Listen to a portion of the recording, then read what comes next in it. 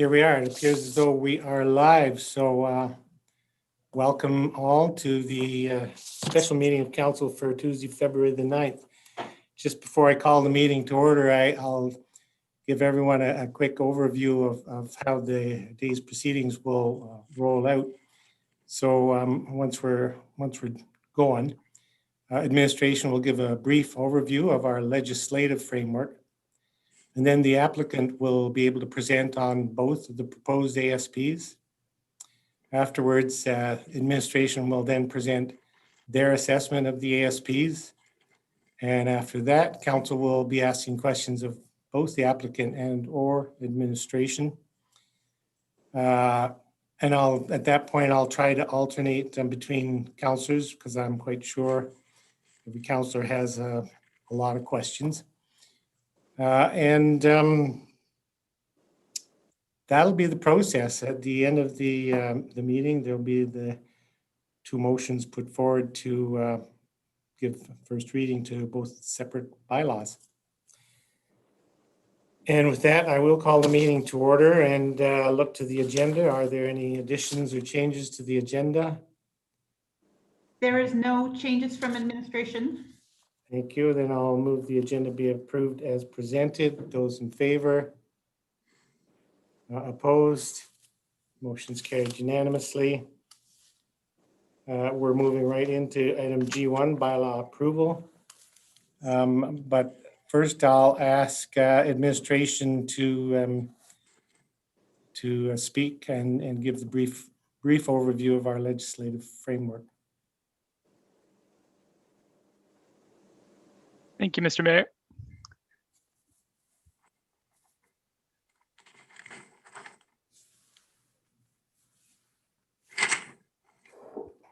All right.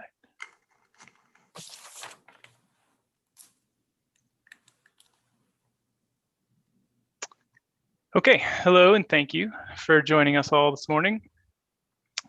My name is Joshua Welsh and I'm a development planner here with the town. Currently, I'm the file manager for this project.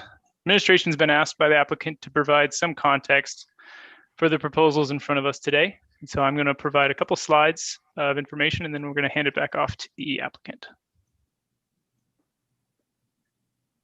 And so this slide helps to identify where the past and present directions for development on these lands are. And I'd like to start with the 1992 Natural Resources Conservation Board approval of the application to construct a recreational and tourism project in the town of Canmore, Alberta. So this application and the subsequent approval helped to provide approval to a concept and development upon Three Sisters lands, knowing full well that the detailed planning processes would follow and go through the municipal approval process. Currently, we have a direct control district in our land use bylaw. This district is in place to help provide a reasonable level of certainty for land use that's generally consistent with the NRCB. If approved, these ASPs would replace in part this direct control district with the details outlined in the policies of these documents. So the municipal development plan, our integrated transportation plan, the environmental impact statement policy, these were some of the primary policy documents that were referenced by the applicant in the establishment of their proposal. So to summarize, the NRCB decision assured development would take place while providing a general sense of what type of development would. Details would follow, guided by a municipal process, and that's what brings us here all today. And so what are area structure plans? Area structure plans, they're statutory plans, and they generally identify where sites such as residential, commercial, institutional, recreational sites and uses will be located and how those particular sites are serviced, water, wastewater, as well as how the transportation routes will be provided to and from those sites. Area structure plans also outline the principles to guide future development within a plan area. So they outline the number of people, the density of people, how the development will be sequenced over time. For more specifics on what the requirements are of area structure plans per the Municipal Government Act, we recommend you look at section 633. So as an overview, area structure plans follow the municipal development plan of the town. However, they come before phases of conceptual scheme, land use designation, subdivision, development, and building permitting, and then construction takes place. So this is the start of the process. ASPs provide the general framework for development. And so with that, I'm going to stop presenting and hand this over to the applicant.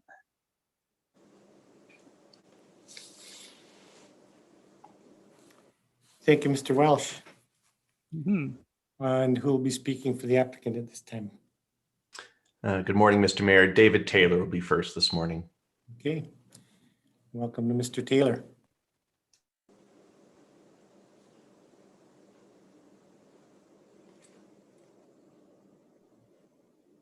Good morning. Good morning, Mr. Taylor. Welcome to our council meeting. Thank you. Well, good morning, Mr. Mayor and Town Council. My name is David Taylor, and I'm the president of Three Sisters Mountain Village. Today, I'm pleased to have the opportunity to bring forward two area structure plans, one for Three Sisters Village and one for Smith Creek. Before I invite Chris Ohlenberger to introduce the team we have available today and present you the ASPs, I ask that you indulge me for a few comments. I have always said that I wanted to bring forward a proposal that is good for the community. If it's good for the community, then it will be good for Three Sisters Mountain Village. Drafting these two ASPs has been no small effort. The submissions before you present a clear vision for TSMV's remaining developable lands. And this vision is informed by the voices of community members who have shared their ideas and input with us over the past 5 years. This vision is informed by members of the town of Canmore's administration team. This vision is informed by third-party experts who have given us their best advice on how to plan sustainable communities for the future. We know there are members of the community who do not support these ASPs, and we respect their voices. We have tried to be clear about things we are not open to changing these plans and why. We also know there are many community members who want to see council approve these plans. It is our point of view that these plans present opportunities for Canmore, an opportunity to help you address Canmore's affordable housing issues, an opportunity to help Canmore create economic diversity within the town, an opportunity to support Canmore's climate action plan, and an opportunity to support human-wildlife coexistence. I have shared with council and the community that TSMV wants to do this right, and we will follow the municipal development plan, and I believe we have. I trust the presentation you're about to hear showcases that we have listened to the feedback that could be applied to our proposals and are bringing forward thoughtful, innovative solutions to balance the benefits of development with long-term community needs. I am personally excited to bring these applications forward to you for consideration, and I am confident that you will see that both plans are representative of best practices in sustainable community development and environmental stewardship. Thank you for your time today, and I will now pass the presentation over to Chris Ohlenberger. Thank you very much, sir. Mr. Ohlenberger. Thank you, Mayor Borman and members of council. I'm actually going to turn my camera off just because it distracts me. I hope you don't mind that till after the end of the presentation. So I'll see you all in a little bit. My name is Chris Ohlenberger, and I have the exciting opportunity to act as Three Sisters Director of Strategy to support David. Today, I am proud to present the Three Sisters Village and Smith Creek area structure plans on behalf of David, an extensive team of talented professionals that have dedicated thousands of hours of work. I hope I can do justice to their hard work today. It's a big team. The town admin has asked us to provide this presentation to you today at first reading, with the goal of providing as fulsome an opportunity for the public to join you in hearing about the application in advance of public hearing, and so that council could ask questions for the benefit of the community prior to public hearing. We think this is a good idea to help us provide as much information as possible prior to public hearing, so that the public wanting to comment on the ASPs have a clear picture of their contents and the supporting studies that inform them. Accordingly, at the end of the presentation, subject matter experts have helped craft the supporting studies to the application, and the ASPs themselves have joined us online in order to answer council's questions. I will take any questions you may have and direct them to the appropriate member of the team as needed at the end of this presentation.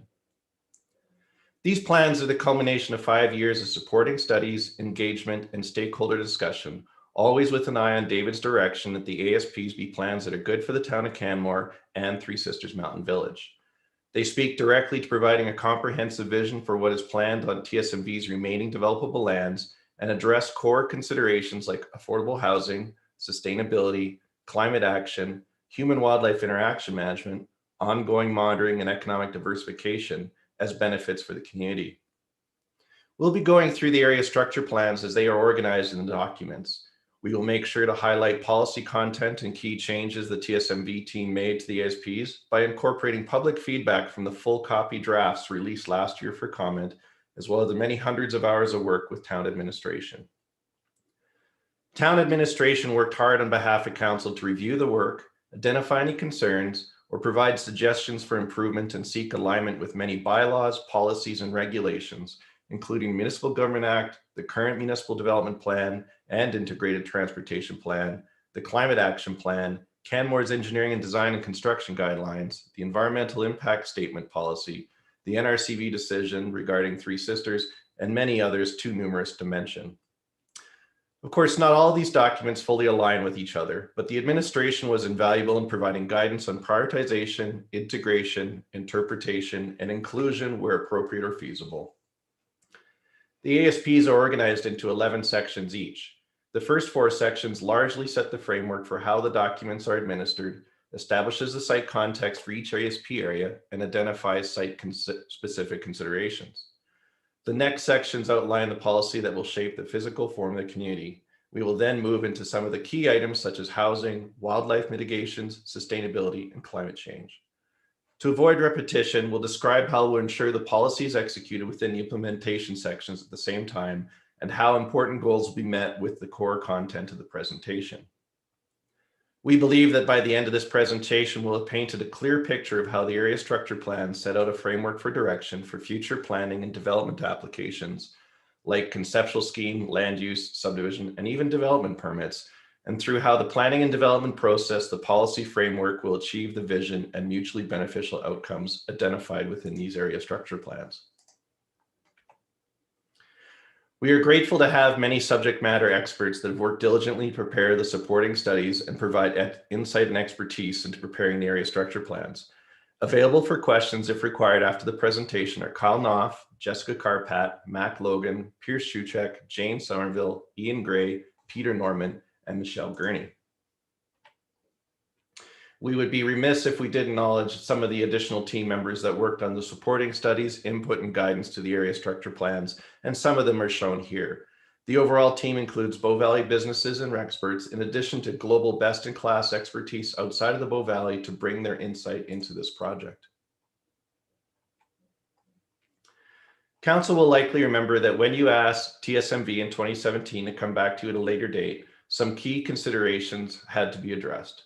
We are here today as promised with 2 area structure plans that address Council's asks in 2017 in full, including finalization of the wildlife corridor system and updated undermining regulations and guidelines, both approved by the province in 2020.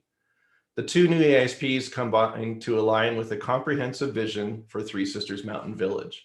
We'll be presenting the ASP applications for Three Sisters Mountain Village area, which contains the core of the resort envisioned and the Smithy area concurrently.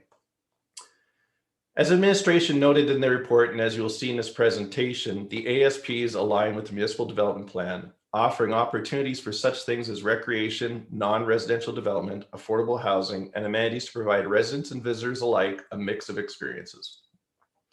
In addition, the ASPs represent an opportunity for the town to grow in a fiscally sustainable manner and aims to shift non-residential values from 18% to 28% of Canmore's total assessment base by creating areas for economic development and diversification for Canmore's business community to grow, operate within, and serve the broader community. The Three Sisters Village Area Structure Plan represents a resort application, creating an amenity-rich destination for people to visit, but also a community for residents of Canmore to call home. The Three Sisters Village ASP has devoted over 40% of the plan area to open space, and a large component of this area is dedicated to an area entitled the Resort Recreation Amenity Area, while activities will be offered to visitors and residents, all connected by an extensive public accessible pathway and trail system. This area will be used to devote space to providing visitors and residents an alternative to recreating within the wildlife corridor system. We worked diligently to integrate the goals and policies of the 2018 Integrated Transportation Plan into the very core of the fabric of the area structure plans by prioritizing transportation via walking, biking, and transit over private automobiles, which also aligns with the Climate Action Plan, as transportation emissions are the largest contributor to community emissions ahead of residential buildings.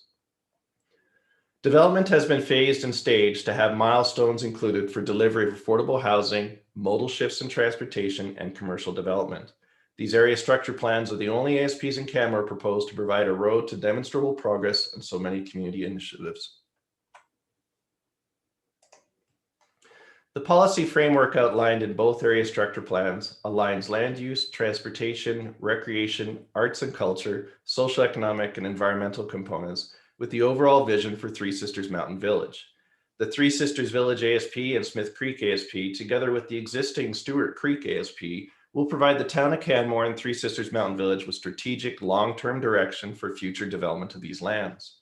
The ASPs enable development to proceed in a cohesive and considerate manner and set the framework to delve into future detail as development phases progress into more detailed planning stages.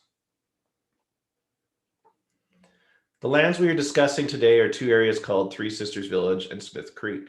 Three Sisters Village is to the immediate west of the existing communities of Three Sisters Ridge and Three Sisters Creek, and Smith Creek is located east of the existing community of Stewart Creek and includes Thunderstone Quarry in the area structure plan area.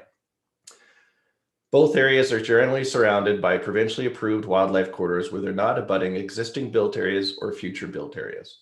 This is a graphic that shows how we put the vision of Three Sisters Village and Smith Creek on the ground.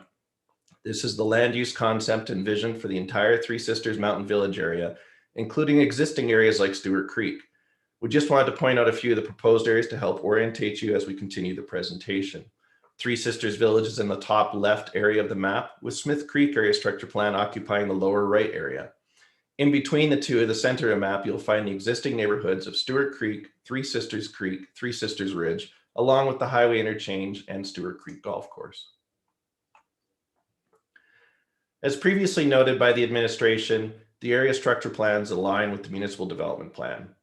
The area structure plans are also consistent with the goals and policies of the Integrated Transportation Plan, the Environmental Impact Statement Policy, Climate Action Plan, as well as provincial decisions and regulations such as the requirements of the Municipal Government Act, provincial undermining regulations, and the NRCV decision. The ASP is aligned to the NRCV decision while ensuring that the planning approach reflects today's best solutions related to planning, design, and current Canmore context. The intention of the plans is to guide future planning and development application decisions within the plan areas for the future of Canmore. The Three Sisters Village area structure plan is aligned with municipal development plan policy, including those shown on the screen in front of you. The village area structure plan provides for a range of commercial uses and vision for the resort and more, including a new innovation district and a resort recreation amenity area that I'll discuss in more detail later in this presentation. The largest individual use of land in the village area structure plan is recreation at approximately 40% of the area of the ASP. However, the area-based map in front of you isn't fully representative of the actual amount of intensity of commercial uses, as the density and concentration of commercial uses are significantly higher than the residential areas shown here. About a quarter of the residential area is also identified to accommodate tourist homes for visitors that are a source of additional taxation revenue beyond just pure residential. One of the objectives of the layout of the land use concept was to recognize policies 11.1.6 and 11.1.7 of the MDPs such that permanent residents become connected to the higher density village core, hotel and spa district, innovation district, and indoor recreation areas to add vibrancy and support transportation modal shift goals. The residential area also allows for employee housing and affordable housing units to be located in proximity to the commercial and recreational areas, providing for integration, inclusivity, and a spectrum of housing types to be supported. Smith Creek area structure plan is identified within the municipal development plan as a future planning area shown in purple. Policy 2.4.1 identified that the boundaries of the area structure plan are determined by the designation of the wildlife corridor. And accordingly, we included Thunderstone Quarries into the area structure plan area for Smith Creek, providing a holistic vision that includes a Three Sisters Parkway connecting the Dead Man's Flats interchange and incorporating additional commercial and light industrial uses. The MDP contemplated that an area structure plan in this future planning area would ultimately provide the guidance for updating the municipal development plan maps as needed to reflect the planning direction determined by council. This also contemplated in the MDP policies by outlining the considerations that should be addressed with respect to the growth boundary. All of the policies in the MDP outlined herein have been met through the supporting studies for the Smith Creek Area Structure Plan, including the EIS, the Social Economic Impact Assessment, and the Municipal Fiscal Impact Assessment. Three Sisters also undertook significant public engagement over the course of several years with residents and visitors of Canmore. The findings of that significant amount of work are outlined in the What We Heard report submitted. We undertook 5 years of engagement where our role was to listen, reflect, and determine how to best plan a development that would address the broader input of community while supporting town goals and maintaining the economic viability of the project. 4 larger themes emerged and remained consistent over time. Affordability was the top topic, followed by 3 other subjects that all had similar levels of interest: wildlife, mobility, and commercial development. The Three Sisters Mountain Village team held space for the tensions that exist around these teams. For example, more housing to improve affordability, yet some didn't want to see property values impacted by additional housing to gain the most feedback we could on the street. 5 years of careful engagement and analysis showed that there is both opposition to the project and a good baseline of support, plus a significant middle in Canmore. The middle being those who neither support nor oppose development. Generally, what we identified is that those who support or oppose the project do so for the very same reasons. Overall support for the project is aligned to views that will provide future growth and economic diversification, more affordable housing, lead to new community infrastructure, a functional wildlife corridor and fencing plan, lead to tax and cost benefits, and add multi-use trail connections. Not surprisingly, those who oppose the development do so predominantly because of wildlife corridor and fencing concerns or too much growth stated, undermining, and infrastructure concerns. This report clearly demonstrates how the ASPs reflect community input and how the plans have evolved over the course of engagement. And we have Shift available today to discuss any aspect of the engagement or What We Heard report.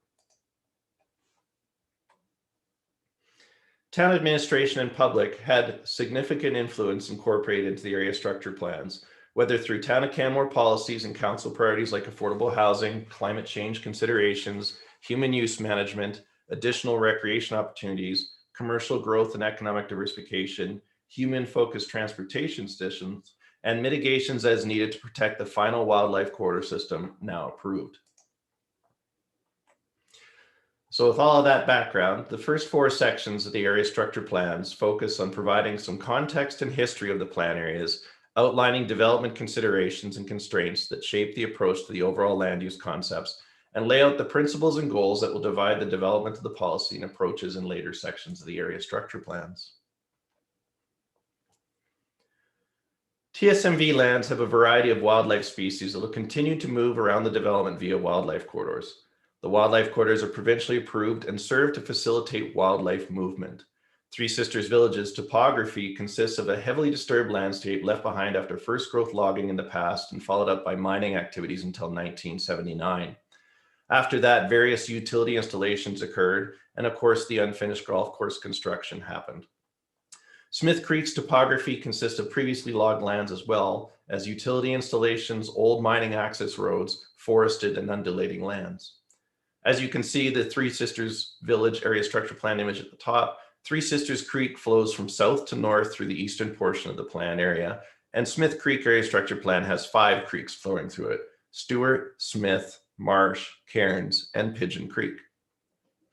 A number of development considerations are present within the plan areas that require thoughtful approaches to form the land use concepts to ensure the communities will be safe and can meet the technical requirements of development.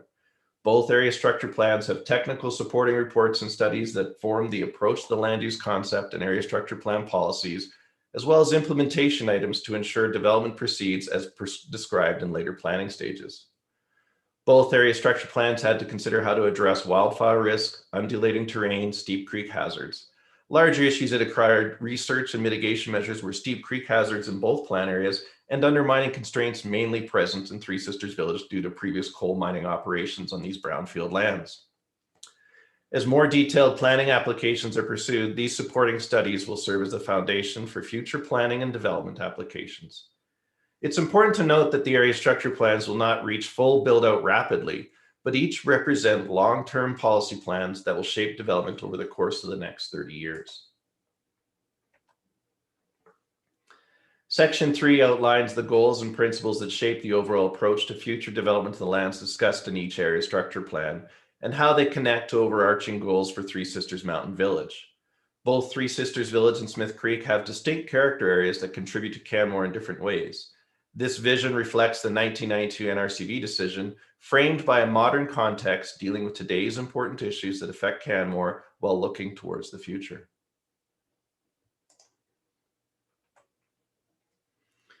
The shared principles for the area structure plans on the remaining TSMV lands are outlined on this slide and the next. TSMV will be an inclusive and accessible community that offers diverse residential housing opportunities for a variety of households and tenures. It'll be connected to the surrounding areas via a network of complete streets and trails that provide the opportunity to travel by walking, biking, and transit. Sustainable community design and creating neighborhoods that both mitigate and adapt to climate change form the basis of the approach to the neighborhood design and area structure plan policies that will ultimately create resilient places to accommodate future growth. Three Sisters Mountain Village is excited to be creating places that have a unique sense of place where the community connects with one another and experiences the outdoors and mountain town lifestyle. We aim to create a multimodal transportation network that connects the character areas of Three Sisters Village and Smith Creek to the surrounding community and creating compact mixed-use neighborhoods that use the remaining developable land efficiently and reflect the overall approach to sustainable community design within the area structure plans. TSMV will contribute to a diverse economy that focuses on creating spaces for entrepreneurs and locals to participate in the tourist economy and generate community wealth looking towards the future while creating important jobs for those in the community and those who will move to Canmore to join them.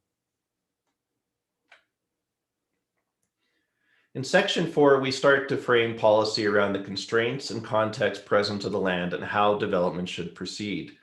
A number of development considerations are present within the plan areas that require thoughtful science-based approaches to form the land use concepts to ensure the communities will be safe and can meet the technical requirements of development. Both plan areas required considerable research from subject matter expert, and that work has shaped the land use concepts for the area structure plans. The aim when addressing these considerations within policy was to reduce the impact on natural environment and use building forms in ways that would be adaptive to site-specific conditions. We also strive to meet the technical requirements set out by policies like Canmore's engineering, design, and construction guidelines and the aspirations of the Climate Action Plan while continuing to reflect Canmore's mountain town character. A key part of our plans are looking to achieve sustainable transportation objectives for the benefit of the town. These site constraints created the first policy layer for the area structure plans. The next section takes the information of the first 4 chapters just discussed and begins to put the vision and principles into action to create the land use concept and to outline how that will function as a whole to create complete communities that facilitate living, working, and playing, all supported by sustainable transportation choices. Key design principles stemmed from the Municipal Development Plan, Integrated Transportation Plan, and input Three Sisters received from the public. Three Sisters Village will be a compact, human-scaled and mixed-use community built around a robust, sustainable transportation network that prioritizes active modes of transportation, like walking. It'll be composed of several character districts, including a pedestrianized mixed-use village center, the Innovation District, where entrepreneurial values will be the focus, and Hotel and Spa District, which focuses on tourism and health and wellness with the support of the other districts. The village will be a place for both long-term residents and short-term visitors who want access to recreation and cultural amenities, as well as a lively pedestrian-friendly resort village that hosts festivals and community activities linked together by a well-connected network of pedestrian and bicycle-focused streets and trails. The ASP will have a compact urban form that includes many missing middle forms of housing with a range of services and experiences only a short walk or bike ride away.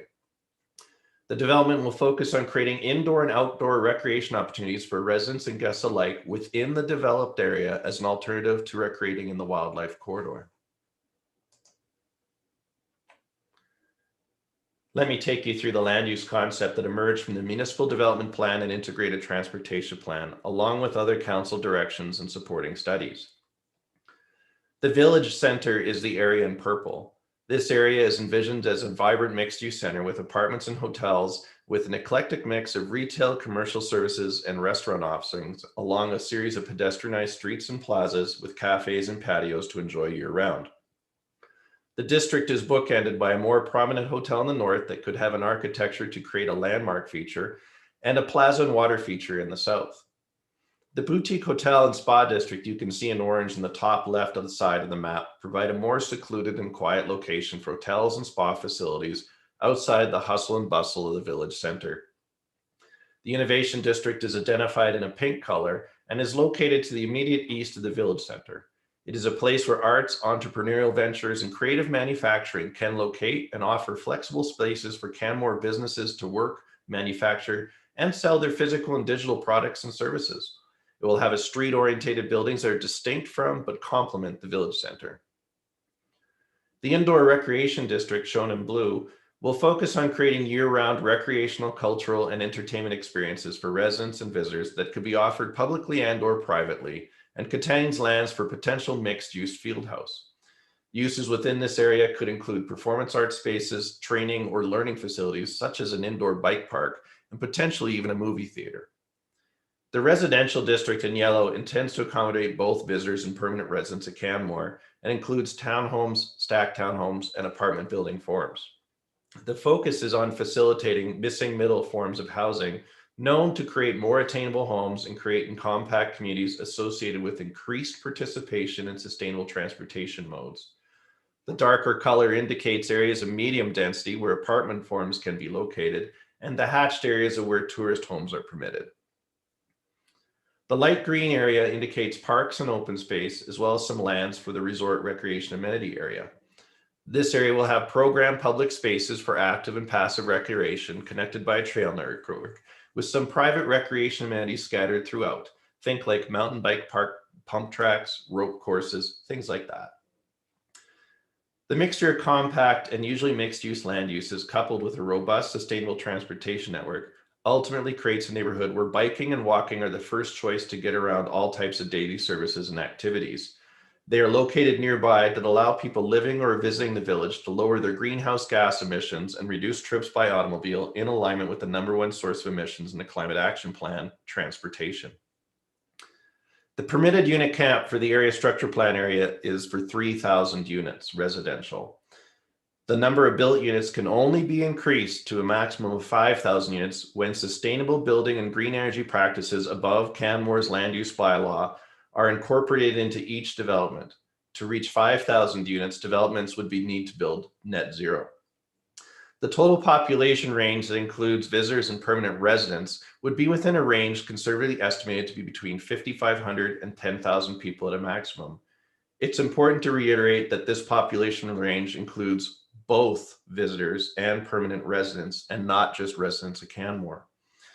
These population estimates are derived from conservative occupancy rates generally used for infrastructure design, which is the purpose of the area structure plan. However, these estimates also assume that they are 100% occupied at all times, including all hotels and visitor accommodation. In reality, this only occurs at peak periods within the year, and so the actual unit count and population will be lower than the maximum, and the area structure plans do not double the population permanently of the town of Canmore. It is estimated that the likely permanent population would be about 60 to 70% of the total permanent and visitor population count. There are no single detached homes proposed, and the use of semi-detached dwellings is limited to areas that may require an alternative building form to sensitively develop on slopes within the plan area.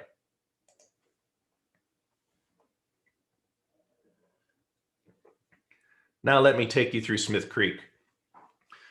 Once again, the key design principles stem from the Municipal Development Plan, Integrated Transportation Plan, and input Three Sisters received from the public. Smith Creek is intended to be a comprehensively planned, primarily residential neighborhood that will serve Canmore by providing a variety of housing options and commercial spaces to serve the daily needs of the community and dedicating space for much needed light industrial future development.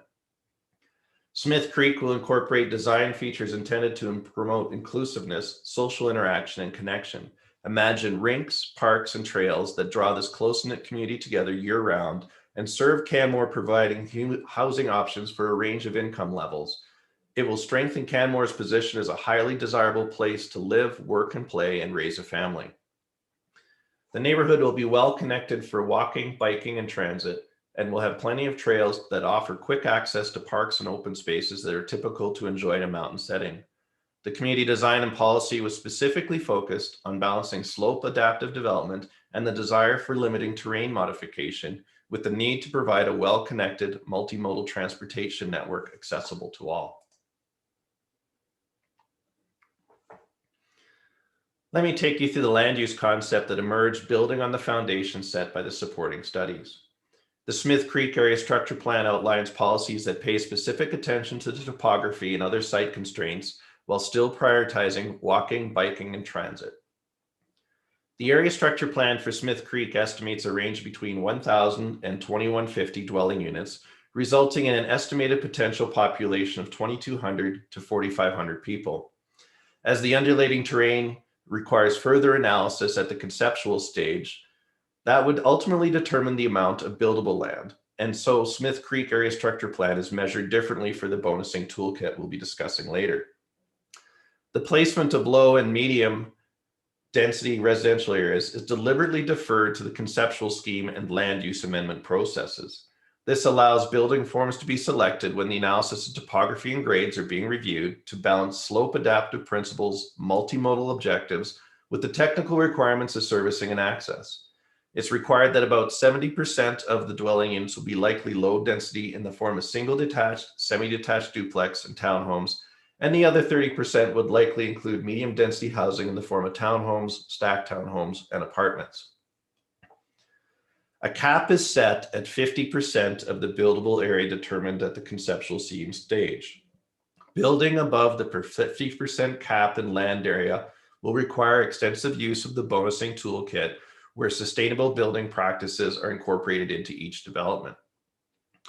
It's also important to note that both area structure plans are now fully transparent about buildable area and unit counts, as previous area structure plans used different policy goals that allowed for so-called hidden density that wasn't counted, instead of the clear policy outlined within the bonusing toolkit within these area structure plans used for incentivization of climate actions and affordability. Open spaces and parks will be interspersed throughout the plan area, with larger park spaces centering around the potential future school site. These open spaces will be connected by a series of trails that connect to the neighborhood to naturalize spaces to recreate and relax in. While the school site is planned for, it's up to the town of Canmore about how they'll ultimately use this land. And if the town designates it as a school site, it's the province that will determine whether funding is allocated to build a school. The area structure plan only sets aside a potential space for that growth. The commercial district will create spaces to serve the daily needs of Smith Creek and Deadman's Flat communities. The industrial district will create important areas for economic diversification, and these areas will contribute to Canmore long-term with economic diversification strategies and a space for businesses to start up or expand within Canmore. These areas also help diversify Canmore's assessment base towards the MDP target of 30% non-residential assessment.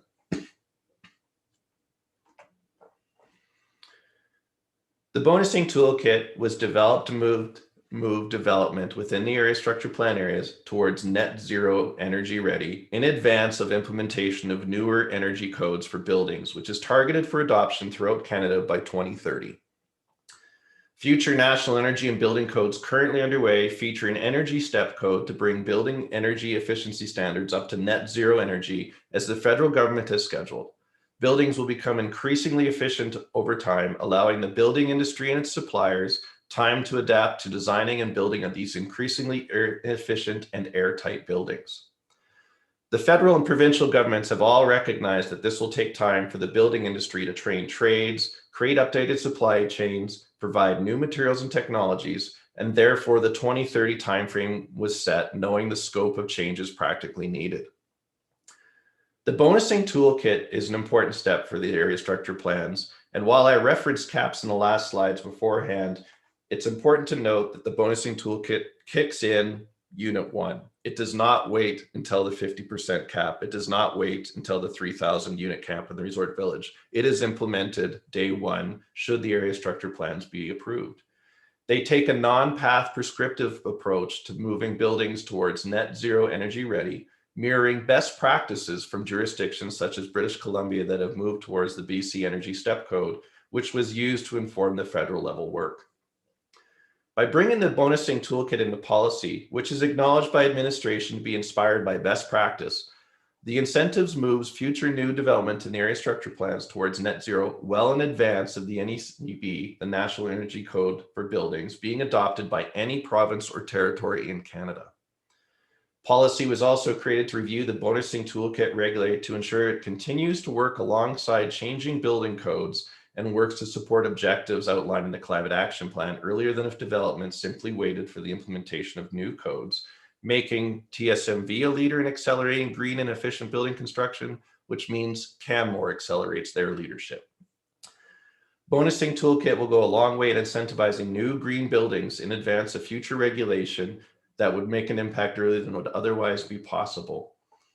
Just so you have a sense of the scale of the amount of net zero buildings that are available in Canada, currently net zero is cumulatively less than 0.03% of the Canadian market since it started in Q1 of 2018, and net zero ready is less than 0.07% cumulatively of the market since it started in 2018. There's only a few hundred homes across Canada. This bonusing toolkit is a massive step forward for Canmore and should be recognized as leading edge. New to this submitted version of the area structure plans is the new unit count and revised bonusing toolkit we just described. We clearly heard from stakeholders they want to see even further alignment to the Climate Action Plan where possible. While the focus is on sustainability in the bonusing toolkit, there are also bonus incentives of up to 10% for socioeconomic and cultural bonusing items to recognize the importance of these amenities within the broader community. With base density set at about 50% of the maximum, this makes participation in the incentive programs advantageous to builders, as the more sustainable choices they make, the more dwelling units can be placed on that parcel. The maximum unit count identified within the area structure plans cannot be achieved unless buildings are built to net zero or near net zero, and the minimum base densities were selected to ensure builders would see the benefit in building highly efficient and sustainable developments. It's not only the right thing to do, but it'll financially benefit future builders to participate in the bonusing toolkit program. The revised system incentivizes aspects prioritized within the Climate Action Plan with a directly correlated percentage of benefit to a density bonus. I'll be showing you an example of this on the next slide.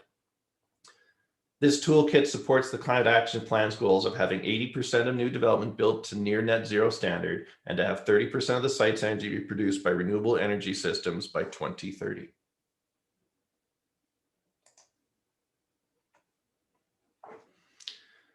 To illustrate how the bonusing toolkit will work, we've provided an example of how a development parcel will be incentivized to use the bonusing toolkit and incentivized to move towards net zero much earlier than required to accelerate Canmore's progress on the Climate Action Plan.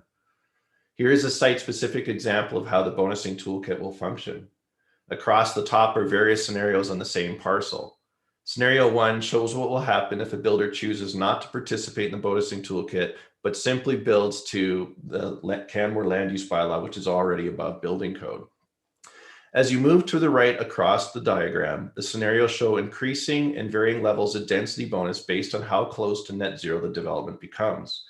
The slide shows the same parcel and the increasing density benefit to the builder as they participate in efficient construction and green energy production. As the development moves towards net zero, there's a corresponding increase in units that financially incentivize the future builder and developer And it also provides a means for them to gain additional revenue to cover the increased capital costs and spread those out about those same cost impacts across the additional units so that housing affordability is also considered overall. Currently, energy costs are such that the capital costs for green building incurred are commonly not recovered via energy savings within typical ownership periods. And so home buyers have been reluctant to voluntarily incorporate newer green building technologies into their purchases at times. The bonusing toolkit provides a way for the capital investments to be made and spread out amongst a higher number of units, lowering the financial impacts to end purchasers. As a basis to start to understand the incentive, you need to understand that the current townhouse land use districts in Canmore allow for between 30 and 67 units per hectare for new developments. Base densities within the area structure plans are capped at 30 UPH without participation in the bonus program. As builders integrate sustainable building technologies and systems outlined in the bonusing toolkit, they can utilize the site more efficiently and build more compact units to increase up to what would be the density maximum seen in a typical townhouse district anywhere else in Canmore today, 67 units per hectare. To achieve densities that are allowed in Canmore's current land use districts today anywhere else, the future builder of TSMV will need to build towards net zero to have a density in Three Sisters similar to the rest of Canmore and what has been outlined in scenario 4. The purpose of the bonusing toolkit is to incent builders through tools to accelerate their alignment to the Climate Action Plan's goals. The bonusing toolkit was crafted to provide a non-path prescriptive route to net zero, so builders can focus more heavily on building efficiency or through energy generation as renewables and markets change or technologies allow. Bonusing happens on a parcel by parcel basis and allows the community to increase density commensurate with the amount of green building systems used. As the bonusing toolkit is not path prescriptive, a building may choose to integrate public art, building efficiency, and green energy generation as a combination to achieve the maximum bonus. If all aspects were maximized, for example, a 10% public art contribution, 45% building efficiency, and 45% green energy generation, the builder can receive 100% of the bonus to reach a density equivalent to any other townhouse district in Canmore. The maximum would be the parcel's portion of the 5,000 unit maximum, where each unit above the 3,000 cap must be earned. This is how developments in Three Sisters Village and Smith Creek would be able to move beyond the set caps for additional units as outlined in policy.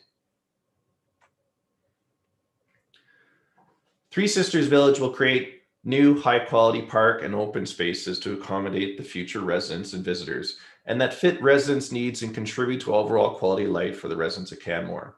A network of cycling and walking paths will connect people with these new municipal services and parks. The village center within Three Sisters Village includes a central park, performing arts space, and centralized public plaza connected by pedestrianized streets that lead to a public park with a water feature. In the indoor recreation area, land is reserved for the community to use for potentially the construction of a field house or perhaps a performing arts center or other similar community use as the town sees fit. There is a large amount of open space proposed within the village area structure plan. Open space uses approximately 40 to 50% of the plan area. An extensive network of pathways will connect to a large public park in the area behind Hubland Landing, east of Three Sisters Creek. The intention for all of the open spaces in the area structure plan is to create space for uses that can include indoor running and walking tracks, bicycle tracks, basketball courts, skating rinks, tennis and pickleball courts, soccer pitches, civic uses like municipal maintenance yards, or even steep creek protection infrastructure. Multi-use commuter and single-track mountain biking pathways will connect residents and visitors throughout the plan areas into other destinations in Canmore. Off-leash dog park areas will be strategically located to best serve nearby residents and visitors and encourage them to stay within the community for their recreational pursuits with their animals and love pets instead of entering into the wildlife corridor as they do today. The resort recreation amenity area, which is conceptually shown in the darker green along the south edge of development, provides areas of integrated public space with pockets of outdoor amenities called activity hubs. These activity hubs will serve as an outdoor recreation anchor for the resort. Recreational amenities could include pump tracks, rope courses, and outdoor climbing walls. The area will have a strong pedestrian bike connection to other areas within Three Sisters Village and connect to other key public spaces within Three Sisters Village and surrounding areas. The trails inside the resort recreational amenity area will be public. It is only the activity hubs that may be fee-based for private amenities. In previous engagement feedback, some people wanted to better understand the resort recreation amenity area.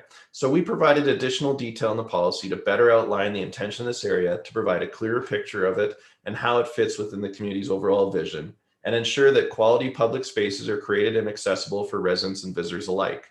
The area of the resort recreational amenity area is between 20 and 25 hectares. Steep creek mitigations will be addressed and will provide locations for crossing and connectivity across Three Sisters Creek as shown conceptually on this slide. Open spaces and trails will be located along the mitigations and will be designed to be safe and provide quality public spaces in this area. Smith Creek will create a network of parks and open spaces that cater to those living in the future community and contribute to the overall quality of life for residents of Canmore. A network of cycling and walking paths will connect residents and visitors to these new municipal services and parks and to nearby road and bus stops to ensure they are accessible to all.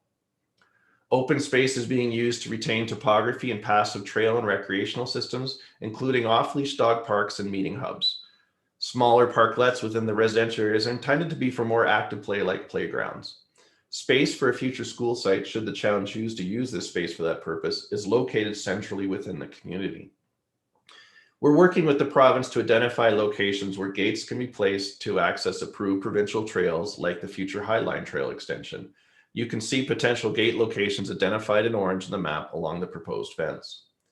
The brown hatched area on the map is the area that's denoted to reserve for steep creek mitigation purposes from Pigeon Creek, including a future debris retention dam needed to mitigate impact on the existing Dead Man's Flats community and a small portion of the area structure plan area.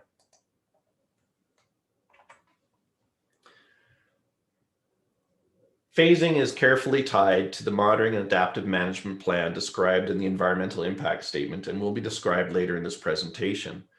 Servicing and master drainage plans and input from the commercial market needs assessment also inform phasing. Commitments outlined related to growth and phasing were revised based on public input and feedback from the town administration that primarily focused on ensuring that commercial phases like the Village Center and Innovation District would come online at the appropriate supportable stages of development, as a broad rural retail generally follows rooftops. And so phasing is important for the success of the overall resort setting of the Village ASP area. A balance was found to ensure enough critical mass, i.e. enough permanent and visitor population, would be available to support the commercial phases, and that they would be properly phased in the middle of the overall build out of Three Sisters Village area. Other commitments related to phasing of the indoor recreation district and open space and resort recreation amenity area, and how these outdoor phases will be tied to adjacent development phases. In Smith Creek, phasing is tied also to the monitoring and adaptive management plan and EIS, as well as considering servicing and master drainage plan considerations, and to identify which phases will come forward to the town if the ASPs are approved. Three Sisters Parkway will eventually extend the Dead Man's Flats interchange to support the added commercial and light industrial elements on and around Thunderstone Quarry lands and for emergency access.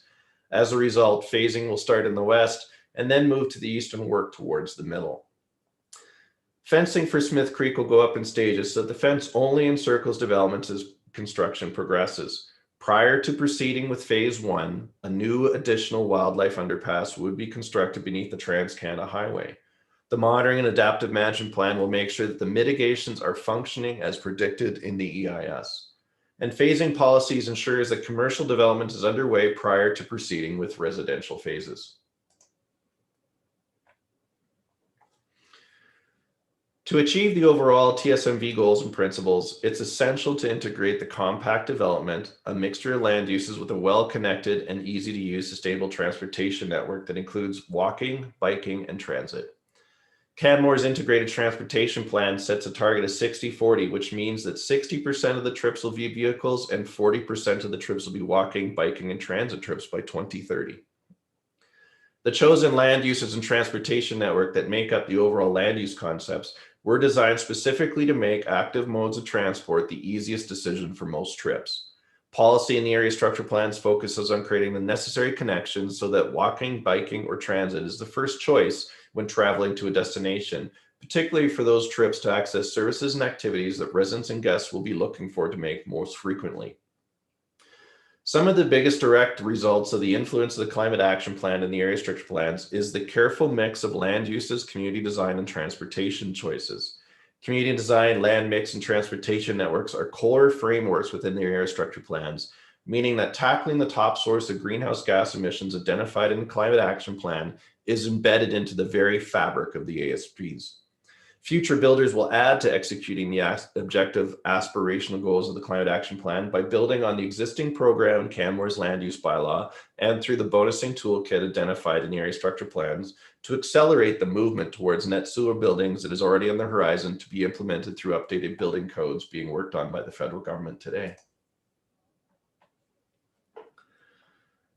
The concentric rings shown in this map show a 350 meter, or about a 5-minute walk, and a 700 meter, a 10-minute walk, from important centers of activity within the broader Three Sisters Mountain Village community. These centers being the Village Center in Three Sisters Village, Three Sisters Gateway Commercial in Stewart Creek, and the school site and commercial industrial districts in Smith Creek. Future land uses will create compact, street-orientated built forms that front onto a complete street network. Additional and bicycle and commuter bicycle connections provide direct and easy access for cyclists of all ages and abilities to get to parks, shops, their workplace, services, or events. Transit runs centrally through both plan areas, ensuring that transit is quickly accessible and an easy option for the majority of residents. A network of sidewalks, multi-use pathways, trails, including mountain bike trails, will connect Three Sisters Village and Smith Creek to other areas of Canmore and beyond. These focus on creating different pathway connections for commuters and recreational users, commuter routes providing easy and direct access to nearby destinations, and pathway and trail networks for recreation and enjoyment, as well as connections to the broader community and parks and open spaces. The main bicycle spine runs centrally through Three Sisters Village and will run alongside the Three Sisters Parkway in Smith Creek. Enhanced connections will be made in existing communities and areas to ensure residents of TSMV communities have direct access to nearby services and amenity for those outside of the walksheds and great connections to downtown Canmore. Getting into a finer grain of detail, the Three Sisters Village community design centers around a street-orientated, medium-density buildings with a mixture of uses that support being a destination, as well as serving as a center for all residents and visitors' daily needs. This mix of land uses relies on a complete street network and robust cycling and pedestrian infrastructure to make active modes the first choice for a trip for residents and guests alike. The village center is pedestrianized streets and plazas with continuous active street edges that invite people to linger and enjoy the space. The road network is designed to be discontinuous, i.e. not easy for vehicles, with multi-use pathways providing the most direct connections to and from the village to the surrounding neighborhood. Bicycling is accommodated to every corner of the plan area with a prioritized hierarchy of routes that provide direct connections for all ages and abilities with separated cycle lanes to single-track mountain biking trails. Cycling infrastructure was a major focus of the land use concept for commuters, casual riders, daily trips, and recreational trails alike. Multi-use pathways ensure pedestrian routes are fast and direct to other parts of the plan area and areas of activity, and virtually every home or visitor space in the area is within 400 meters or about a 7-minute walk of a bus stop. Additional measures were created to ensure that development responds to the use of mobility assessments, which we'll outline on another slide. Three Sisters Village uses land use, community design, and pedestrianized village to shift visitors to more sustainable modes of travel once they arrive. The intent is to get them out of their vehicle if they've driven up to Canmore to visit for the day. Then they will walk and bike within Three Sisters Village and other areas, and prioritize biking and travel to transit to travel from Three Sisters Village to other areas of Canmore, such as downtown. We are in fact already conceptualizing such a potential space by the Three Sisters interchange with the town and Rome staff collaboratively today. Smith Creek is composed of mountainous and undulating terrain for most of the plan area and required consideration to balance the objectives by providing a robust multimodal transportation network and slope adapted design that ameliorates the terrain modification as much as practical. The Three Sisters Parkway will form the spine of the transportation network through Smith Creek. And in Smith Creek, a dedicated bike lane will also be along the parkway, connecting to other recreational trails in and around the neighborhood and presenting an opportunity to be integrated with the transit system in Canmore as it continues to grow. Bus stops will be integrated along the parkway, and the complete street network and additional trail and pathway connections will ensure quick connections to the commuter bicycle spine and to bus stops for residents. A network of pathways will be created to service the entire plan area, and further details will be determined at later planning stages. The ASP policy sets the framework for creating a well-connected, sustainable transportation system for Smith Creek.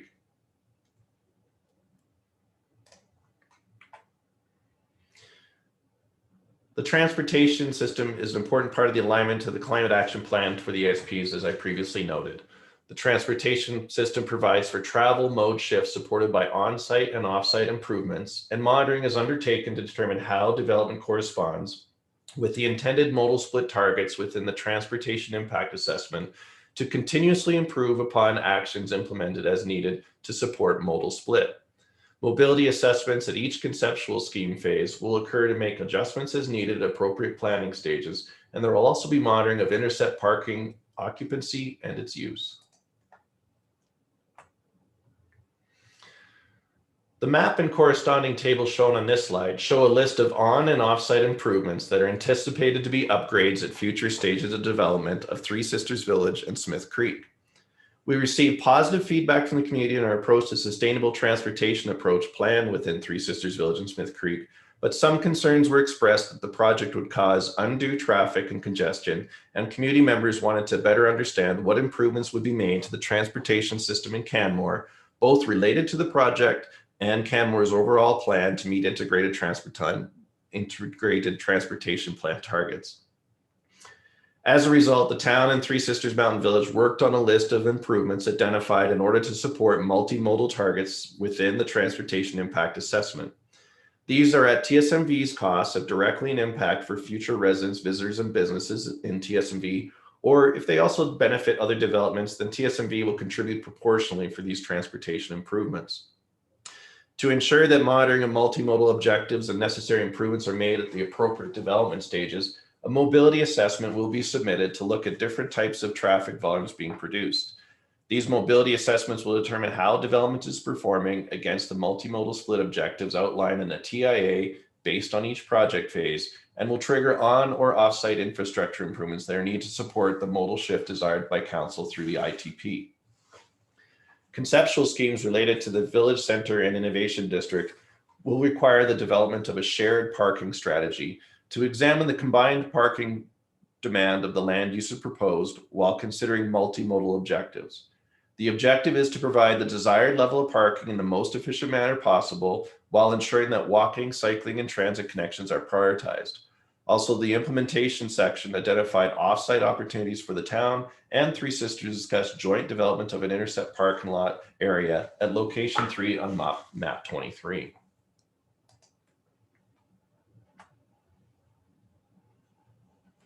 Housing is a key section, as addressing housing needs and gaps that persist within the existing housing market within the Bow Valley is an important issue to TSMV.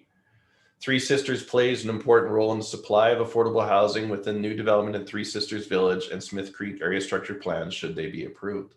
Considerable time was spent refining and fine-tuning the approach to providing housing solutions for the greatest amount of households and to provide additional solutions for housing in the community beyond just Three Sisters Mountain Village.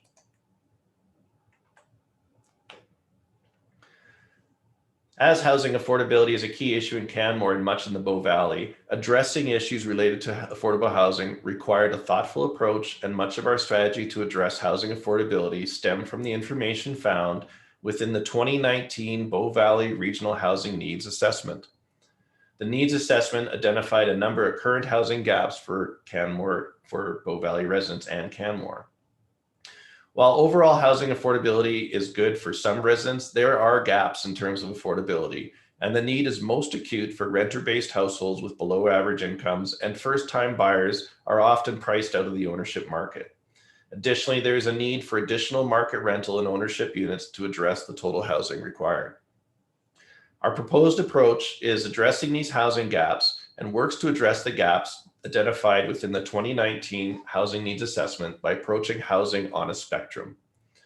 The approach proposed by TSMV focuses on addressing these future housing needs by creating both market and non-market rental offerings to provide housing options for renters with average and below average incomes.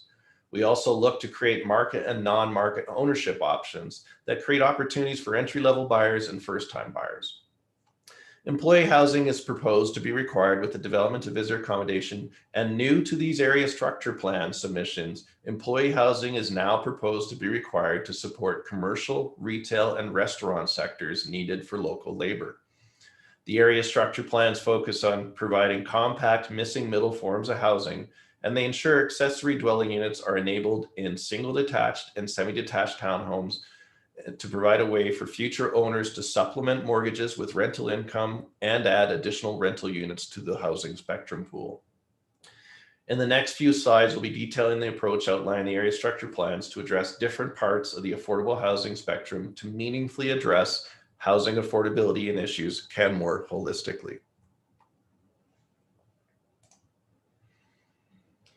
The primary goal of Three Sisters Village and Smith Creek Area Structure Plan's approach to affordable housing is to create affordable forms of housing across the housing continuum by creating a range of compact market and non-market housing units for ownership and rental households in Canmore. The area structure plans are a tool that can help address the gaps identified in the 2019 Bow Valley Region Housing Assessment. In total, Three Sisters Mountain Village is committing 20% of the proposed residential units to be affordable housing serving both ownership and rental markets.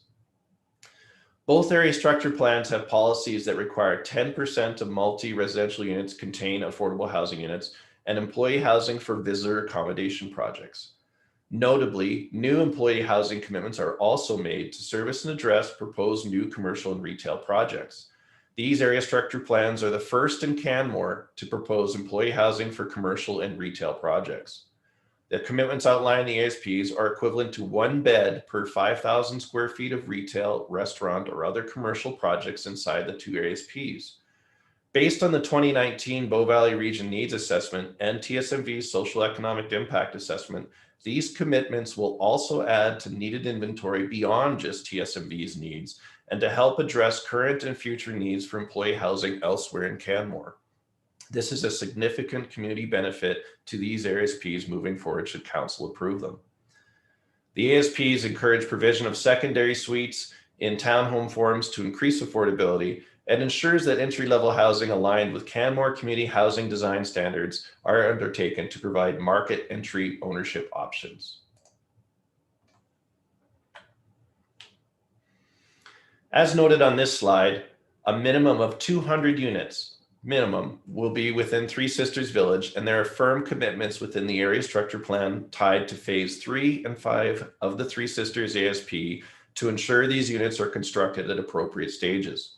In addition, a minimum of 375 employee housing beds, also tied to phases 3 and 5 of the ASP, will be constructed. And the employee housing policies of the proposed area structure plan are above and beyond what is currently approved today in the 2004 Resort Center Area Structure Plan.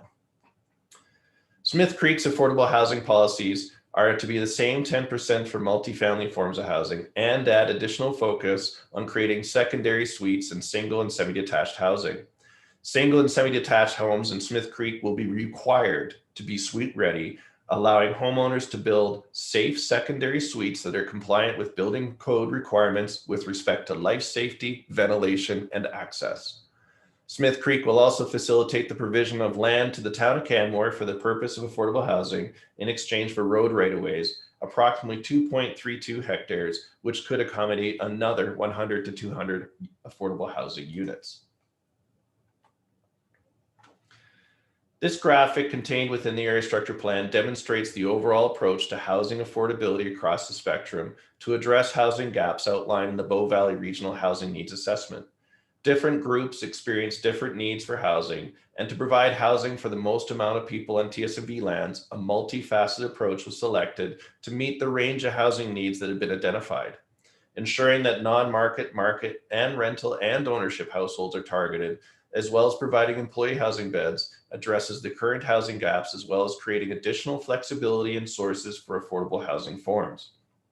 TSMV is not the only place to find solution for affordable housing in Canmore, but the affordable housing proposed in the Three Sisters Village and Smith Creek area structure plans will go a long way in addressing current and future housing needs already existing in Canmore.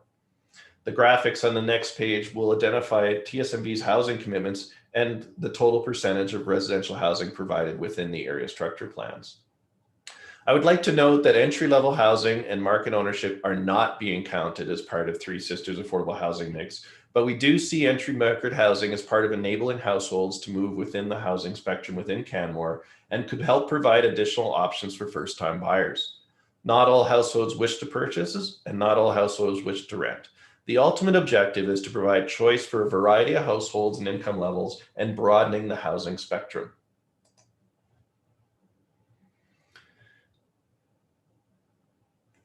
These graphics were created to demonstrate the overall approach to housing affordability across the spectrum. I got to flip the slide so you can see them. That's important. To address housing gaps outlined in the Bow Valley Regional Housing Needs Assessment. Different groups experience different needs for housing and to provide housing for the most amount of people on TSMV lands. And such a multifaceted approach was provided. Ensuring that non-market, market, and rental ownership households are targeted, as well as providing employee housing to address the current housing gaps within Canmore. These graphics identify TSMV's housing commitments and how they address current needs throughout Canmore, not just within TSMV's ASPs as proposed. And they are identified in the 2019 Bow Valley Regional Housing Assessment. As you can see, TSMV closes or surpasses the needs represented by the red line. These graphics were prepared for the presentation to help clarify the significant community benefit with respect to closing housing gaps that would be possible with these area structure plans.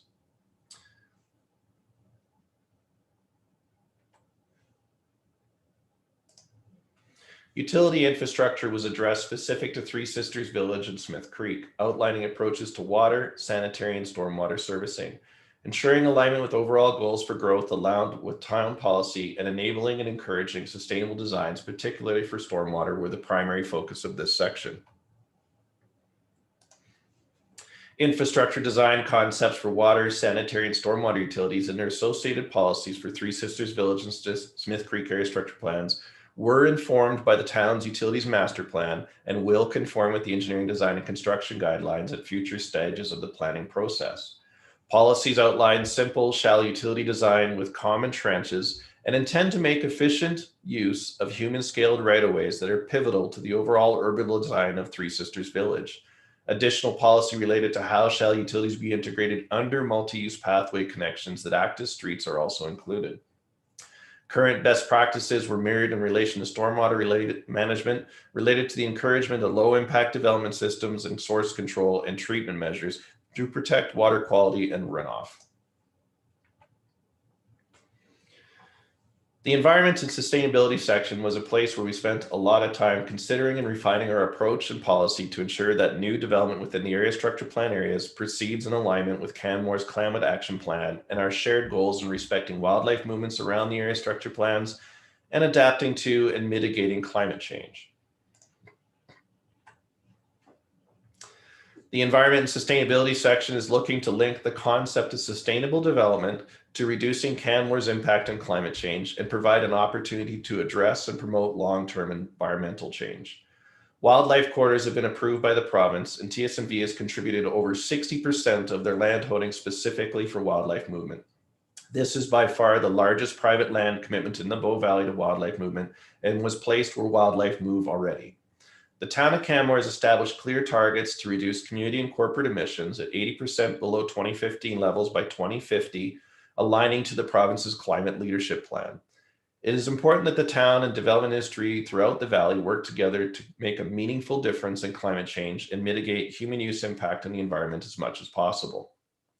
The Three Sisters Village and Smith Creek area structure plans propose to use the remaining developable parcels in Three Sisters Mountain Village lands as efficiently as possible.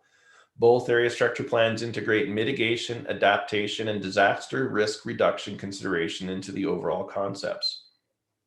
Some of the main positive contributions of the area structure plans make to sustainability and climate change objective are creating complete communities that could support a mix of land uses, creating a variety of affordable housing opportunities, and supporting the infrastructure required to meet the 2030 multimodal objectives within the ITP. The ASPs look to accommodate a greater variety of multi-family residential building forms to create neighborhoods that are compact and aligned to the objectives with affordable housing, sustainable transportation, and economic development and diversification. Connecting these compact land uses was a comprehensively designed multimodal transportation network to support and create a neighborhood framework that could capture internal trips and ensure that ITP's 2030 mode split goals are met. The next steps were to create a comprehensive strategy for open spaces and recreation that would create communities that focus on active and passive recreation opportunities, well connected by pathways and active modes. And creating a comprehensive strategy to approach sustainable design continued with the creation of a bonusing toolkit to greatly incentivize green building practices while ensuring that all buildings would be EV and solar PV ready, and ensuring that low impact design approaches were emphasized to ensure alignment to Canmore's climate action plan. Creating sustainable communities for Canmore that adapt to future conditions and help Canmoreites reduce impact on climate change were integral to the development of both area structure plans.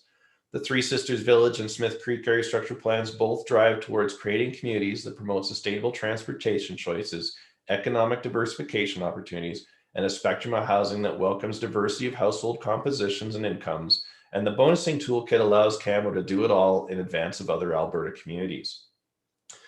It should be noted that the Three Sisters Village Area Structure Plan is actually in greater alignment with Canmore's MDP, ITP, and Climate Action Plan goals and targets than the existing 2004 Resort Center Area Structure Plan is today.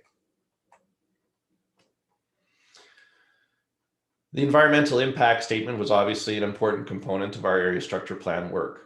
The environmental impact statement does not predict that development projects will contribute to any serious risks identified for wildlife in the adjacent designated corridors. Post-mitigation consequences typically range from negligible to low, with the potential exception of impact on grizzly bear populations, which was listed as moderate. The area structure plans provide on-site trails, parks, open spaces, and opportunities for recreation within the resort recreation amenity area and other open spaces within the plan areas to offset and move human activities into the development lands and help mitigate the impact of new development and human use in the adjacent wildlife corridors. The third-party reviewer, MSIS, accepted the EIS and the mitigations identified in the EIS. Both Golder and MSIS highlighted some uncertainty in mitigation effectiveness, hence the monitoring and adaptive management plan.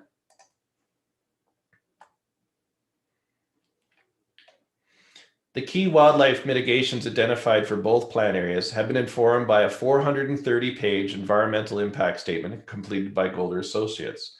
This environmental impact statement has been reviewed by Town of Canmore administration as well as an independent third-party reviewer, MSIS. Wildlife corridors are provincially approved and designed to provide movement for wildlife while enabling development to proceed in alignment with the mitigations and adaptive management approaches within the EIS. The corridors remain under provincial jurisdiction, and use within the corridor can only occur on provincially designated trails. Human activity in a corridor is a key issue impacting wildlife corridors and requires cross-jurisdictional cooperation between the province, the municipality, developers, builders, and the community. TSMV policy within the area structure plan works to address human use within the corridor by supporting a comprehensive mitigation plan where all parties can work together to support and promote stewardship in the Bow Valley. Three Sisters Village will have a suite of mitigations while also creating ways in which to encourage positive behaviors around wildlife. See the list on the slide for some examples. Recreational opportunities specific to the resort within Three Sisters Village will occur in the indoor recreation area, resort recreation amenity area, and within open spaces provided to the town. Provision of good recreational alternatives can reduce inappropriate activity within the corridors that's occurring today. The environmental impact statement outlines several requirements and mitigations for the development. In general, the mitigations will be applied to the development are wildlife fencing, attractive management, education, provision of high quality recreation amenities within the development, such as a comprehensive trail system, mountain bike trails, and off-leash dog parks, and development phasing strategy tied to monitoring. There's also an adaptive management plan section in the environmental impact statement, which outlines the approach to mitigation and monitoring so it can be adjusted over time if and when necessary. Monitoring will identify important changes, if any, from the prediction in the environmental impact statement that are occurring, and then we can adapt if needed, where we need to enhance and see how best to explore what the best adaptation is. The monitoring and adaptive management plan will address any remaining uncertainties and confirm performance of specific mitigation measures such as fencing. It will also identify metrics, targets, and thresholds to permit evaluation of performance against expected outcomes contained in the EIS, and mitigation will be adjusted as needed based on monitoring results. The development is phased to facilitate adaptive management in response to monitoring, and the monitoring and adaptive management plan works with the policy and goals of the area structure plans. Development of the monitoring adaptive management plan will be prepared with the very first conceptual scheme within the ASP areas. One monitoring and adaptive management plan will be done to cover both Smith Creek and the Three Sisters area so that work and process occurs comprehensively for both areas. Often we are asked what adaptive management could look like. If the mitigations are not performing as predicted in the EIS, certain changes to the mitigations recommended in EIS may be required and could include increasing education enforcement efforts, opening new trails, consolidating existing trails, or adjusting where they can be accessed from. There is also the possibility of closing trails seasonally or at certain times to support wildlife movements. There could be changes to recreation opportunities offered in the development footprint, or adjusting fence design details, or even changing fence location as needed. The implementation section of the EIS also provides clarity and timing of the implementation of the mitigations and confirms the scope of the monitoring adaptive management plan, while improving clarity as to timing of when key mitigations can be expected, and ensures items like sustainable transportation objectives are considered in the design of the wildlife fence.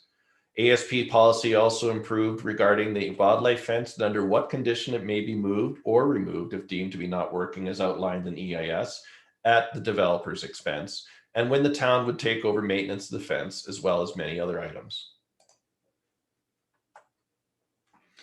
Now I'd like to highlight just a few of the community benefits we have discussed within this presentation. The primary purpose of a municipal fiscal impact study is to assess the fiscal impacts of Three Sisters Mountain Village development contained on the town of Canmore and its existing ratepayers. The fiscal impacts of the project represent a subset of the total impact Three Sisters Mountain Village will have on the community, and the remaining impacts are evaluated in the social economic impact assessment. A primary conclusion drawn from the MFIA is that the project represents an opportunity for the town to grow in a fiscally sustainable manner. Conceptually, a municipal fiscal impact assessment projects long-term sustainable growth in Canmore, including the project, and illustrates the net effect of expenditures and revenues resulting from project-driven growth. The relative fiscal position of the town with the project is then compared to current state to allow for the effects of the project to be specifically identified. Key drivers behind a development having a positive fiscal impact include a good mixture of land uses, residential and non-residential, such as those demonstrated in TSMV's applications for ASPs in front of you today. Working with the fact that non-residential properties pay a much higher tax rate than residential property, and that the project contributes an appropriate balance of residential and non-residential lands, and therefore is a net contributor to municipal finances. And finally, developers being responsible for on-site infrastructure and paying for costs to the municipal infrastructure system through off-site levies. The balanced land use mixture provides an assessment base that is more positive than the town's existing base and provides the opportunity to reverse a recent trend in the community of diminishing share of non-residential assessment and return to the assessment split one last seen in 2010. Even after accounting for increased spending to service a larger population and the capital expenditures required to pay to service groups such as new trucks for town crews, the project is expected to allow the town to decrease tax rates by full build out and move towards the MDP goals of a more sustainable tax assessment split.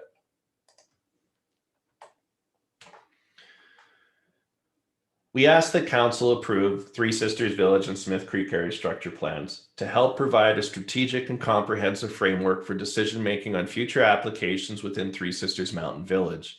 The area structure plans demonstrate clear and direct alignment to the town's Canmore Municipal Development Plan and the Integrated Transportation Plan, and Canmore Council policies and strategic directions such as the Climate Action Plan, and demonstrate our shared interest in addressing affordable housing and providing housing for a diverse range of households and income, aligning the need for new development with strategic priorities related to climate change, creating incentive and innovative mixed-use commercial and industrial spaces to help diversify the economy and its tax base. And TSMV is excited to be creating great neighborhoods of places and spaces within them that Canmorites can call home, be proud of, and ultimately enjoy. Thank you for your consideration and listening to our presentation on Three Sisters Village and Smith Creek Area Structure Plan applications. We look forward to the next steps in the process. Our extended team is available to answer any questions you may have, and thank you for your time today, Mayor and Council. Well, thanks very much, Mr. Ohlenberger. That was certainly a lot of detail to listen to and to assimilate. I appreciate that. We will now be hearing from administration, but I'm thinking we might take a short break during between the applicant and administration. Give everybody a chance to stretch their legs. So it's coming up 10:30. I'll just call a short recess and we'll reconvene at 10:40. That works for everybody.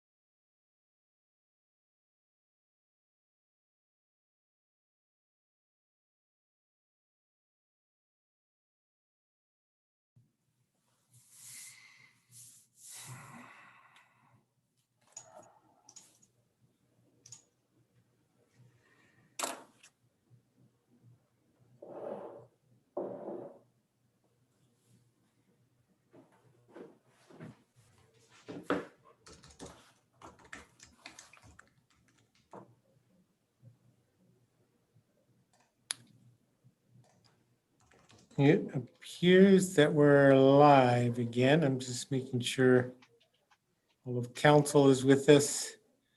Mr. Ollenberger, you might mute yourself there. 1, 2, 3, 4, 5. Just waiting for Councillor Sanford. There's Councillor Sanford.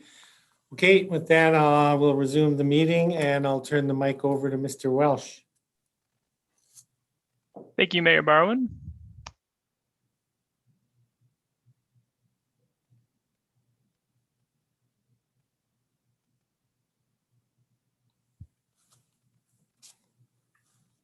Okay, welcome back, everyone.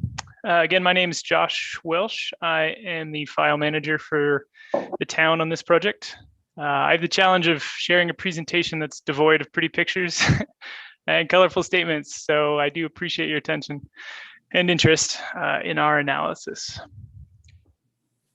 So the agenda for today is rather quick. I will state our recommendation. I will then introduce the assessment, run through Three Sisters Village ASP, then Smith Creek, talk about a few unresolved concerns, talk about a few shared concerns that the town has with the applicant, and reiterate our recommendation. So our recommendation, administration recommends that council give first reading to bylaws 2020-105 and 2020-106 and set up a public hearing date for March 9th, 2021. So as QPD outlined, Bylaw 2020-105 proposes to replace the Resort Center Area Structure Plan from 2004 with a new ASP. The goal of the new ASP, which is now called Three Sisters Village, is to guide the future development of an unfinished golf course. The unfinished golf course lands, and it'll include residential, mixed-use, commercial, businesses, industrial uses as have been outlined by the applicant. 2020-106 proposes a new area structure plan. Smith Creek currently does not have one overarching it. And that plan will guide future development, again, for residential, mixed use, commercial, business, industrial uses. So combined, we'd like to remind those watching that these areas covered by these plans make up about 80% of the town's remaining developable land. So the framework they provide really is consequential for the future of our town. You've seen these two slides. I discussed with you the original approvals by the NRCB. I spoke about DC 198 and how that is current in terms of guiding land use within these lands and how it would be replaced by these ASPs, or portions of it would be. And I also spoke to some of the planning documents that the applicant used to guide their work. I also spoke about area structure plans. What I do want to add here is during the applicant's presentation, the term conceptual scheme was used quite regularly. That is the next phase of planning and development, and that essentially lays out the details for subdivision. I'll speak a bit more about that in the presentation. So let's get started. I'd like to review Three Sisters Village, and I'll follow with Smith Creek. So the development vision of this application mostly aligns with the town, the goals of the town, as outlined by the MDP, the Council Strategic Plan, and other relevant policy documents.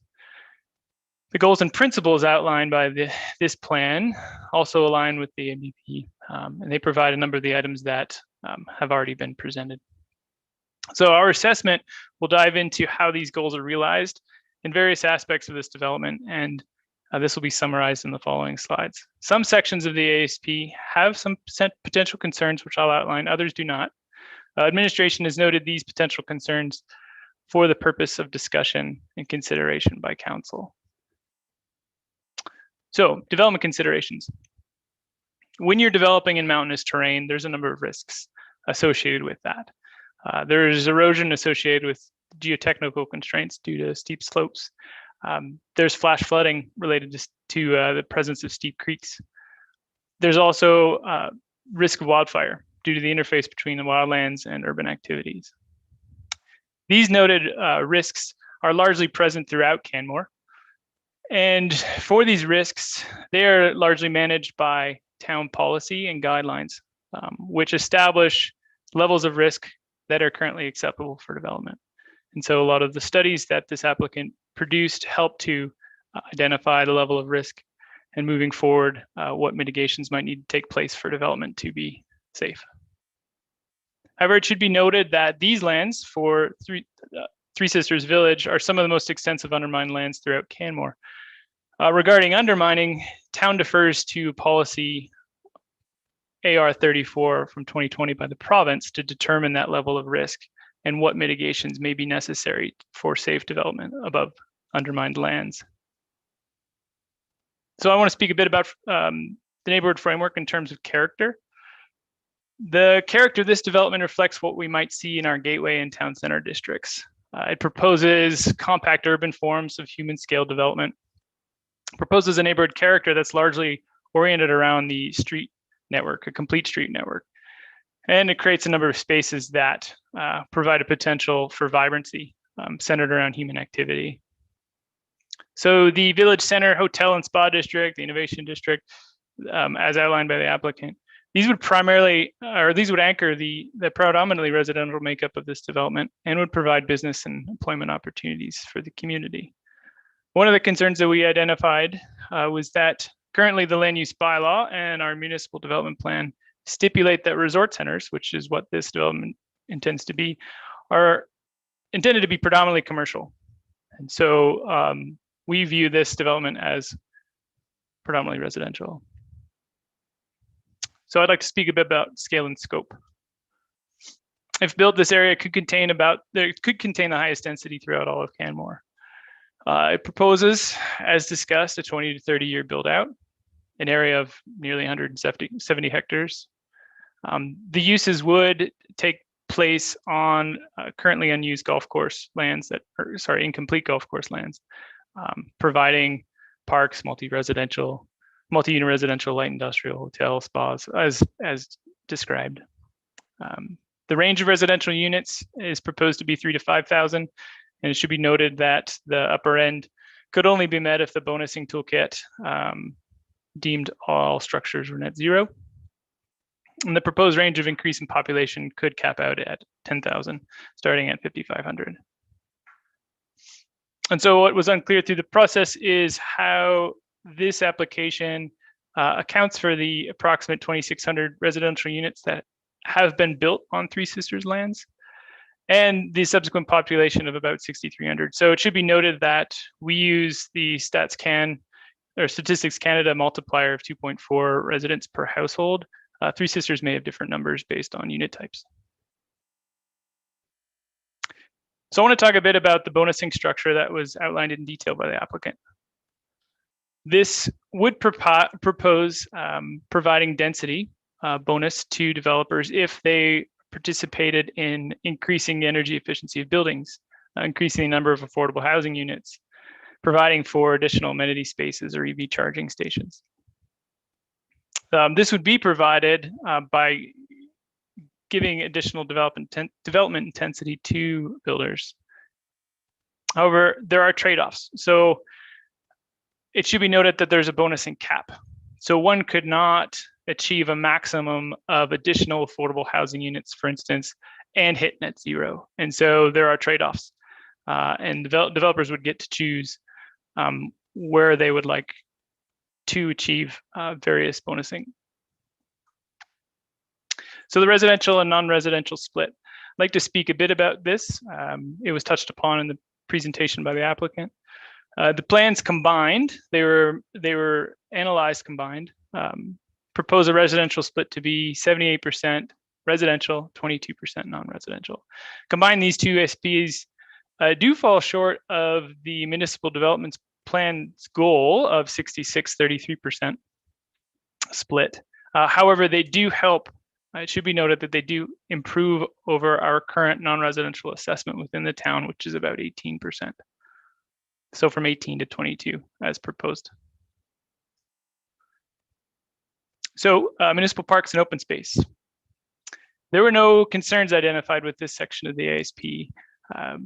The ASP proposes a diverse network and collection of public and private parks The resort recreation amenity is private, not a public open space. I would provide trails and pathways and open space amenity areas that align with our open space trails plan and MDP. Where there are municipal reserve lands, I'd like to note above undermined lands, the town will make sure that all necessary mitigations are completed prior to accepting those lands. And those mitigations would be set out by the provincial regulation that I spoke to earlier. With regard to transportation and mobility, the transportation and mobility network would be constructed to the standards set out by the town through our engineering, design, and construction guidelines. And the design would largely center around our integrated transportation plan. So it's proposed that at conceptual scheme phases, mobility assessments would be submitted to have a point in time where one could check back and see how the network was performing. A number of the infrastructure improvements that were anticipated, or that would be anticipated, are in the integrated transportation plan, and they're mentioned in the ASP. One potential concern here would be that the collaboration required to ensure that in the cases, say, our modal splits are not met, that there are various steps that negotiation to address those challenges have not yet been determined. So let's talk a bit about affordable housing. So the proposal provides a spectrum of housing for the development ranging from affordable rental to market ownership. It proposes enough affordable housing to address our short-term housing needs as they're described in the 2019 Bow Valley Regional Housing Needs Assessment. As described, it proposes a minimum of 10% of all residential units be provided as affordable. This does exclude counting tourist homes, visitor accommodation, and employee housing. The range includes affordable rental and affordable ownership units, which could be increased further with participation and density bonusing. And so this range that I'm showing here on this last bullet of 4 to 12% doesn't include affordable rental and ownership units, or does include that, but excludes community lands from this measure. So one potential concern that we've highlighted is that our Bow Valley Regional Housing Needs Assessment does not look beyond 2027. And so this application also does not forecast how our housing needs will be met beyond that date. So with regard to utility infrastructure, no concerns were identified with this section of the ASP. The ASP proposes that all developments will need to comply with town documents such as our land use bylaw and the engineering, design, and construction guidelines, as well as any provincial policy. It also proposes that there are unique considerations. So for instance, low impact development. Low impact development involves things such as rain gardens, green roofs, rainwater harvesting. And this ASP does its best to encourage such practices and provide support for it through the density bonusing toolkit. With regard to environment and sustainability, the ASP does meet the minimum environmental standards as mandated by the province. However, a lot is riding on the adaptive management, monitoring and adaptive management plan. So regarding human-wildlife coexistence, the leadership in environmental sustainability will need to be achieved through this plan, which is proposed to be completed following an ASP approval. So the environmental impact statement that was produced for this plan proposes approximately 100 mitigations, all of which are necessary to ensure development arising from increasing numbers of people remain within acceptable range. So the types of mitigations proposed some were outlined by the applicant. They would range from the wildlife fencing to signage to ongoing education of residents and visitors. And so potential concern highlighted here is that many of the mitigations remain untested in the context of this development, including the wildlife fence, as the data required to verify acceptable impacts is yet unavailable and will be collected at future planning phases. So implementation. This development proposes 5 phases. Each phase will coincide with a separate conceptual scheme phase, which will organize the details for the future subdivision within that phase. And then there are a few belts and braces, as they're like to be called, within this portion of the document that help to create orderly phasing and implementation. So one that should be noted is that prior to proceeding with phase 5, which is an exclusively residential phase, previous phase should be generally complete. And that previous phase is one of the 3 predominantly commercial phases, 2B, 3, and 4. These, however, have the freedom to commence earlier than what was described in the plan. Commercial in the eyes of the town should happen as early as possible. The implementation also proposes a flexible approach. It gives enough room to ensure alignment with, or modest amount of room to ensure alignment with policy and goals, while leaving enough room for adaptive management to take place where and when necessary. It also should be noted that the order and timing could be adjusted in accordance with the monitoring and adaptive management plan as it was outlined in the environmental impact statement. So regarding financial impacts, both Smith Creek and Three Sisters Village were studied as one project. When asked to separate the comparisons of projected expenses and revenue at build out for each development respectively, the applicant provided that in the context of the town, Three Sisters Village generates nominally more revenues than expenses. It should be noted that the favorable performance of this development is based on all commercial being built out. So lastly, I'd like to speak a bit about stakeholder engagement. The applicant, as described, undertook a variety of public and stakeholder engagement sessions throughout several years for this plan. This feedback also included feedback that they received from previous planning efforts on these lands. Their What We Heard report, we believe, demonstrates an effort to align public feedback with the contents of this plan. And so I'd like to get into Smith Creek now.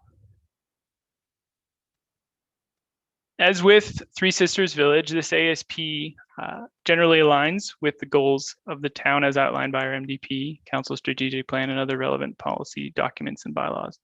Same goes with the goals and principles outlined by the plan. I'd like to note that moving forward, I will have grayed out certain areas whereby Smith Creek hits the same, checks the same boxes as Three Sisters Village. In those areas where it does not or is different, I will spend more time on that. And so this portion of the slide deck should move a little quicker. So regarding development considerations, same exist here. They're the same risks as developing throughout mountainous terrain. However, it should be noted that there's no documented undermined lands within the plan area of Smith Creek. And so if necessary, the provincial regulation would apply, but as of yet, it's not clear it's necessary. So regarding neighborhood character, this development is different than Three Sisters Village. It proposes a suburban, low density style of development. While it does have a complete street, or does support complete street principles, it's largely oriented around the public transit and personal vehicle. The proposed commercial district and light industrial district, they would punctuate the predominantly residential makeup of this ASP. And as with Three Sisters Village and their commercial districts, these would provide business and employment opportunities for Canmore. Potential concern highlighted here is that in order to accommodate the commercial and industrial areas, the applicant proposes to expand the town's urban growth boundary. So what does that mean? According to our municipal development plan, an urban growth boundary is a planning tool used to promote more efficient growth management. And it exceeds areas of lands that are not ready for or not yet suitable for urban development. And so moving forward, in order to approve an extension of the growth boundary, these 4 items would need to be demonstrated. Community benefit being achieved, a net positive fiscal or socioeconomic impact would need to be achieved. The proposed development should also connect to municipal infrastructure and be able to be fiscally and environmentally responsible with its infrastructure. And the proposed development should not result in unacceptable environmental impacts. If you hit these 4 items, the expansion of the growth boundary could take place. So let's talk a bit about the neighborhood framework in terms of scale and scope of Smith Creek. Also 20 to 30 year build out. It's a slightly smaller area at 154 hectares. Other than the quarry, the lands currently remained in an undeveloped and forested state, but would be replaced by multi-unit residential buildings, single-family residential buildings, parks, the light industrial and mixed-use site, as well as a school site, potentially. So the proposed residential unit range is between 1,000 and 2,150, and the proposed range increase in population would be between 2,175 and 4,500. And as stated with Three Sisters Village, it's not quite clear how this proposal fits within the existing context of these lands in terms of numbers and their impact. So with regard to density bonusing, the same toolkit would apply to Smith Creek, but it should be noted that in the case of Smith Creek, the majority of the residential development is proposed to be low density. And so single family low density makes up 60 to 75% of this proposal and would not be applicable, or the density bonusing would not be applicable to that type of building. And so its overall impact upon this plan would be less. And so as I spoke to earlier, the two plans were combined together. They help to improve the town's non-residential assessment. With regard to municipal parks and open space, nothing here new to note. Also, no concerns were identified. However, it should be noted that no private recreation is proposed for this plan area. With regard to transportation and mobility, again, same topics apply. What was stated for Three Sisters Village applies here as well. With regard to affordable housing, the Bow Valley Regional Housing Needs Assessment also applied to the assessment here. There's also the same commitment to 10% of residential units provided as affordable housing. However, the range of affordable housing, as we've calculated it, is much greater. And this is due to the fact that all low density residences would have the provision for accessory dwelling units. And so one could imagine if all of them built accessory dwelling units, you could hit the higher range of 37% of overall units being affordable. Same concern, we don't know beyond 2027 how the residential affordable housing needs would be anticipated. So with regard to utility infrastructure, there were no concerns identified. Environment and sustainability, the suite of mitigations were similar with Smith Creek as were with the environmental impact statement for Three Sisters Village. Otherwise, what was stated for Three Sisters Village applies here as well. Regarding implementation, this plan proposes 3 phases of development. Each would coincide with a separate conceptual scheme. The belt and brace here would be associated with phase 3. So prior to proceeding with phase 3, which is exclusively residential, majority of the commercial phases would be complete. And so again, we feel that there is a flexible and modest enough approach here to meet the goals, but also to provide adaptive management for future planning and development phases. So with regard to financial impacts, if you separate the two area structure plans, Smith Creek generates nominally fewer revenues than expenses when considered townwide, so it does not perform as well as Three Sisters Village. Stakeholder engagement, again, what was stated for Three Sisters Village applies here as well. And so now I want to talk a bit about some unresolved concerns. There are some matters that could not be resolved to the total satisfaction of the town during discussions with the applicant, and those should be considered by council. There's a few here to note. Following this, there are some shared. So regarding development scale, one of the primary goals of the community, as we've heard, is to maintain the natural character of the region and improve upon or sustain the ecology of the place. And so it's our understanding that the spirit of the original NRCB decision provided development certainty, but did so in a sense that ecological integrity should be preserved while maintaining or maximizing, the development's contributions to the community.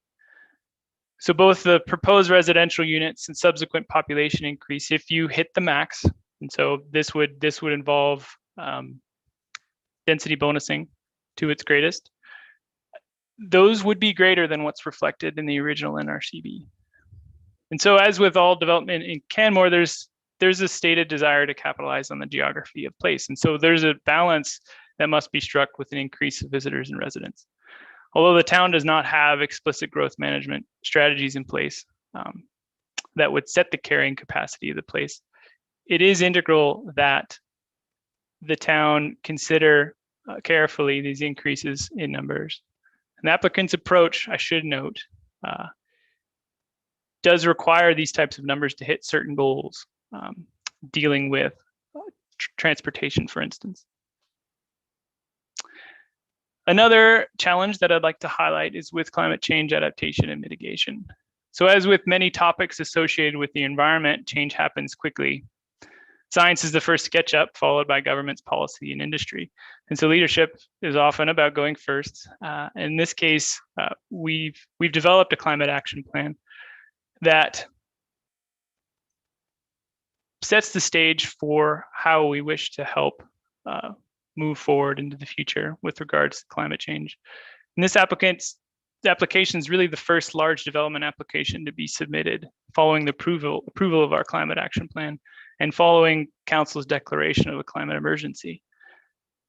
Our climate action plan sets the goal of GHG reductions by 30% below 2015 levels by 2030 and 80% by 2050. The density bonusing strategy is inspired by best practice, but even if all maxed out, we believe that this development would produce an increase in GHG emissions. New neighborhood scale developments present the greatest potential to reduce GHG emissions. The town estimates an increase in our annual GHG emissions as a result of this plan. This is derived from calculations based on the minimum and maximum unit counts, as well as it should be noted that the increase would come from half from buildings and the remainder from transportation and waste.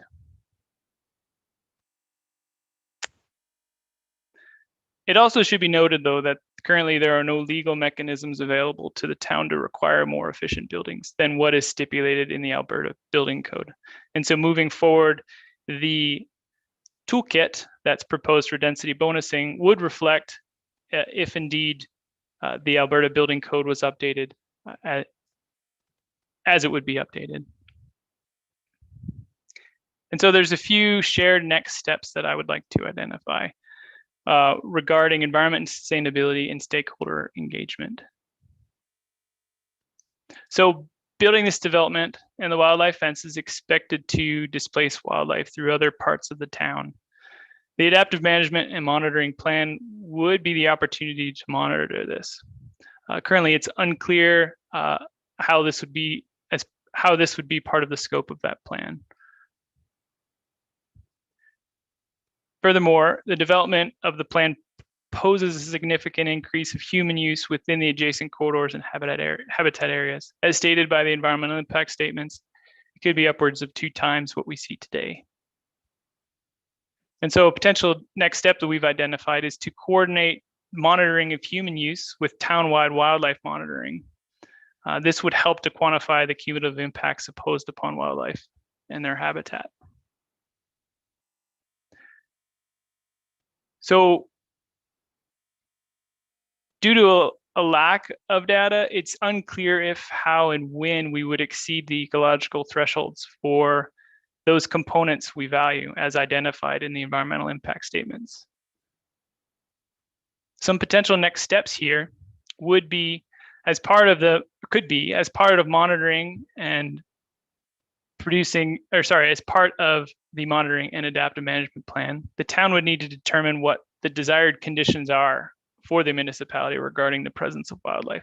By desired conditions, I'm referring to an exercise we have not yet undertaken as a town, but must if we wish to address the increase of cumulative impacts upon wildlife. Another potential next step here could be to have a multi-stakeholder committee involved in the development and implementation of the plan, and noting that this would be beneficial in determining the best approach extending throughout the municipality and region. By multi-stakeholder committee, I'm speaking to something that could look at regional concerns and could see participation from entities such as Banff National Park, regional wildlife experts, and the Stoney Nakoda Nation for traditional ecological knowledge. So with regard to stakeholder engagement, there's one potential concern highlighted here. It's not evident from this application how efforts were advanced for truth and reconciliation with the Stoney Nakoda Nation in preparation of the proposal. So for 500 generations before we arrived and established Canmore, the Stonies and other Treaty 7 First Nations stewarded this lands. We'd all benefit from improving our engagement efforts with them. Furthermore, it's the respectful thing to do. So potential next step here would be to state that it's a broader responsibility than just with Three Sisters. And so we all should commit to advancing reconciliation with Indigenous nations, and that rests on the entire community. So moving forward, the town intends to fill gaps in policy regarding engagement with the Stoney Nation and other Treaty 7 First Nations. Currently, we do have a number of calls to action that the town has committed to, and those could be seen on our website. And so to reiterate, administration's recommendation is to give first reading to bylaws 2021-05, 2021-06, and set the public hearing date for March 9th, 2021. Thank you. That concludes my presentation. Thanks very much, Mr. Welsh. So at this time, we'll open the mic to councillors for questions of either the applicant or the administration. It might be, a lot of the questions might be directed to either or, so let's start off by maybe let's start off with questions that are primarily directed to the applicant and see how that works. And I'll just I'll look for hands up. Councillor Sanford. Thank you, Mayor Barman. Thank you for all of your presentations. This is a question for the applicant. And the question is, there is a requirement for 25% of units to be entry-level housing in DC 198. Can you tell us the reason why you are proposing only 20% of the housing in this application to be some contribution of lower cost housing, and only until 2027, as was stated in the administrative report? Sure, I'm happy to start that. I might seek Jessica's assistance on that, and possibly even Josh's, just to give you a heads up there, Josh. So as we noted during the applicant's presentation, entry-level housing is not included in that 20%. And so such things would be over and above that 20% threshold. One of the things we found, Councillor Sanford, is that the idea and the goals within entry-level housing in the previous ASPs and in DC 198 have not produced affordable housing for the community in the spectrum that has been sought. It mainly was an idea to constrain housing size and therefore hopefully constrain price points. But it didn't actually produce as much results as both the administration and the applicant were hoping for. So I can let Jessica talk a little bit more about the intermingling of those two, but I think Josh would probably be best to clarify that it's not that we're ending that program in 2027. I think he just correctly identified that that 2019 Bow Valley Regional Study just projects out to that date, but that doesn't mean our efforts end at that date. Did I get that correct, Josh? Correct. And regarding entry-level housing, earlier on in the process, we identified that it was a challenge for us calling it affordable housing. However, we did still want it to see as part of the housing makeup as proposed. And so that's how the words around describing it have changed. Thank And you, Josh. if I may add, the Stewart Creek ASP, where you see the 25% contribution for entry-level housing, there is a ratio within the proposal where it basically says that if you're providing perpetually affordable housing in that context, within that policy, that's what it was called. Today, we're calling it affordable housing, that entry-level housing could be reduced to no contribution. And so with the affordable housing proposal that we have on the table, we're including it within the spectrum, but at the same time, making sure that the needs that Canmore has particularly identified are satisfied. Thank you. Since we've started off with questions related to affordable housing, I'm curious, Mr. Ollenberger, if you could expand a little bit on the term affordable housing. It seems fluid, and I'm not certain that when you talk about affordable housing, it refers specifically to what we've come to think of as affordable housing, which is, as defined by Canmore Community Housing. So if you could just expand on that a little bit, and I'm also curious if you did consult at all with Canmore Community Housing when putting together the plans for affordable housing. Thank you, Mayor Borman. Maybe I'll start off, and then I think, again, probably Jess and Josh might have some things to say there. But what's important is, I wouldn't call it fluid, but you're right in that if you try and create an envelope of what is affordable housing, there's been many approaches tried over time. For example, official council policy right now refers to one aspect of the spectrum, perpetually affordable housing. And when you go to Canmore Community Housing's website, they've now changed the nomenclature to vital homes, for example, right?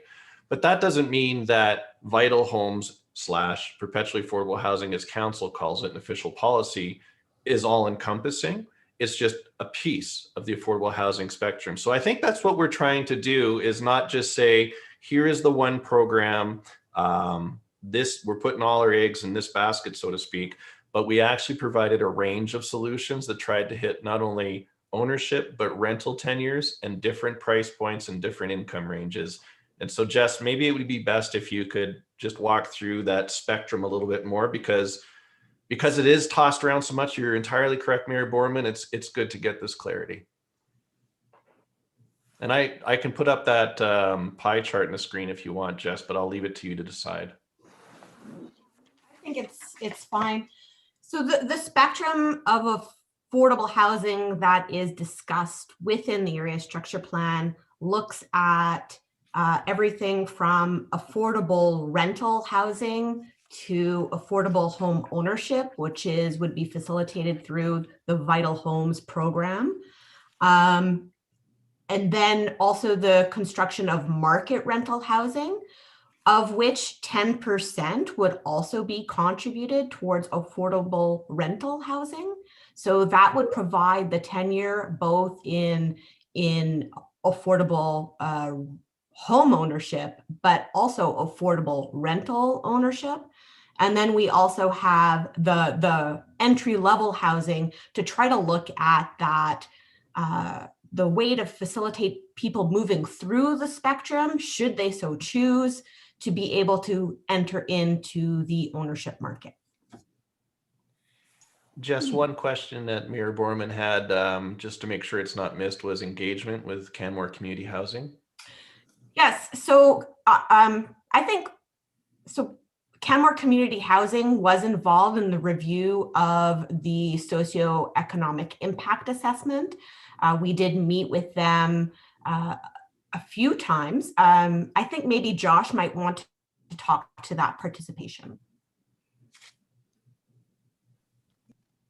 Sure. So we held a number of workshops around various salient topics with these plans, and one of them was around housing. And the executive director of Canmore Community Housing was a participant in a few of those meetings. And so their feedback was incorporated a bit early on. They were not part of the review process at the end of the edits, though. Okay, well, thanks for those answers. Ms. Carpat, you referenced of the market rental properties, 10% would be, I think you said, contributed to manage rentals. What are you meaning there? Exactly what you just stated. It would be, so if the market rentals are going to be constructed, so there is a commitment to make sure that there is a minimum of those 200 market rentals constructed.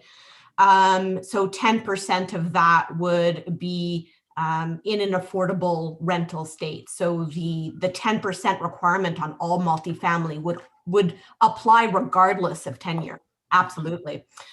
And further, because Three Sisters Village is, and for that fact, Smith Creek, because both of these area structure plans are trying to focus on provision of missing middle, there are a number of units, specifically more within Three Sisters Village, that are really just focused on providing that entry-level home ownership. So we predict that, quite a few units will be meeting the entry-level housing requirement. Great. So we've had experience with private sector development of market rentals up in the Palliser, and there's an agreement that a percentage of those units would be rented out under CCH guidelines. Is that what you're suggesting? Yes, it is. Great, thank you.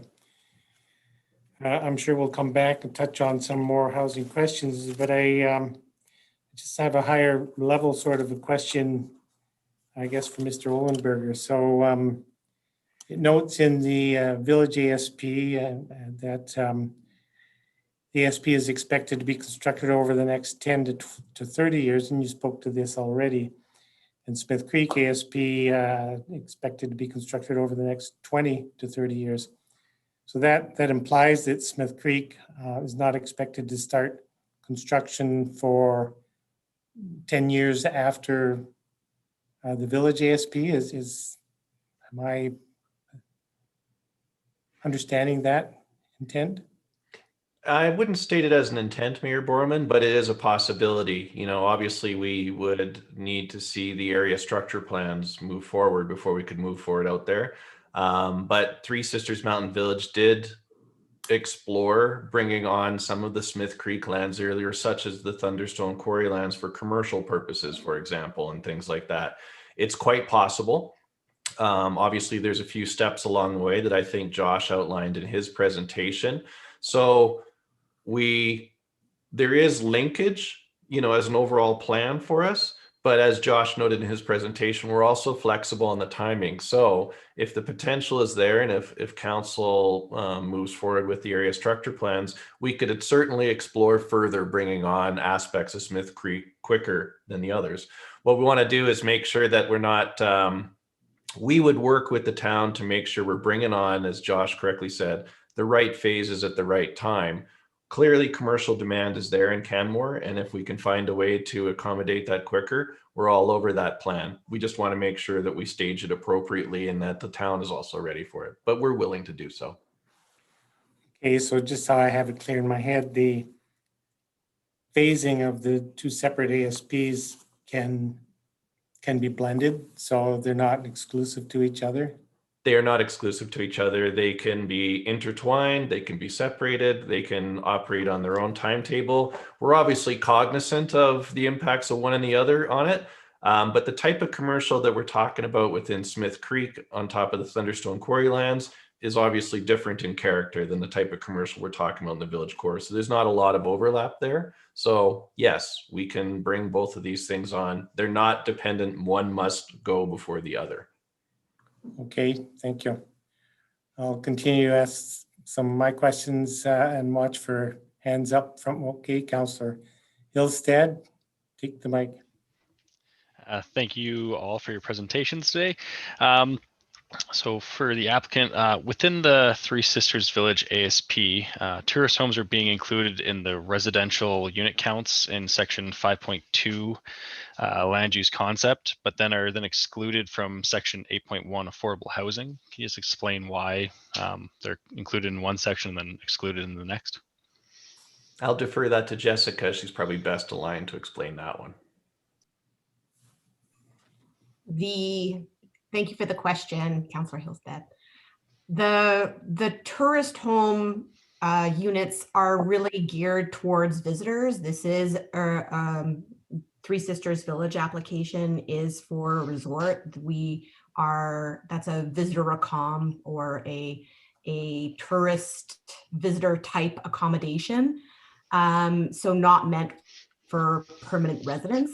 The affordable housing is meant to address permanent resident concerns and affordability for those residents within Canmore. So that's why we made the distinction. And then was there any consideration given to decreasing the amount of tourist homes and increasing the amount of visitor accommodation in hotel rooms? That wasn't a question that was asked of us during the process. We within the village center do have flexibility to move between tourist homes and hotels within that area. So I wouldn't say that something is set or defined that it's going to be this many tourist homes and this many hotel units. There is that flexibility to flow between those two. Because like within the area structure plan, there are charts that stipulate the rough estimate. So to me, that kind of states that there is more, like there may be flexibility, but it's not laid out that way within the plan. But good to know that there may be flexibility there. Yeah, they're estimates. Those ranges are the ranges with regards to how the units break down within the table are estimates. It's our best understanding of being at 20,000 feet in an area structure plan. But there is that flexibility within policy. Councillor Mara. Thank you, everyone, for your presentations. I'm just going to go back to the phasing, if that's okay. I just was curious how, what the matrix was to estimate the 20 to 30-year plan, and could it be shorter time frame? Could it be a longer time frame? Is it market driven? How did you come up with your estimates? So the 10, 20, 30-year time frame, the end outcome of that is pretty conservative. I don't actually expect it'll take 30 years to complete developments we're talking about, but it's important to really emphasize that these are long-term strategic plans as opposed to a near-term subdivision application. Really, it depends on a number of things. So market obviously is a factor. I don't think that's a secret, but as Josh talked about, the ability to provide the adaptive management monitoring plan is also a factor as well. We want to make sure that we're bringing on developments that are considered of some of the measures that we've discussed but have not yet measured. Those measurements would come afterwards. So there's a number of functions. I would also say that we need to make sure that we're bringing on servicing in a sequential and logical manner. For example, you don't want to build a kilometer of water line and service one hotel. You kind of want to build on the incremental service infrastructure and make sure that all of the capacities and systems are in place. So there is a little bit of a progressive logic to it. Would I say it's 30 years? I don't think so. I think that is a very outside estimate, and we're excited to get going. We just need to get past the first step to get going. That would really set the beginning date for things. But 20 years is probably pretty reasonable at the grand scheme of things. I don't think that that's unreasonable for absolute completeness of every parcel, right? When would you recognize it as emerging as a community and looking like things have come to pass? Probably 10 to 15 years, and there'd be a pretty good critical mass there. Thank you. Just picking up on that theme. So the Stewart Creek ASP area took what, almost 20 years to build out, 15, almost 20 years. So I've been thinking that 20 to 30 years for full build out is ambitious. When you factor in such things as the 2009 global market crisis and the fact that construction just completely stopped in Canmore for many years. But now we're starting to try to gaze into the crystal ball. So I don't know if there's that much value there. While I wait for another hand, I have a question around, again, this has to do with the Village ASP, in which you propose an innovation district that you've talked about quite a bit, intended for creative manufacturing, retail, office, institutional, light manufacturing, live work units, and artist loft. So I have to say all of that really appeals to me. But the plan suggests that 2 to 5 acres would be dedicated, or 2 to 5 hectares, which is 5 to 12 acres, would be dedicated to this use. And that's about 2 or 3% of the plan area. So given my opinion that this is a critical need use for our community, what would be the planning considerations that might result in this small dedication of land being expanded to allow for more of that sort of development? I'd probably say that it might be underrepresented the way that you presided those percentages, right? Because 40 to 50% of the plan area is open space, right? And so if you actually look at the developable footprint, I think the percentage of the innovation district is a little higher than you might have indicated. That said, it's a new idea, right? And this is really an area in which innovation and creativity can occur that sometimes bumps into the walls of planning. And you know, every city has aspects of history to it where segregation and planning was the land and law of the day. We want our industrial, we want our manufacturing, we want our stuff well separated. We got our residential enclave and then we got our work enclave. And now what we're seeing as cities evolve over time and become a little friendlier to work, live situations, integrating it can be a real opportunity. And so putting it into essentially right next to the village core is a huge commitment to Three Sisters, right? Like we're putting it front and center. We're not burying it in the back 40 saying, let's try this and see if it works out. It's integral and a huge part of our plan. But Jess, maybe you could describe a little bit about how the conceptual plan allows for flexibility and adjustments as time moves on.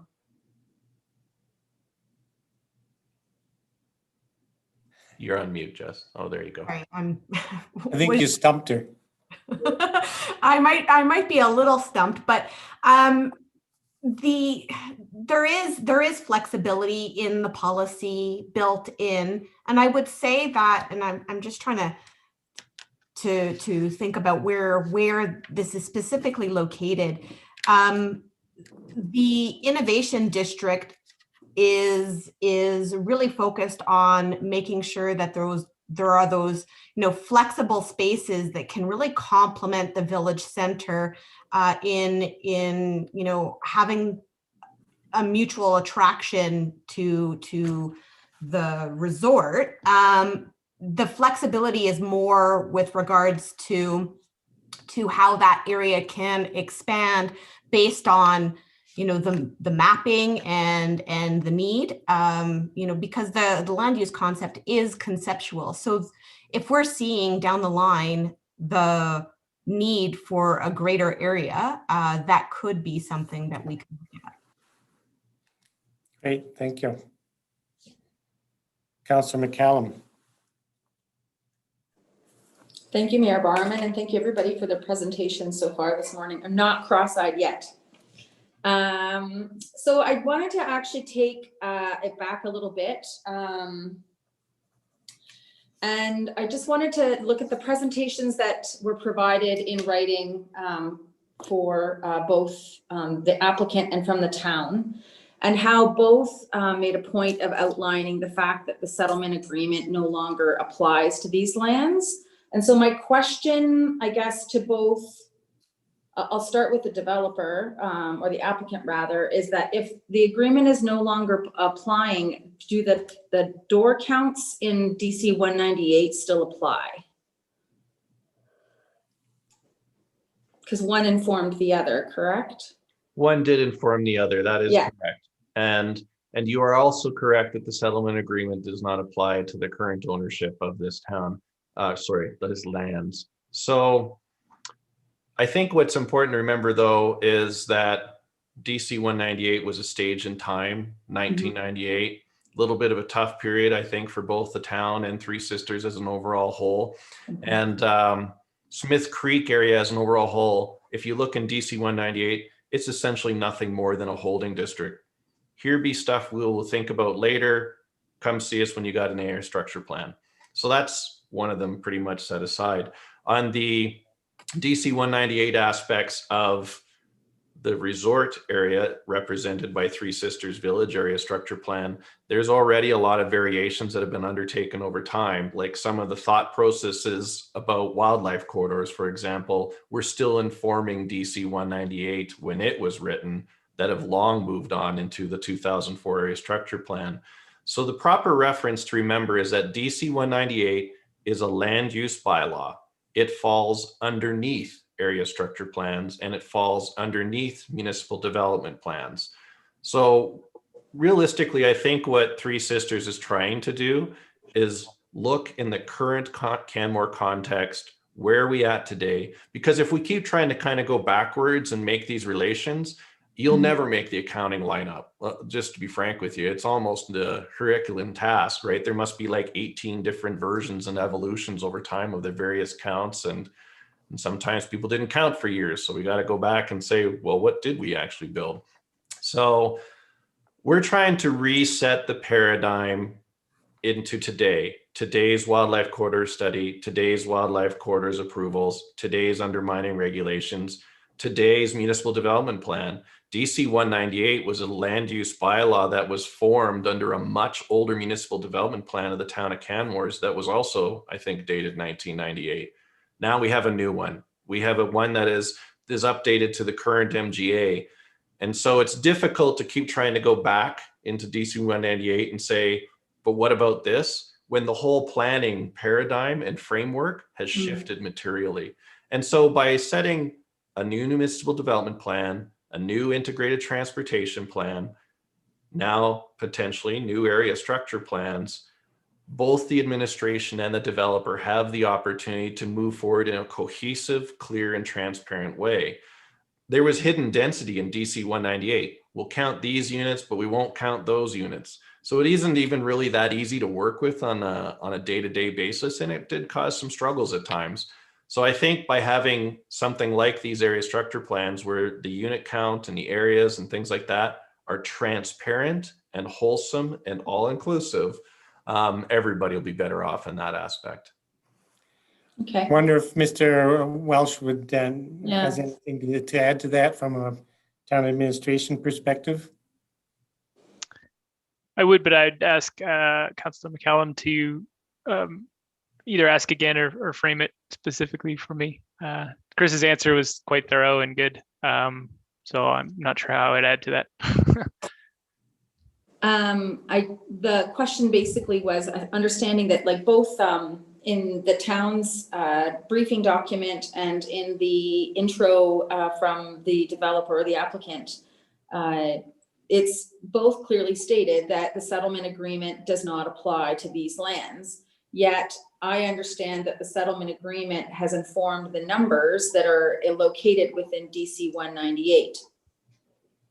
And my question was basically around using DC 198 as the backdrop for the door numbers that we see right now in the plan. Well, there's nothing that Chris stated that I would disagree with. I would add that DC 198 is our current bylaw, and it stands until ASPs are approved. And so that's what we reference. DC 198 also does apply to other lands within Three Sisters. And so portions of that might be retained and not be replaced by these ASPs. And so as all planning documents are living, we're going to have to update them as needed if these are approved. Whether or not the numbers or the elements of DC 198 are used by you or others as a baseline is not for us to decide. Does that help? But it's kind of what's expected, and you've brought that up in your assessment with regards to understanding where the unit counts to date are included within the overall unit counts in both plans. I guess that's sort of where I was coming from, because I wanted to understand how. So we did our best as administration to reference the NRCB and the MDP, knowing full well that these plans, if approved, would replace 198. But there are elements to 198 that actually have carried over into policy within these documents, say such as visitor accommodation and how that's structured. So there's elements that are still relevant. I can't speak to sort of the long history that led up to the culmination of 198, but that's where we've left off. So, yeah, okay, that's great. Thank you. I'm going to suggest we move on to Councillor Seeley has a question. Thank you, Mayor Bourne. Thank you for your presentation. This question is for the applicant. Just wondering about the commercial component. In 2004, the Resort Center ASP was very higher content for commercial. Just wondering about the adjustments and thinking about how we get closer to the non-residential segment, the town's goal to reach that. Just wondering about your thoughts of reducing the commercial to the extent that you did. Yeah, so part of that is an outcome of tax structure in the town of Canmore. When the 2004 Resort Center Area Structure Plan was put in place, there was the hope that you could tax commercially aspects of residential properties, right? You know, i.e. basically everything in this little pod will be commercially taxed, and people that buy that know that, and it's going to be a good thing. So that led to, I think, more of an appearance of commercial tax base increase than actually was there. Since that time, I think as the town has found out, there are people willing to challenge that assessment and willing to say, well, I'm living in my house full time as residential, and I don't care if I knew that this was actually a commercial area and all those good things like that. And so they actually are more successful. So these area structure plans are cognizant of those changes and reflections since 2004. But I think the one map is, it's so easy because it just looks at area, right? You know, here's a big swath of yellow, and here's a purple blob, and here's a yellow and different colors. And what is really missing is much of that residential blob is of a lower form and lower intensity than the commercial area. And the commercial area is also taxed at a much higher rate than the residential. I think we've arrived at a mix. And there are people on the call such as Pierce and Jane and Ian and Peter Norman that can speak to the commercial market needs assessment to make sure that we really aligned what we're proposing. And we propose more than perhaps some of the studies might fully support to leave room for expansion. But what we're proposing is supportable and realistic and founded in good research and study. So I think those two changes are, or those two observations are part of that transition answer you're looking for. But I would invite Jessica, if she feels that I missed a piece that one of our experts can cover off better, to clarify that further. Mr. Norman, did you have something to add to that?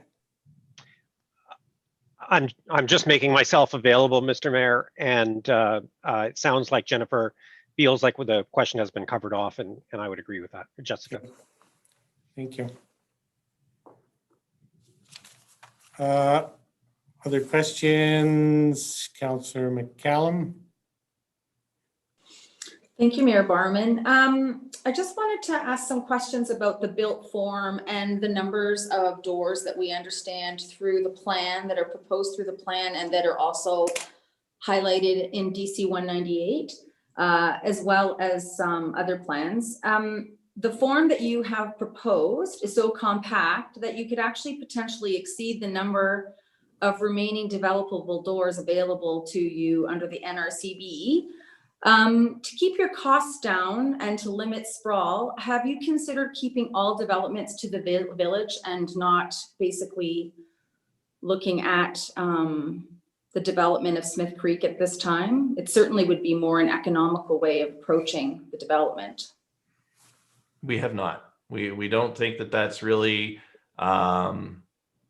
we did look at it briefly. I'll restate it. We did not within these two area structure plans. We did look at it internally, and it didn't look like it was going to be viable from an economic point of view or a market acceptance point of view. It's really not part of the character of Canmore in some ways to cram that much density into the resort village. So we think that we've come up with a better plan that balances the need for open space, the need for human recreation areas, segregation of human use outside of the wildlife corridors, and providing for commercial opportunities that are contiguous within the town of Canmore.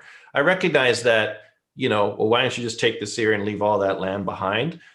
We don't think that that will be a successful plan at the end of the day. And so we've arrived at the two area structure plans in front of you. Okay. I guess my question is that if your base numbers are 3,000 and you're looking at the span of being 3,000 to 5,000 doors, that max is basically where the density bonusing comes in. So how is that okay, but the idea of the other not? I guess I don't understand. So we have to work, I think, within the paradigm of human scaling too. We can add more density units, but we'd be getting higher and higher buildings as well out of that, right?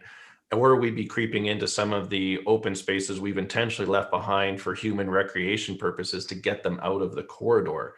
And it's not so much that you're right, max everything out and also exclude the fact that the Thunderstone Quarry lands weren't part of the NRCB count, and therefore whatever capacity those lands had are added to the NRCB count at the end of the day. They're not that land. We just have permission from that landowner to incorporate it in this area structure plan, but they're not subject to DC 198 and they're not subject to the NRCB. So the carrying capacity of those lands would be additional to what we actually have. When you actually consider the overall picture and the town's goals of sustainable transportation alternatives, we need to provide critical mass of density, but we want to make it walkable. We want to make sure that we're using the infrastructure efficiently, but we have less than 40% of our remaining land base to work with now. Under these two area structure plans, it's less than 40% of the original Three Sisters land holdings back when the NRCB was actually approved. And that's after you remove Wind Valley. So we've already given up a lot of land, and I think we're making sure that we use and maximize the availability of what we have in a smart, market affordable, compact way, but not so compact that we're starting to enter into, and huge exaggeration here, Beltline Calgary type stuff. We're not talking about that, but we would be talking about more than 4 stories in fair number of ways. And that starts to add more complications and market acceptance and different implications on town's infrastructure like firefighting. Okay, so then I guess I misunderstand, and maybe you can help clarify my understanding, Mr. Ohlenberger. So when I look at the Three Sisters ASP being 3,000 to 5,000 units of residential, the 3,000 being the base, that's the base that the developer is proposing. The additional 2,000 is what could be achieved through density bonusing, correct? The only way to achieve that, and I want to make sure we're clear. So it's not like it's a great question. So it's not like we're going to build 3,000 units to building code, do nothing more and call it a day, right? That's not how the bonusing toolkit works at all. But because we have to provide unit estimates and the land use around it, it's like, okay, so the minimum will be 3,000. Each one of those would still be, all the developments have to go through the bonusing toolkit evaluation, every single one of them. It's just that the only way to give above 3,000 would be to start maximizing some of the abilities of the bonusing toolkit. Because by capping the units, and we're talking Three Sisters Village in this way, because Creek is different, it caps land. in capping the units at Three Sisters Village, we're basically signaling to builders, okay, here's a parcel of land, for example, in that slide that I showed you, it's zoned for townhouses. You can have a range of building forms that allow for 30 units per hectare or 67 units per hectare. That's the same as townhouse districts in Canmore. You're only permitted to 30. You want 31? What are you doing for me on the bonusing toolkit? Oh, you want 32? Well, you got to do something else. You want 33? You got to do something else. And so you go all the way up to 67 if you max out everything you can do on the bonusing toolkit. And when you have land that's capable of supporting 67, but as a builder, you're capped at 30, the financial incentive is there. We pick that base to make sure that the financial incentive was there, that the builder would want to go down the bonusing toolkit road. Because if we set it at, say, 50 or 55, they might go, well, maybe I can leave those 10, 15 units on the table and it doesn't really hurt me. But leaving half of the capacity on the land does hurt them. So they'll be incentivized to go through the bonusing toolkit. So we have some tensions here, right? There's tensions that say we really want to squish down the number of units, or we really want to throw everything in this land, but not explain this land over here. And yet we want to have sustainable transportation and we want to have a vibrant resort center. And realistically, we can't put together all of the diverse needs and all of the economic diversification into one area. There does need to be some spread out. We're already constrained at 40%-ish. So that there's a number of intertwined things at play there, Councillor McCallum. I don't think there's one singular aspect you can say this is the button to press, but there's a lot of intertwined connectivity amongst a lot of different aspects. Okay, so going down, can I ask, sorry, go ahead, your worship. Yeah, I just had a follow-up question to that thread. So the economic incentives, and I appreciate and understand the logic you're using, Mr. Hohenberger, but if market values in Canmore should go through the roof, and there's a lot of money on the table for a builder to develop whatever the number is, the minimum number, I'm not as confident that those incentives would kick in and encourage the developer to take advantage of the density bonusing. I mean, if they're making, I don't know, $300,000 a door or whatever, they might be just fine with that profit on the smaller number of units. No, it's a great question, Mayor Borman, and I appreciate you asking it. So we set the base densities such that we ran performas on pieces of land and said, what would a builder do here? What would a builder do there, right? And the full examination was such that it's unlikely, extremely unlikely, that every single door of every single unit and every parcel would be out at the extreme market edge, right? You know, there is a market demand for a certain price range. Think of it as a bell curve. Not everybody's going to build out in the tail end of the bell curve and say, I'm a niche builder building to the highest possible price ever. They do want to fit and broadly market to the middle of the bell curve. They want to have a broad market. They want to have the ability to reach the highest number of people, because acceleration of units in terms of absorption is a very important factor on developer performance. Most developers, like all but very few, just don't have the financial capacity to build a project and say, we will build it and they shall come. We're going to demand $1 million a door and we'll just wait it out till they come. It's just not a realistic expectation. So we set the base numbers and the bonusing toolkit to accommodate the types of building patterns that you've seen in Canmore in 2018, 2019, and even 2020, right? I'm cognizant that some people say, well, we've had this huge change in COVID in 2020. How are your projections still valid and things like that?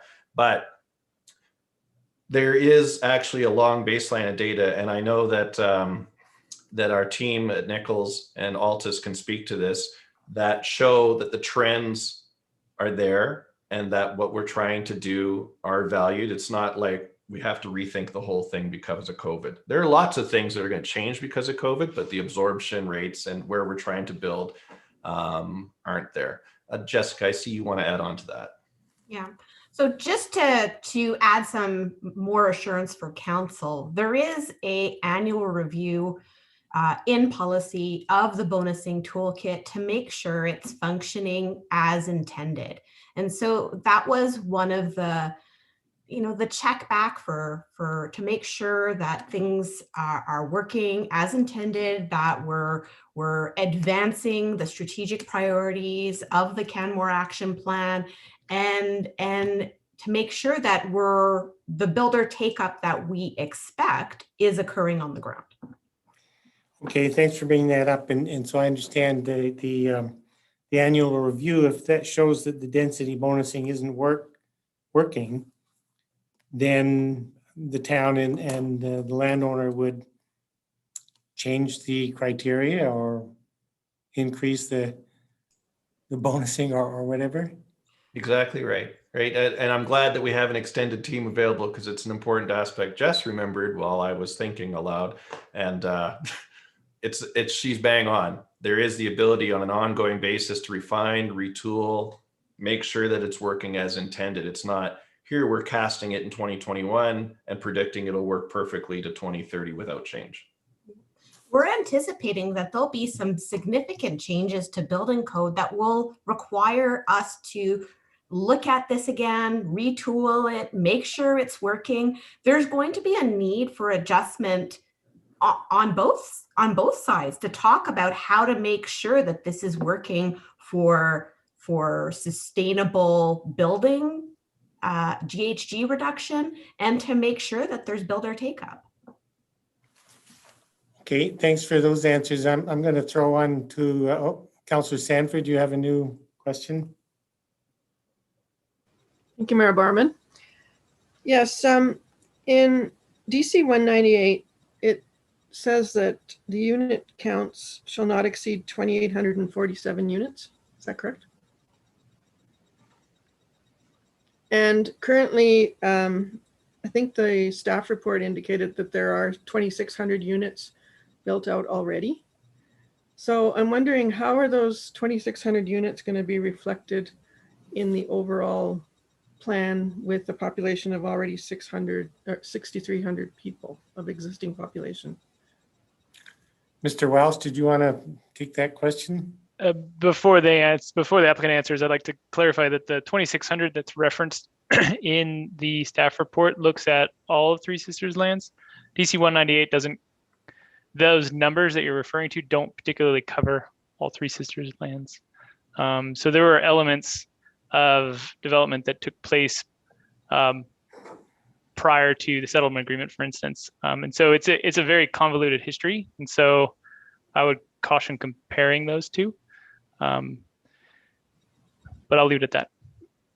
So how do those 2,600 units already built reflect into the current proposal of additional units? Sure. And so our point in calling that out really tries to take a look at the original NRCB decision, however obscure or unclear it is, and extrapolates, if we are to consider everything that we've estimated has been built, how then has the applicant incorporated that in their understanding of impact? And that's largely associated with development footprint.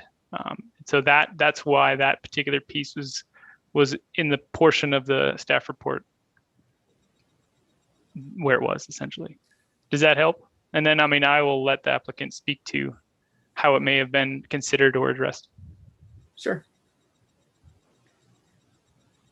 So did that answer help Councillor Sanford, Mr. Welsh's answer? Well, I'd just like to know how the applicant is factoring that into the future developments. Okay, Mr. Olenberger. So we believe that we have captured it through the range that's represented inside of the area structure plans. And Josh is entirely right that it's a pretty convoluted history. And he's also quite right that they aren't directly comparable. For example, the 6,300 that he's referencing right now, I think Josh will tell you that he's using a Stats Canada multiplier of 2.4 people per unit in that area. But yet when you go back to a 2014 census the town of Canmore did for that area, we're talking a much lower number. Where is it at today? Neither Josh or I exactly know because we haven't done a census in a while, but in 2014, it was 2,501.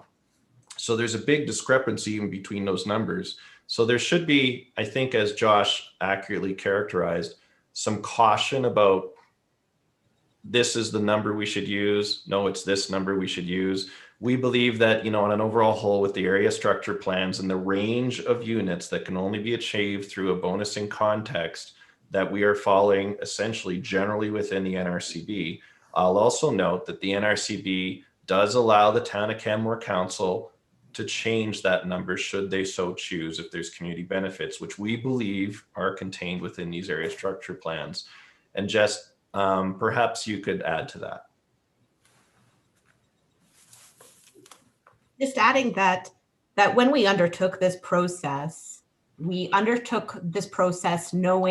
that what really needs to be paramount when moving forward with these area structure plans are the direction that council set through the municipal development plan and the integrated transportation plan. And when we first sat down, we talked about how these documents need to influence and set the direction for these future areas.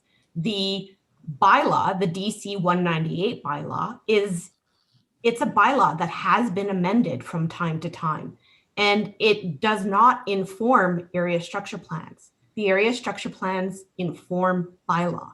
And so as the area structure plans do get adopted, it'll be these area structure plans that will form the ultimate direction for these areas. Much has changed since that bylaw was adopted.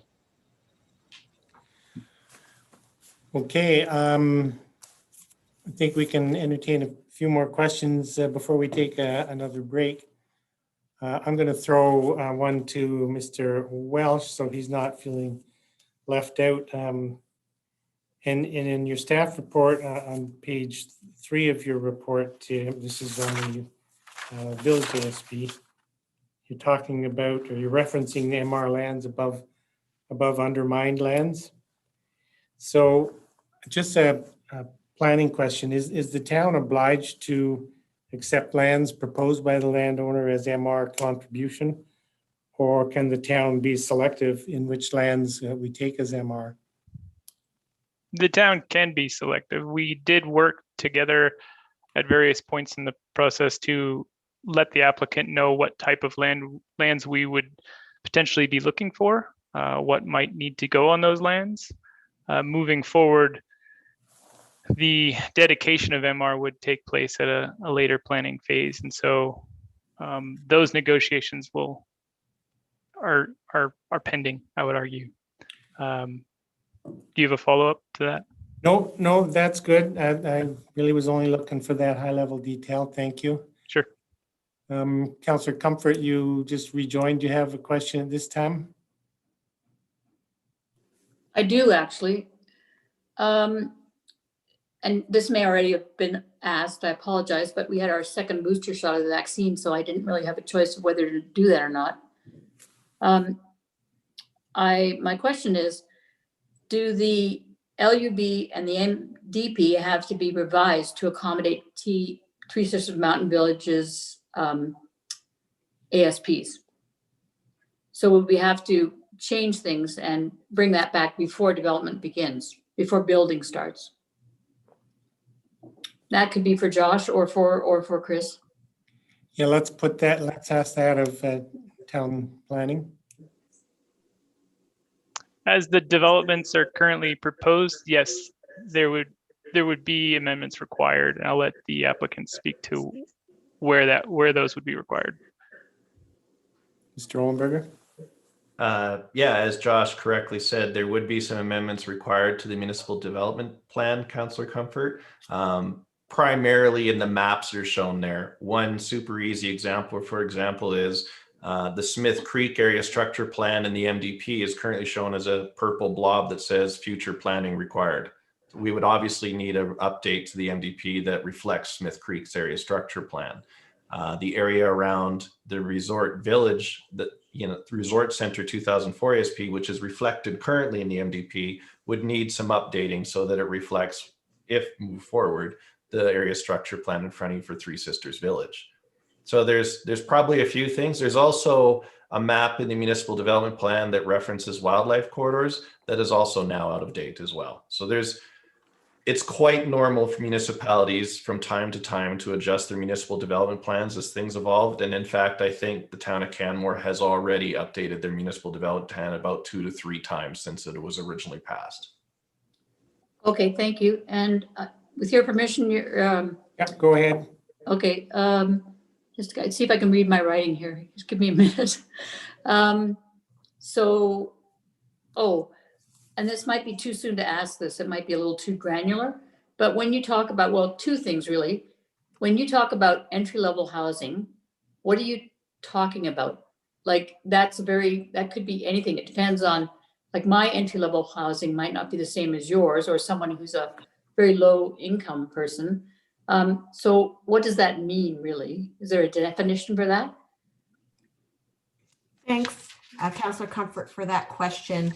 We have defined entry-level housing as units that have more modest attributes in alignment with CCH or Canmore housing standards.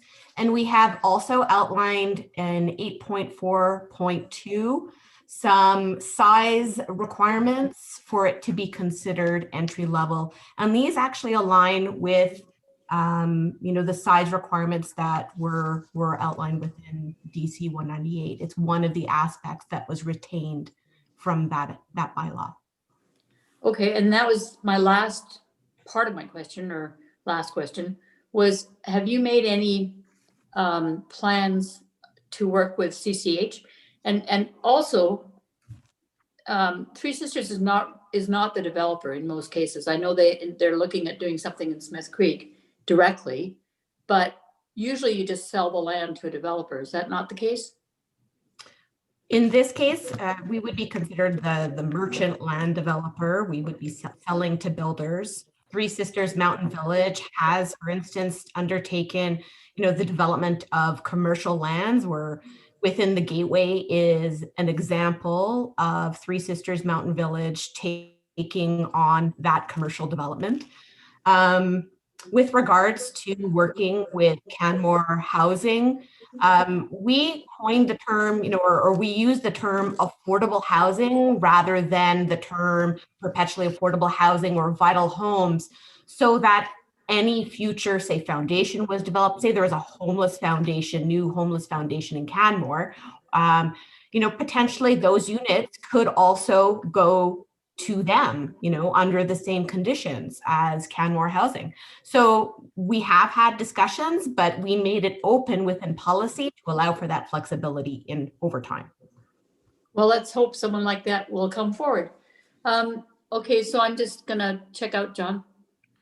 Okay, just so everybody knows, I'm planning to call a break around, soon, because I sense this will go on for a while yet. And since I have the mic, this is a question for the developer. So from a planning perspective, so I'm looking at the commercial and light industrial district in Smith Creek, which are located on your concept plans to the east and largely currently outside of the urban growth boundary. So from a planning perspective, would it be possible to locate this district in the center of the ASP area and leave the future low density residential areas to be outside of the urban growth boundary for future consideration? I think that's an interesting question, a hypothesis. I think that would be difficult on a couple of counts.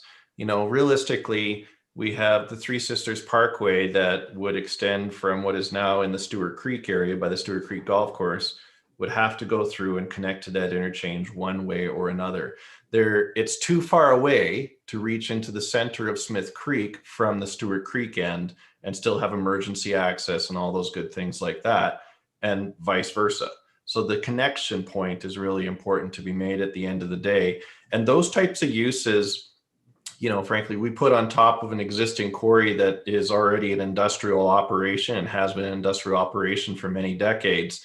And it needs, for some of the uses that we're thinking about that include logistics, manufacturing, light industrial, stuff like that, they prefer, of course, close access to an interchange in the Trans-Canada Highway and access to the rest of the town. Whereas if we tried to put them into the center of Smith Creek, that would be a significant change. We're now bringing that commercial traffic through potentially a residential neighborhood or whatever may be at one end or the other. We believe that putting together a cohesive vision within the Smith Creek Area Structure Plan that also determines what is now inside the wildlife corridor system on the Thunderstone lands to be an important and valid planning consideration. Mayor Borman, you probably know there's been lots of complications about the WC zoning, for example, that's in place on Thunderstone lands. Originally, it was almost even forgotten. Holy smokes, this WC doesn't quite accommodate a quarry. So then there was the little catch one-liner that said, and any other uses existing before 1998. But it really didn't consider what that land was being put forward for. And it was put in place probably on a precautionary principle until wildlife corridor boundaries were determined and approved by the province. We're now at a state where such a precautionary approach to that may no longer be required. And that, of course, depends on the decision of council with these area structure plans. Okay, thanks for that answer. Councillor McCallum, I saw your hand go up. Yeah, thank you, Mayor Borman. I was just looking at map 9 earlier in the village plan. Actually, my favorite map. Many maps to choose from. This one's my favorite so far. I was just curious. So I note there's the tourist home, and this is a bit of a play off of Councillor Hillstad's question. Tourist home / visitor accommodation, which I want to make sure I'm understanding the use. So my question is, I'm curious about how the plan differentiates between tourist homes and visitor accommodation. One is a residential use with a commercial possibility, and its taxation can wax and wane based on its use. And the other is a fixed commercial use that is non-residential with a firm non-residential tax rate. Can you tell me what use this plan commits to? Is it tourist home or is it visitor accommodation? Because again, that would feed into taxation assurity. I think this question is best a combination of Josh and Jess, but I put the map on the screen so everybody could find it easily. I hope you don't mind. No problem. Thank you, Chris. I'm Mr. Berger. Yeah. So I would say that tax assurity is a decision of council. And while the ASP does talk about how these different areas can be assessed under the current assessment regime at the town, it does provide a range of uses. So visitor accom, you're right, it is hotel, it is, lodging, that sort of thing, and it is commercially taxed. Currently, the tourist homes are assessed within the MFIA as that higher residential tax. And I believe Pierce can speak more keenly to this, who is our subject matter expert from Nichols, as to, exactly that rate. But I think, all assessment decisions are really up to council and how that is done. And they must do that in alignment with the Municipal Government Act. So that's more, with regards to taxation, I would leave, and how that's governed at the town, I would leave that to the town administration to address. Great. If that answered your question, Councillor McCallum. Not really. I'm just trying to figure out, is this going to be a commercial use or is this going to be a residential use, which a tourist home is? That's what I'm hearing is it may come down to council decision on use within the land use bylaw, but Mr. Welsh can correct me on that. Okay. I would say we're proposing both uses at this time, and that it would be further defined at conceptual scheme, exactly what exactly is proposed, and then further at development permit, depending on the use. So at ASP, we're allowing for flexibility for both. And then I would say that as the plans get further defined through the planning and development application process, you would have more understanding of how that will be proposed. But the tourist home use does get assessed at a higher tax rate. And we would be open to, to working with you on how that, if there is something that is needed to be acknowledged at the beginning of that. Yeah, I guess the concern is it's assessed at a higher tax rate if it's actually being used as a tourist home. If it's not being used as a tourist home and it's owner occupied, then it's assessed under our current regime as a residential tax. It also speaks, in my mind, to accessibility to purchase. Tourist homes require 35% down payment now, whether pure residential does not. And so it puts it out of the reach of most people that are in Canmore. But anyways, I appreciate the answer. Councillor Hillstead, you have a question specific to the same line of thought, and I don't know if Mr. Welsh had something to add. Maybe I'll ask Mr. Welsh to add his comments. Yes, the only thing I would add is that, as you note in the ASPs, the only caps that are provided is generally a collective unit count. There isn't an effort within there to cap certain unit types, and so moving forward, we would rely upon the future stages of the development process as Jessica has outlined. Councillor Hillstead. Yeah, I just wanted some more clarity actually around the maps. If the map could go back up, that'd be great. Just because within the map, there is the hatched tourist home areas within the residential.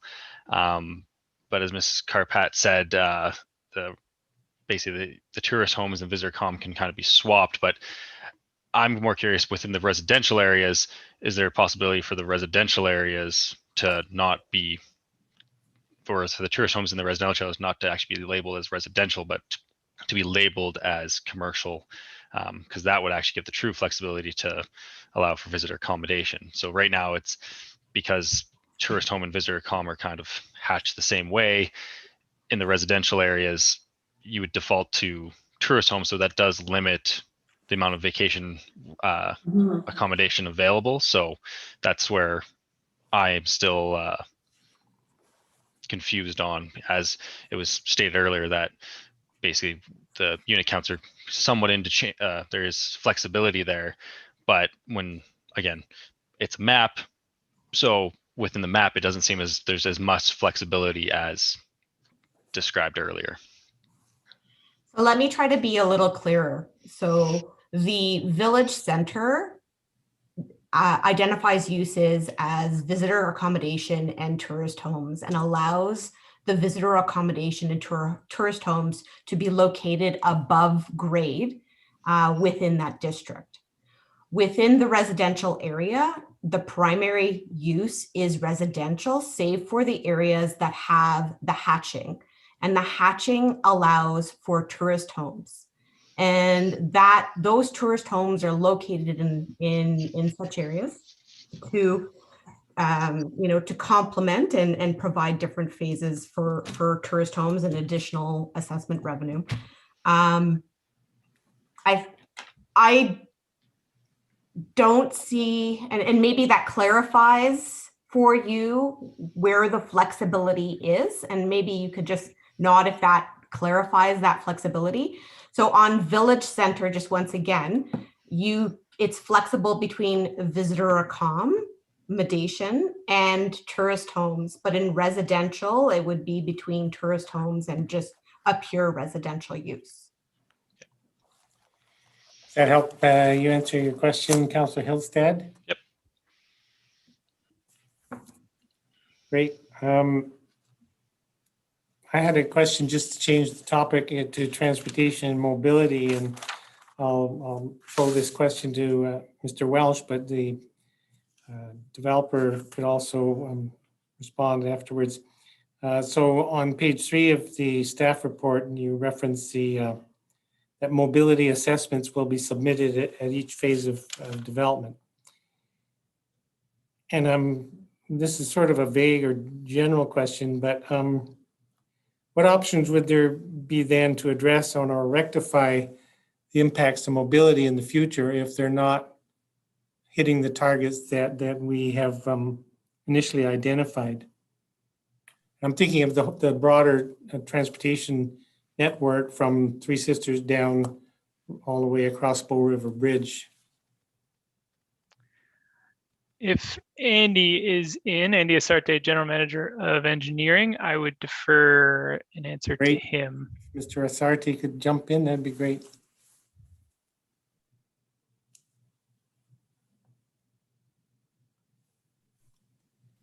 Andy, you've got to unmute. Yeah, here. Hello? Yeah, there you go. Okay. The intent with the mobility assessment would be to take a snapshot in time. We're collecting data. The intent is that data is being collected regularly, just as we do for the integrated transportation plan. And the mobility assessment is a focus on the Three Sisters lands to say, how are things progressing since the last approval? Are we trending toward target? And just like with the integrated transportation plan, what infrastructure might be required over the next development period? What strategies might we need to undertake during the next development period? And it's collaborative. So we're looking at roles for TSMV and roles for the municipality through that exercise. So when I'm talking with members of the public about their concerns around the growing congestion that we already see on that main corridor, and they're expressing concerns about that becoming aggravated through new development on Three Sisters lands, I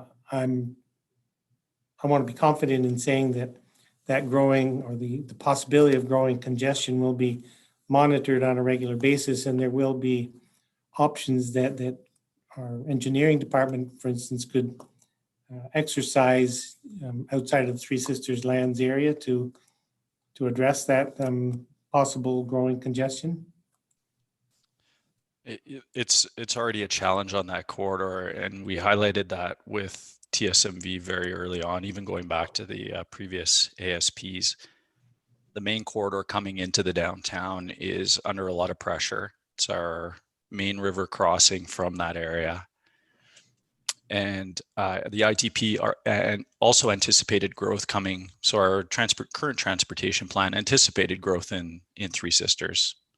And so when we project out, if we don't see a shift in current travel patterns and we add on growth intuitively and from the assessments, the corridor breaks down. It's not a corridor that's intended to handle very, very high volumes of traffic.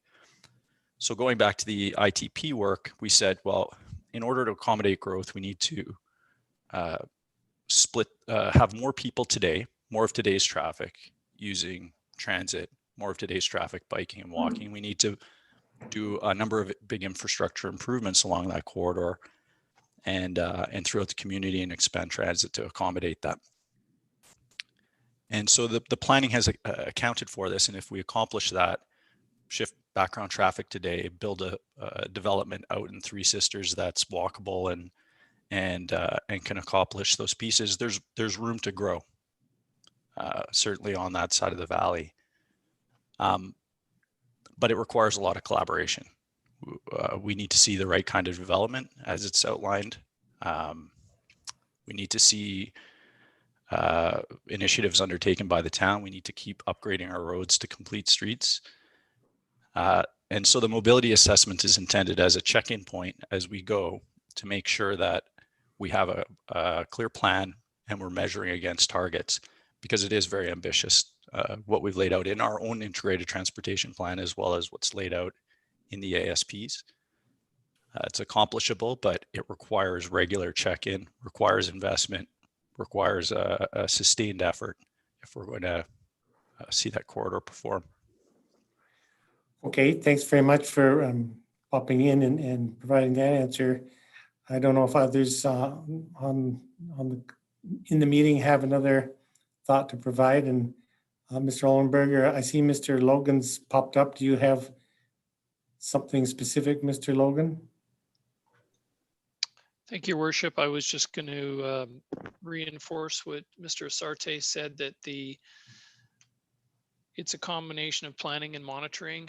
We're working with Mr. Asarte and his team to plan the corridors both on and off site, and that includes the roadways and the pathway corridors. We have established a monitoring plan on where to monitor, when to monitor, and what to monitor. And the first conceptual plan will launch that practice, and we've already started the preliminary work on that. So it's not just what's in the plan, it's actually being, we're getting ready to implement it in 2021. Thank you very much. Mr. Ollenberger, did you have anything to add? No, I know that Mac and Andy worked really hard together. They both recognized the challenges of the corridor. But, you know, as Andy, I think, correctly said, it's really an ambitious shift for the whole town and not just Three Sisters. And we're just pleased to be a part of the shift and probably the leading edge of that shift in this end of the city. Okay, thank you. I'm just looking to councillors now. I have a number of questions left to ask, and I'm assuming other councillors do as well. If I could just show a hand by hand, how many people still have questions? Okay, a lot of questions you come. I think it's just about 12:30. If this suits everybody, I'll call a short recess for a lunch break.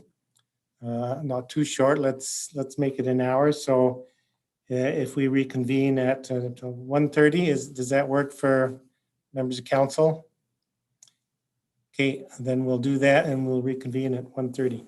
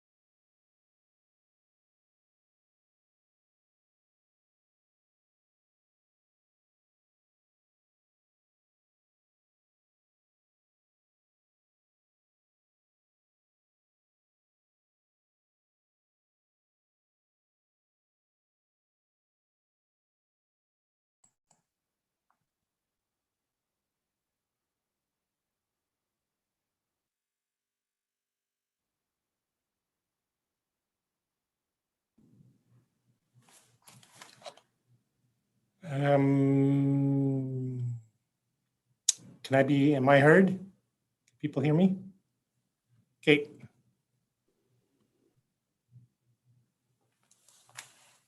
We'll recommence the meeting in just a couple of minutes.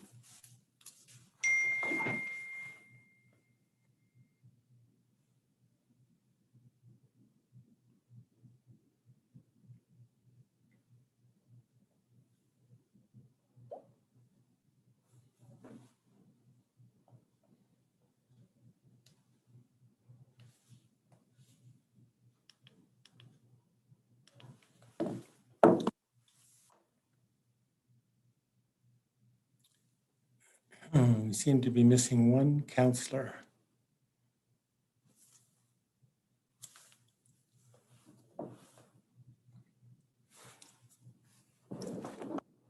But it's 1:30 and I'd said we would reconvene at 1:30, so I'll call the meeting back to order. And we were in a Q&A period.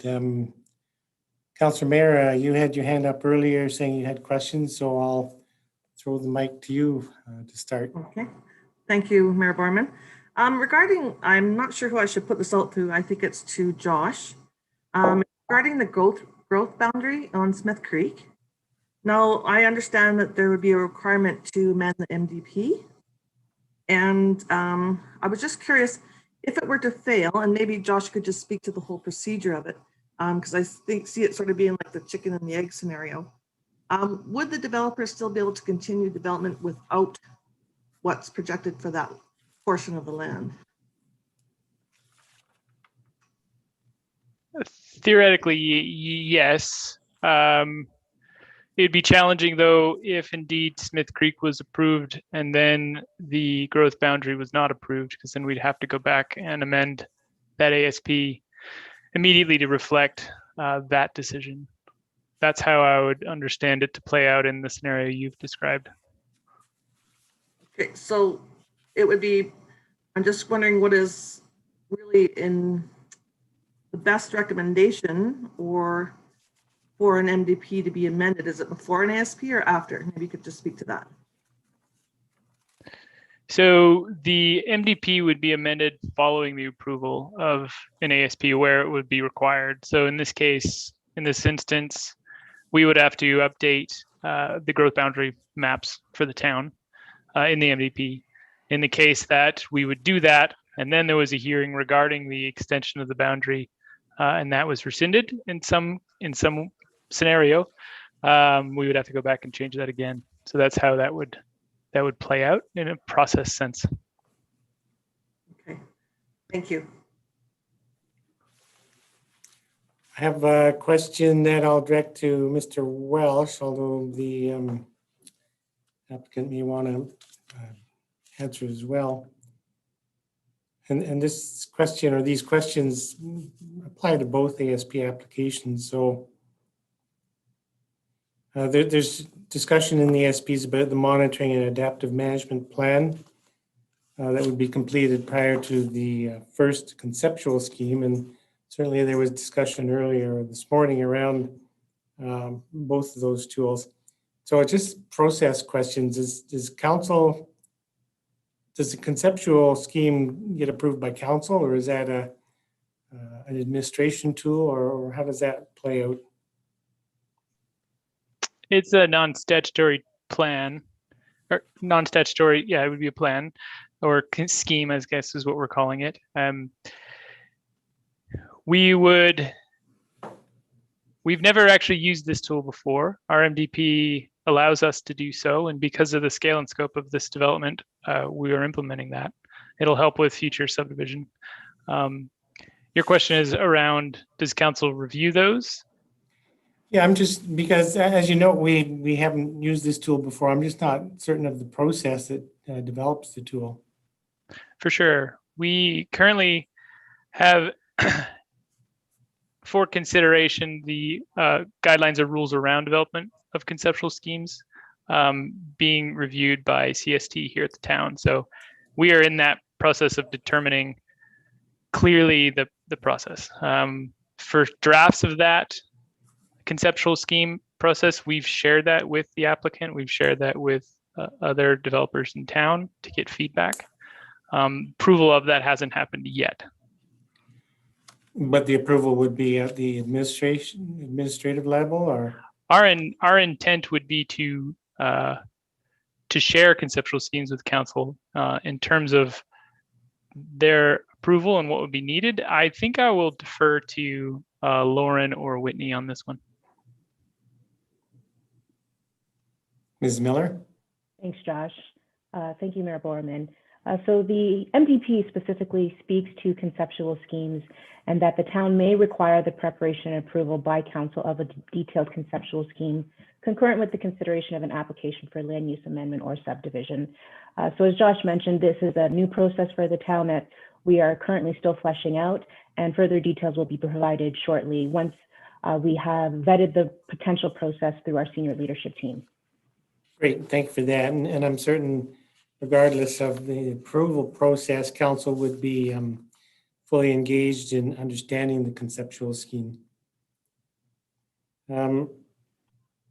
So in that same regard, do you have an idea yet of the process that would be used to determine the desired conditions for the within the conceptual scheme for the municipality regarding specifically wildlife, human-wildlife interaction? Is that something that would be addressed in the conceptual scheme? Our understanding is that this would be largely a separate process that would inform all development moving forward. It is a recommendation, next steps, as we put it, for council to consider for the entire town. A lot of these issues related to wildlife don't just stop at one development's border. Mm-hmm. And so we need to view them cohesively as a municipality. And so that's where that thought came from. Okay. So it wouldn't be tied specifically to one conceptual scheme. Okay, great.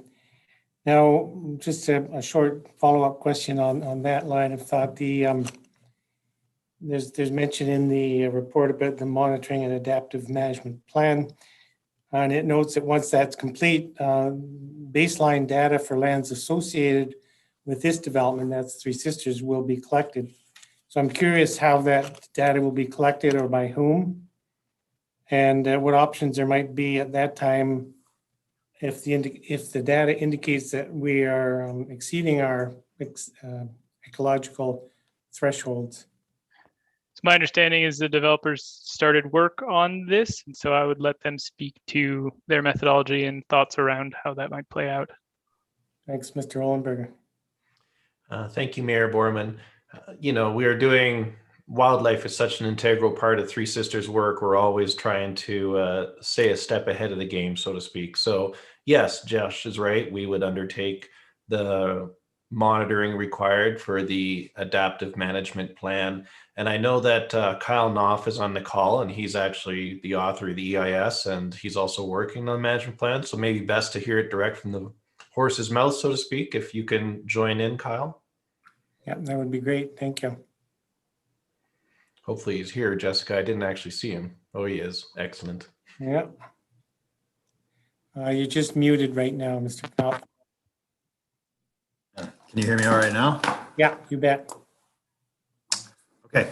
Thank you, Mayor, for the question and for the opportunity to speak to some of the wildlife issues in the EIS.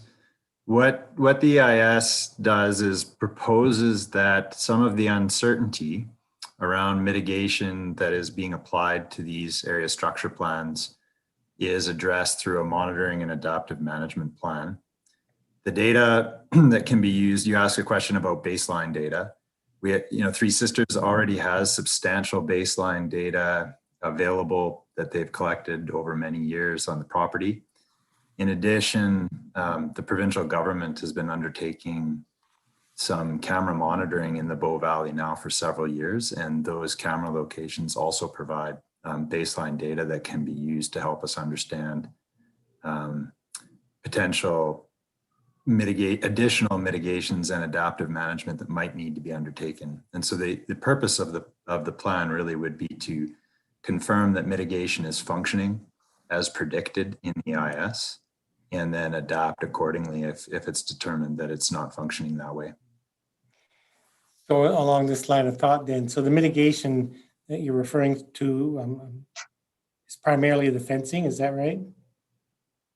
There's a number of different mitigations that would fall under sort of the umbrella of this plan. Fencing is just one of them. We've identified a whole suite of really important mitigation that needs to be applied to the project, including education. There needs to be careful attractant management within the development. So many of those things would fall under everything that has some uncertainty associated with it falls under the umbrella of this plan, whereas some of the mitigation that's very clear, for example, complying with the Migratory Birds Convention Act and some of the mitigation around those things that is really well worked out would not fall under this plan. So, so thinking specifically about the proposed use of fencing, that's admittedly an untested tool in the context of this development. So I'm trying to understand in the future what opportunities or what options there might be if in the monitoring it's learned that the fencing isn't as effective as first anticipated, but the fencing is then there and everything else has been developed to the fence. So what options are there in the future if we learn through experience that that's not an adequate tool? So are you referring to, maybe I'm not entirely understanding the question. So, I mean, I can answer part of it, which is, modifying the fence if something doesn't work, isn't as successful as predicted in the EIS, would certainly fall under, under the purview of how this plan works. Did I correctly interpret your question, Mayor? Yeah, and maybe I'm not asking it well, or maybe there isn't an answer, but so there's quite a dependence on both ASPs to use of fencing as the primary or as a primary tool. And because we don't have any idea, there's nowhere we can look to see that the fencing would be effective, other than, along the Trans-Canada in the National Park, but that's quite a different situation. So I'm trying to move, think forward 10 years or whatever, and what will the community do if we learn that the fencing just isn't doing what we had hoped? So I better understand your question now. Thank you for clarifying. It's really important to understand that the fencing is an additional mitigation on top of a whole suite of other mitigation that we've identified for the project. The fencing is different than mitigation that has already been applied in many parts of Canmore, although I note that some fencing projects are actually ongoing currently within the town, elsewhere out in Sisters Village. And what would happen if for some reason this did not work as expected is that the community would then function similar to other communities within the town of Canmore and the way they do now. We saw an opportunity through fencing to basically improve outcomes associated with this project. We think that the fencing has the strong potential to do that. And that's why we've proposed it as part of the suite of mitigation, but it certainly is not the only mitigation being proposed as part of the project. Okay, thank you. Ms. Carpat, did you have additional answers?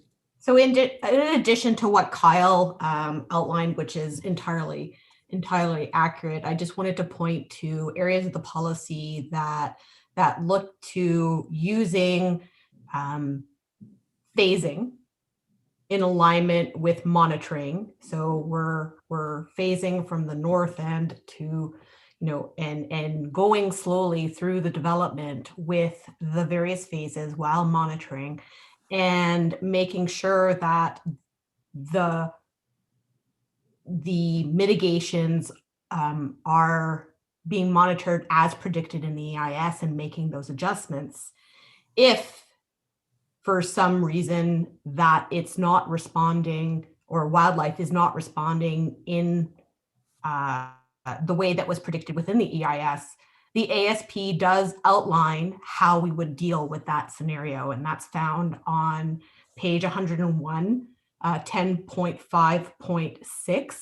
So after all adaptive managements are exhausted, if the fence proves to be ineffective, we will look at relocating, removing, or other mitigations at that time.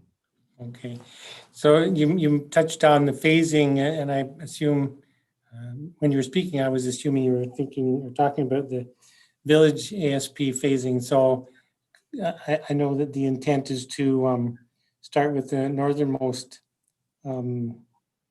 pieces and then work towards closer towards the corridor. How long,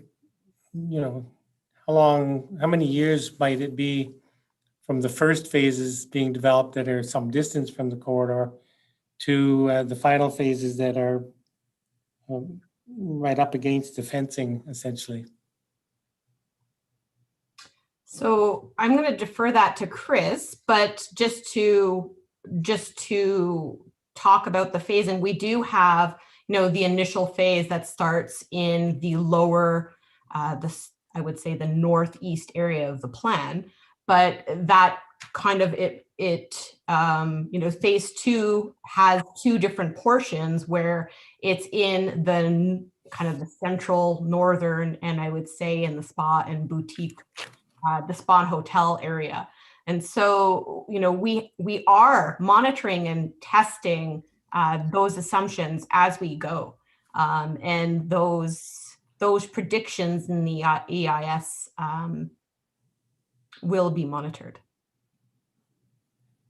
Mr. Ollenberger?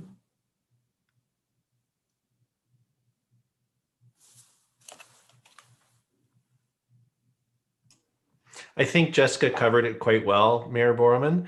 I put the phasing map on the screen just to help elaborate the answer I think she was providing, so that you can see, we're having a attention of making sure that we heard council's intention to bring commercial on as quickly as we can in both of these area structure plans and sequence it with logical servicing and all transportation networks, things like that.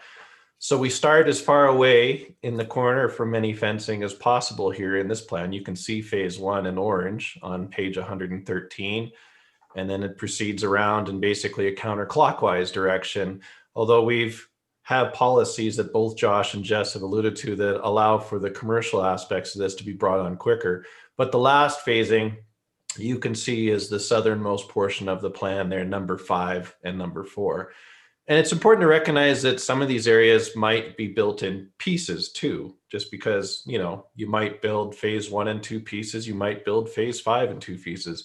Very likely you would build phase 3 in a couple of pieces. So as that monitoring and adaptive management plan sees results, measures them against the predictions of the EIS, and we make adjustments accordingly, like the policies that Jess referred to, we can make adjustments accordingly.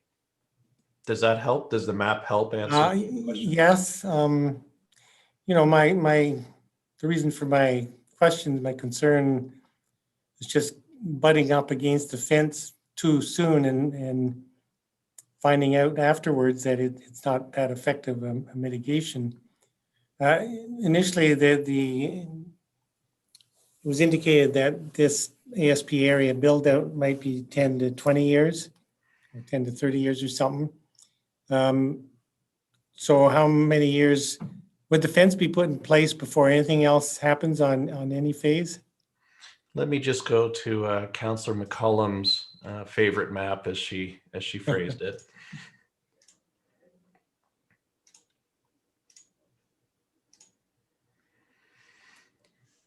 So yeah, the intent is that the fencing would go up in the initial stages, right? So there's lots of time to monitor its impact and measure its impact. But the reason I brought up map 9 in addition to the phasing, Mayor Borman, is that you can see that well over 40 to 50% of the plan area is open space. And significantly, there's a big portion of open space that's kind of between where the fence is located and also where the actual development is. There is some distance there as well. So probably the closest it comes would be in the hotel and spa district, and you can see it in that one corner there. But that's a fairly discrete district. So you can see it might be not quite aligned to phrase it as we're a budding development right up to the edge of the fence. There's actually that resort and recreational amenity area between the fence and the vast majority of the development as well. So there is a bit of a belts and suspenders approach going there. And I think it's important to note that the fence that you can see in this map, which is the little line with the X's cruising through it, is actually not on the corridor boundary as well, but it's set back over 100 feet from the actual corridor boundary. It's put on basically on the conservation easement that in 2004 ASP had contemplated being used for pedestrian trails and connectivity and things like that and fire thinning. So there's space between the fence and development, and there's space between the fence and the actual corridor alignment as well. Okay, thanks for that detail. Appreciate it. I'll look to other members of council for another question. Councillor Hillstead. Thank you, Mayor Borman. This one is for town administration. How do we enforce the bonusing toolkit in relation to built green and near net zero? So say a development is granted 100% bonusing because they're supposed to get net zero, but either the modeling doesn't work or something happens and they don't hit net zero, they fall well short, but they've already built out. What's our recourse there? So this is a level of detail that's going to be worked out in future planning phases. We do have some points in the process, the planning and development process, where we have these opportunities for checks and balances, but the associated compliance will be something we need to pay attention to and work out in the future. Currently, we don't have that level of detail to provide you. Okay.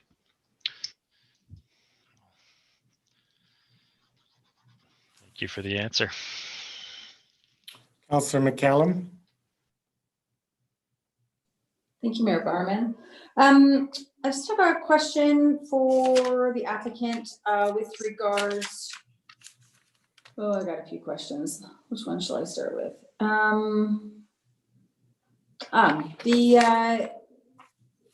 This is a Smith Creek question, actually. So within the Smith Creek ASP, we've noticed that the province has made, we've all noticed, that the province has made a decision around the wildlife corridor in that area and is looking to put in or construct a new wildlife over or underpass. I read in one of the what we heard conversations, I'm not sure if it was the Canmore Young Adult Network, that you had stated that the underpass would be installed prior to any development in Smith Creek. Is that still the case? That's correct, Councillor McCallum. And is that something that the applicant is willing to put within the ASP itself? I think it's somewhat there already, if not Okay. explicit in policy, to be honest, because one chunk of Smith Creek is, being placed in an area that would otherwise interfere with the existing wildlife underpass. So I can't imagine that the Canmore Council or even the provincial government would say, yes, please build this development here in the path, but not have the alternative in place already. So it is fully Three Sisters' intention, if it's not explicit in the plan, it's certainly implicit, that the wildlife underpass would be in place before development proceeded in there. I must have missed that. It's a big document. If you at some point can show me where that is in the plan, I'd be happy to review that. Looks like Jess may have that answer for you. Yay, go Jess. Page 95, policy 1. Perfect. Thank you so much. You're welcome. And then my second question is with regards to the existing resort center area structure plan and some of the commitments that were made within that ASP, in particular remediation of the tipple site.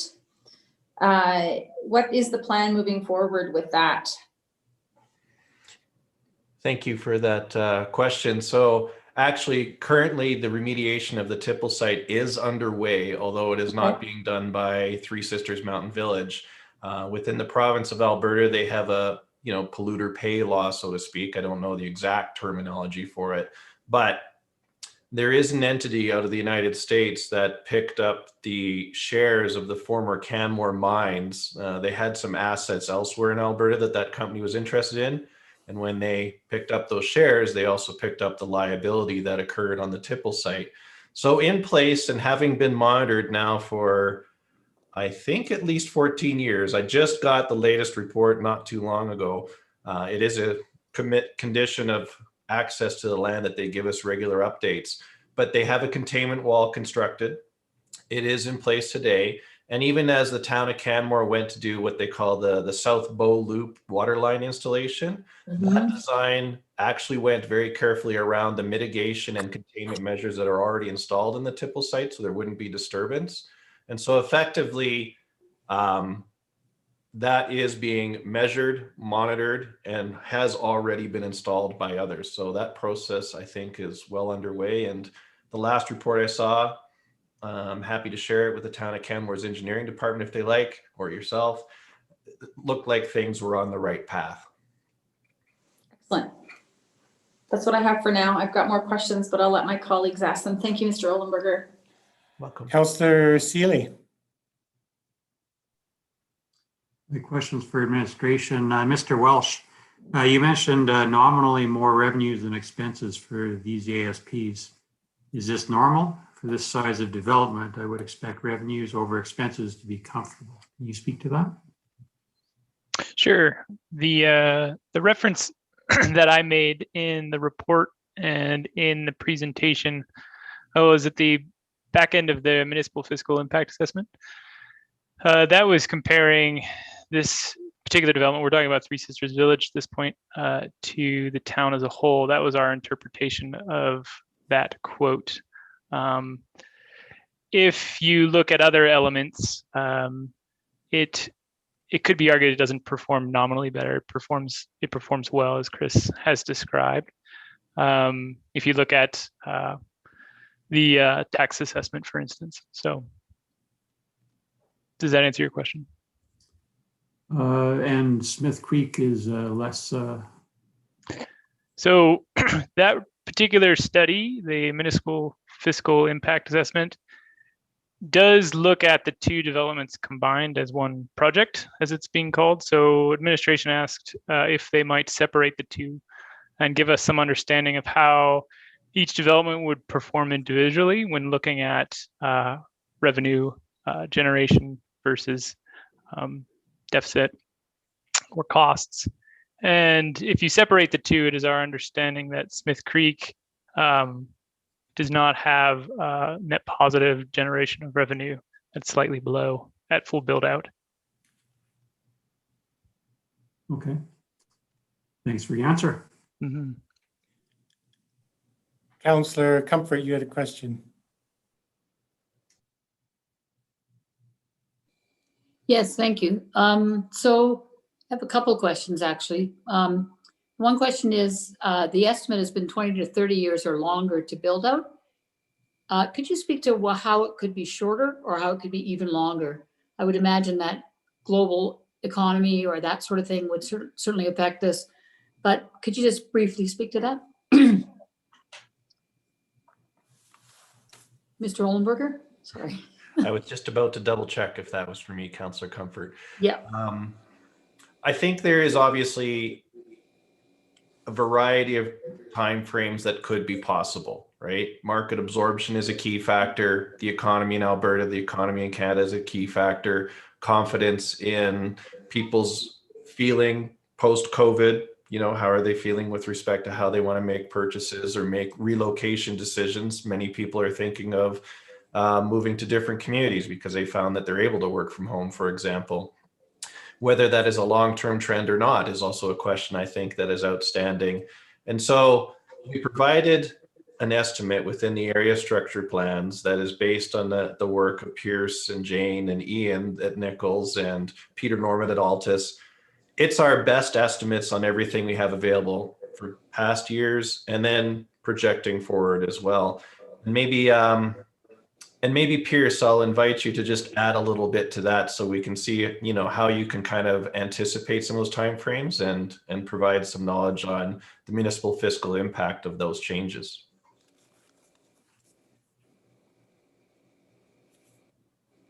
I see your hand up, Pierce. Are you still with us? Yes, hello. Sorry, struggling to unmute there. Good afternoon, everyone. My name is Pierce Shuchuk. I'm a principal with Nichols Applied Management. My colleagues Jane and Ian are on the phone, on the call as well. And collectively, we prepared the SEIA and the FIA of the project. To take the question that was just asked, you know, we forecast the absorption of residential units based on an integrated labor force and demographic model that helped us understand the rate of population growth and in-migration to the community over time. We assumed an average household size, so on and so forth, to estimate how many residential units were likely to be absorbed by the market in a given year. And we get to about the 25 to 30 timeframe. Does that answer your question?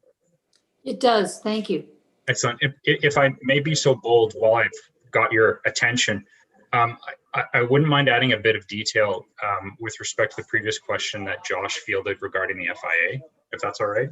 Yeah, it's fine with me. I think it would be okay with the others. Yeah, go ahead.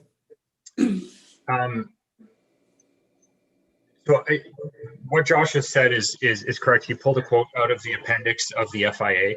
I just wanted to add a little more flavor to it.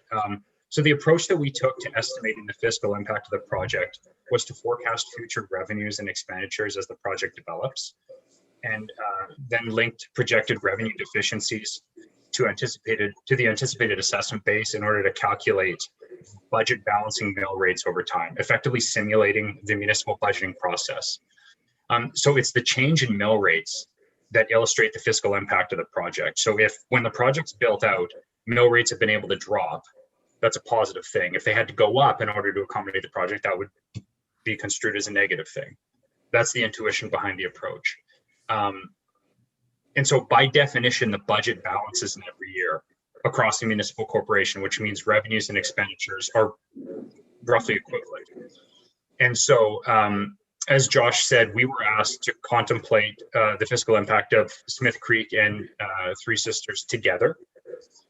Towards the end of the project, we were asked to split them apart. And for a number of reasons related to data constraints, that wasn't a clean exercise. So a lot of the capital, like I think someone mentioned, you know, buying pickup trucks for town earlier.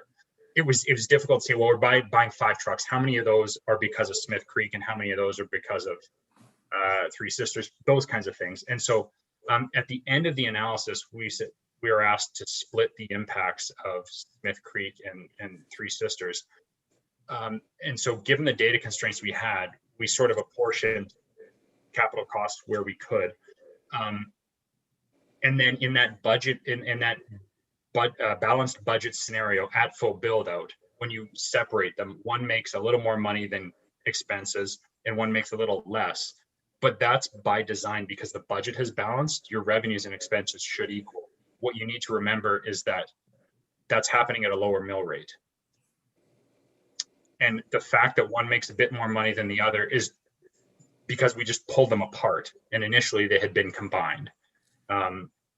So yes, while it's true, if you drew a circle around one area because of the land mix in it, you might have expenses more than revenues. Across the whole municipal corporation, mill rates are lower. And so I just want to make sure that we've got a full understanding of that when we're talking about the impacts of specific ASPs. Mhm.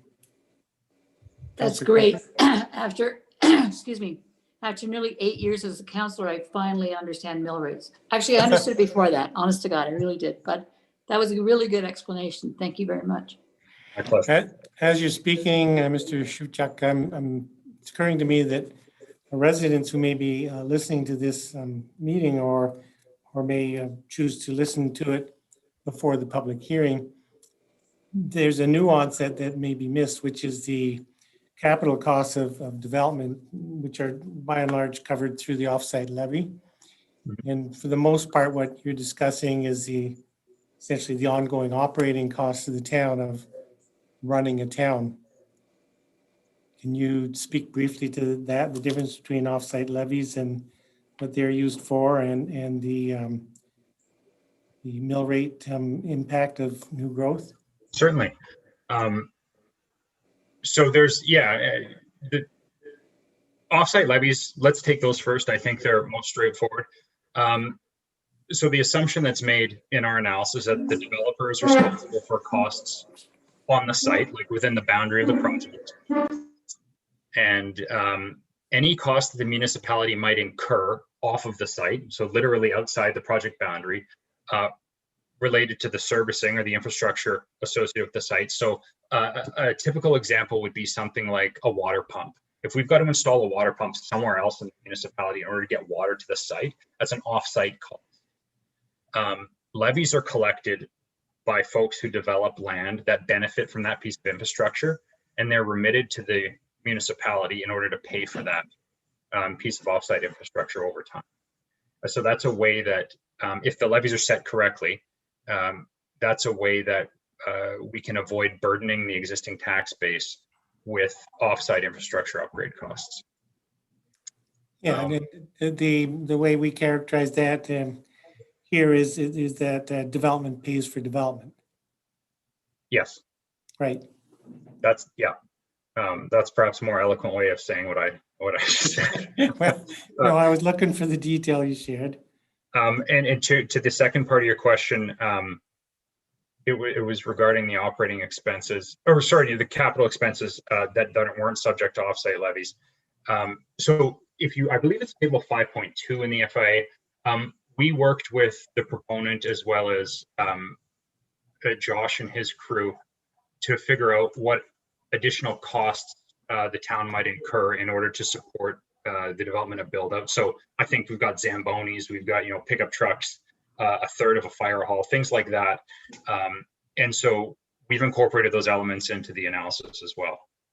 Great. Okay, thank you for that additional detail. My pleasure. Councillor Hillstead. This is a bit of a two-part question. I just wanted to confirm something that Mr. Ohlenberger stated earlier, just that the Thunderstone Quarry, since it's outside of the NRCB decision, that it basically just leads to increased capacity within the ASP. I just wanted to, is that how I should understand it? Yes, and it's not constrained by the unit count or land areas that were described within the NRCB decision or DC 198. So that additional land is additional to those considerations. And then with that in mind, just looking at the non-residential GFA, it's actually smaller now with those included lands than it was prior. So I'm just wondering the reason for having less non-residential GFA in the Smith Creek ASP compared to DC 198. Just why the change? Just as you said, since it's increasing that, I just wonder why we didn't go with an increase in non-residential GFA. No, it's an excellent question. I think probably there's a number of factors, but the simplest and probably largest factor is the amount of land that is available for development within the Smith Creek area is materially less than what was envisioned under the NRCB as well in many ways. there are a number of different pods identified within the NRCB out in that end of the project that are now wildlife corridor within the provincial jurisdiction. So when you have less supporting development around it, you aren't able to carry that commercial and support the commercial effectively. One thing you don't want to do, and I think no municipality wants to do this either, is build a whole bunch of commercial stuff and then have for lease signs in the window forever and a half day, because it just doesn't really work out well for anybody. So we're using the input that we've gotten from Nichols Group and Altus Group to figure out the commercial market needs assessment and what can be supported by the municipality as a whole, and what is supported by Three Sisters as well, and what is supported by the visitors that are taken to it. And if you wouldn't mind, maybe I could invite Peter Norman, who did the commercial market needs assessment, to speak to that specific point. You bet. Mr. Norman, you're muted. Are we better now, Mr. Mayor? Yeah, Sorry about that. Yeah, what Mr. Ohlenberg brings up in terms of the risk of overbuild from the market perspective is, of course, something to bear in mind. In fact, really, what will come forward in terms of build will only really be ultimately what the market supports as we go through the different phases. So to plan for more non-residential than the market would support, ultimately, it either wouldn't materialize or there would be the for lease signs as pointed out. But what I will also say as an important thing to bear in mind here as well, in terms of the optimal mix of non-residential in the ASP areas, is that we're also balancing it off with impact on the existing commercial structure of the town. So to plan for too much non-residential, in particular retail service commercial non-residential, would be to have a potential impact on the town center or other commercial areas in the town. So when we went through the market needs assessment, this was an important test for us to look at what the overall needs would be, by 2046, the sort of test date that we were looking at, what the overall needs of the town would be, and whether the new non-residential coming forward in the ASP would put undue stress or not on the existing structure, and so the existing retail and service commercial structure. And so as a result of all of that,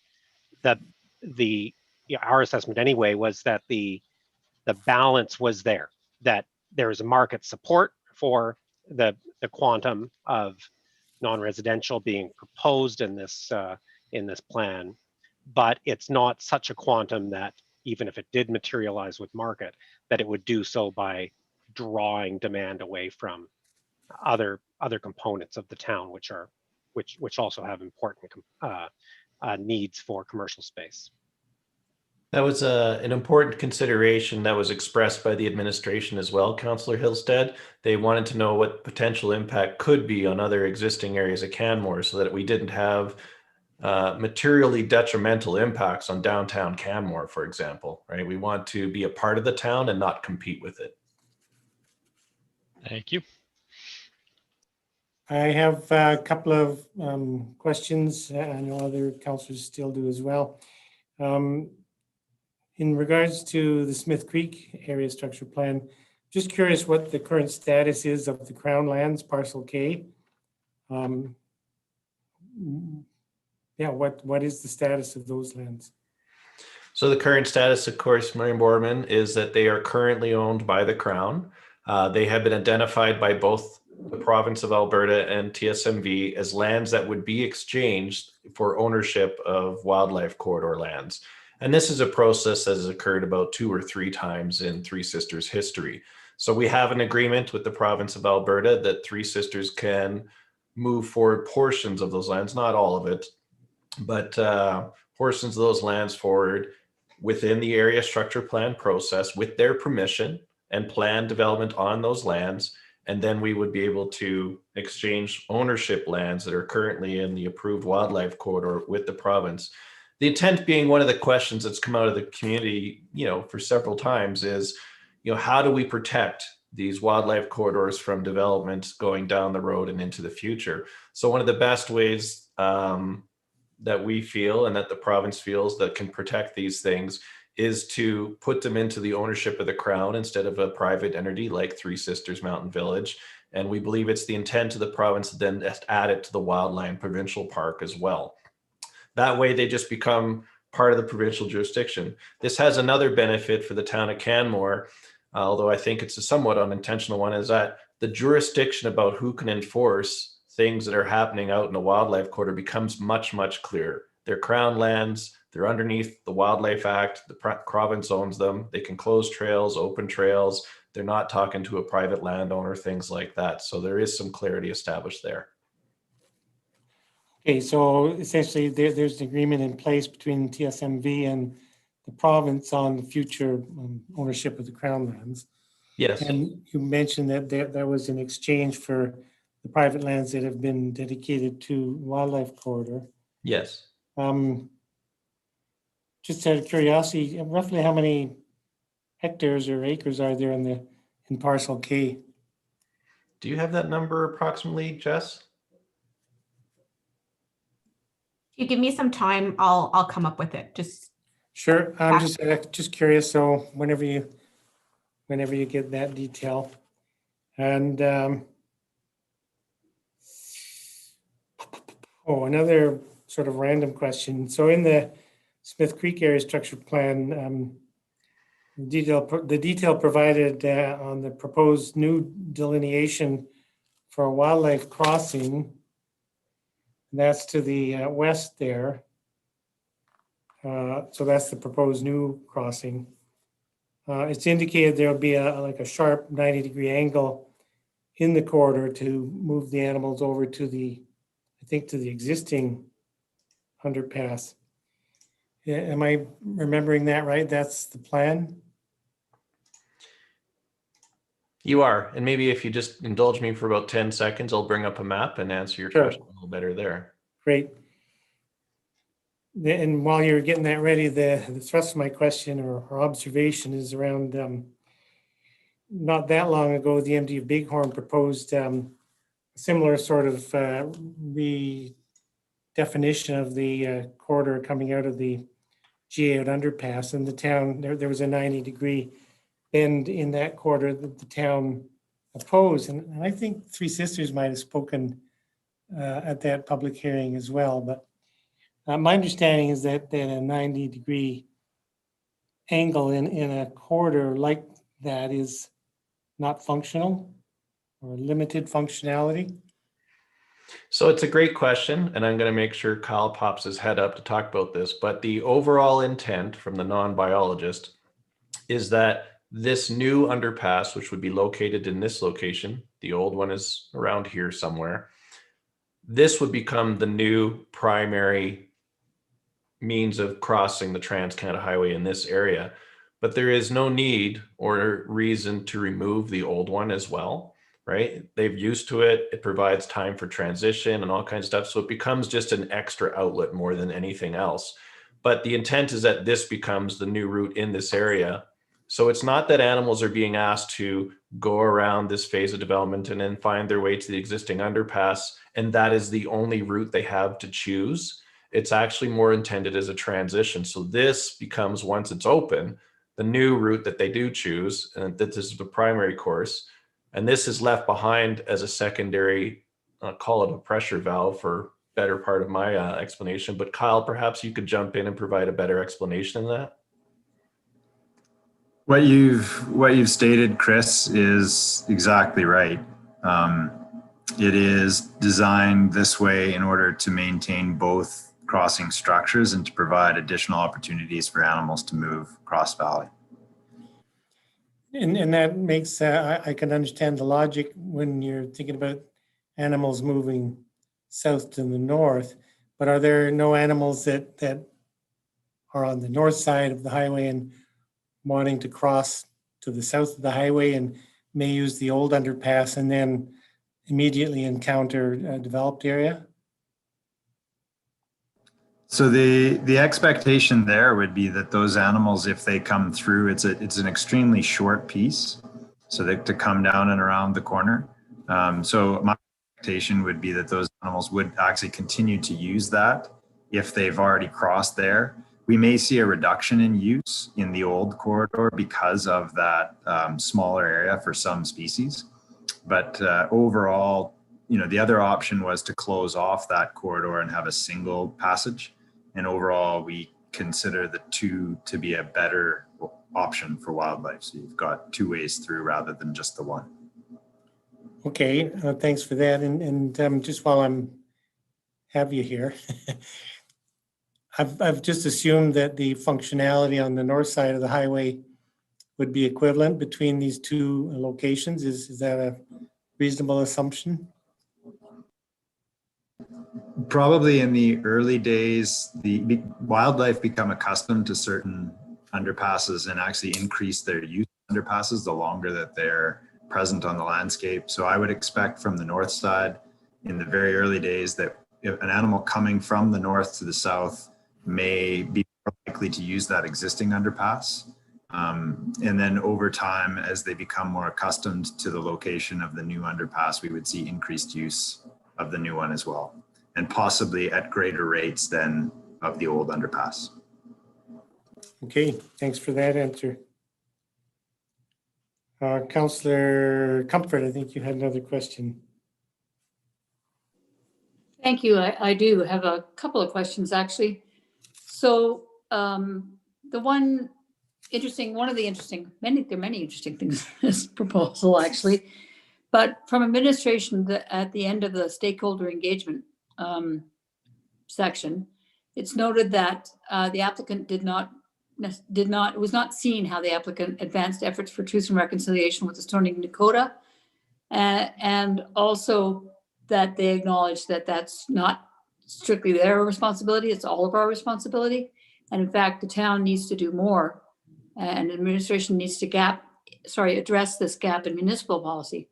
So can you speak to that? And just ongoing, are there other things that you can do to reach out to the Stoney Nakoda or other Indigenous peoples? And that would be for both Josh and Chris.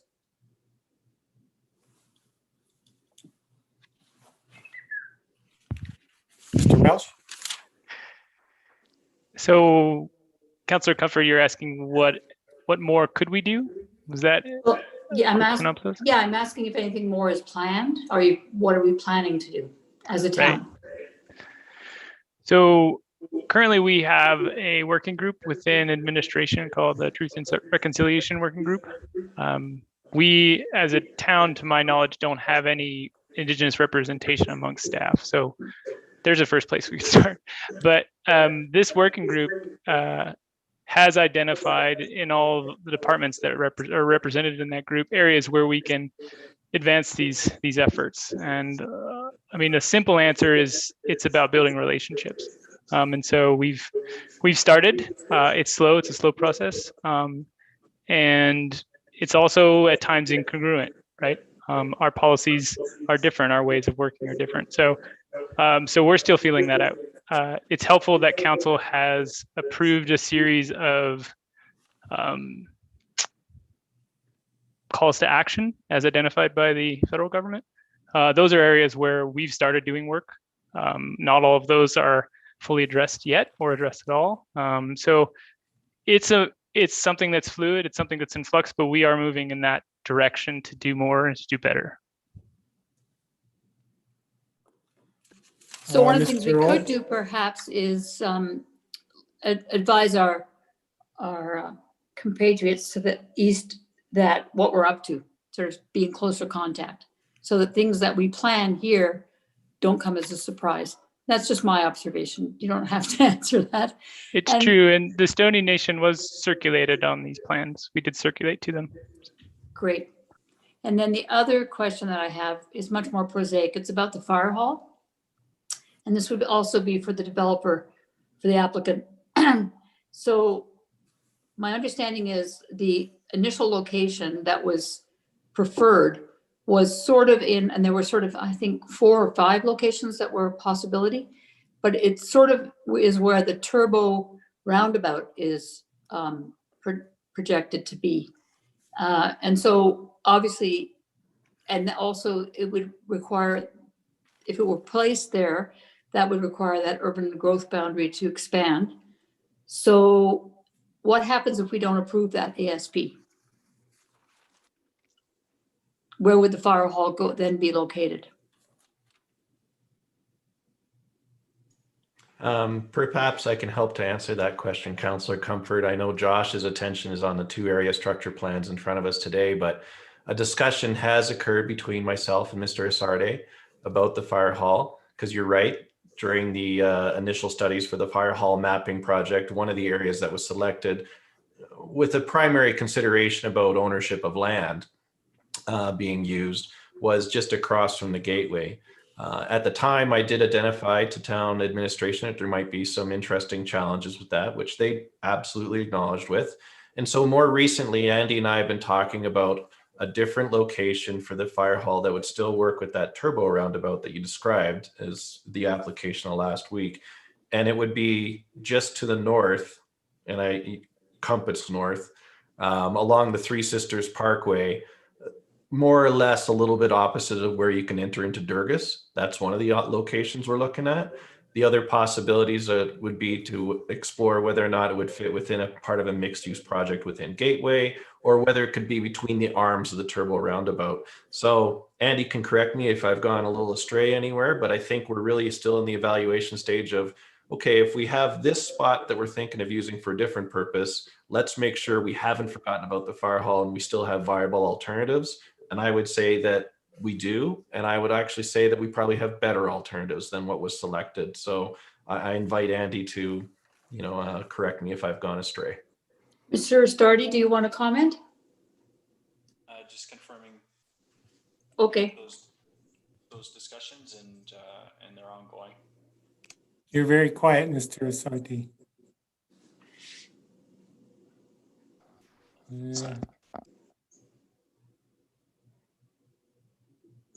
Now you're muted. Technology. I'm just confirming those discussions are ongoing and that they'll be resolved as part of the gateway application that will be before council for subdivision. Okay, that's great. Thank you. And that's all I have. Great. Councillor Stanford.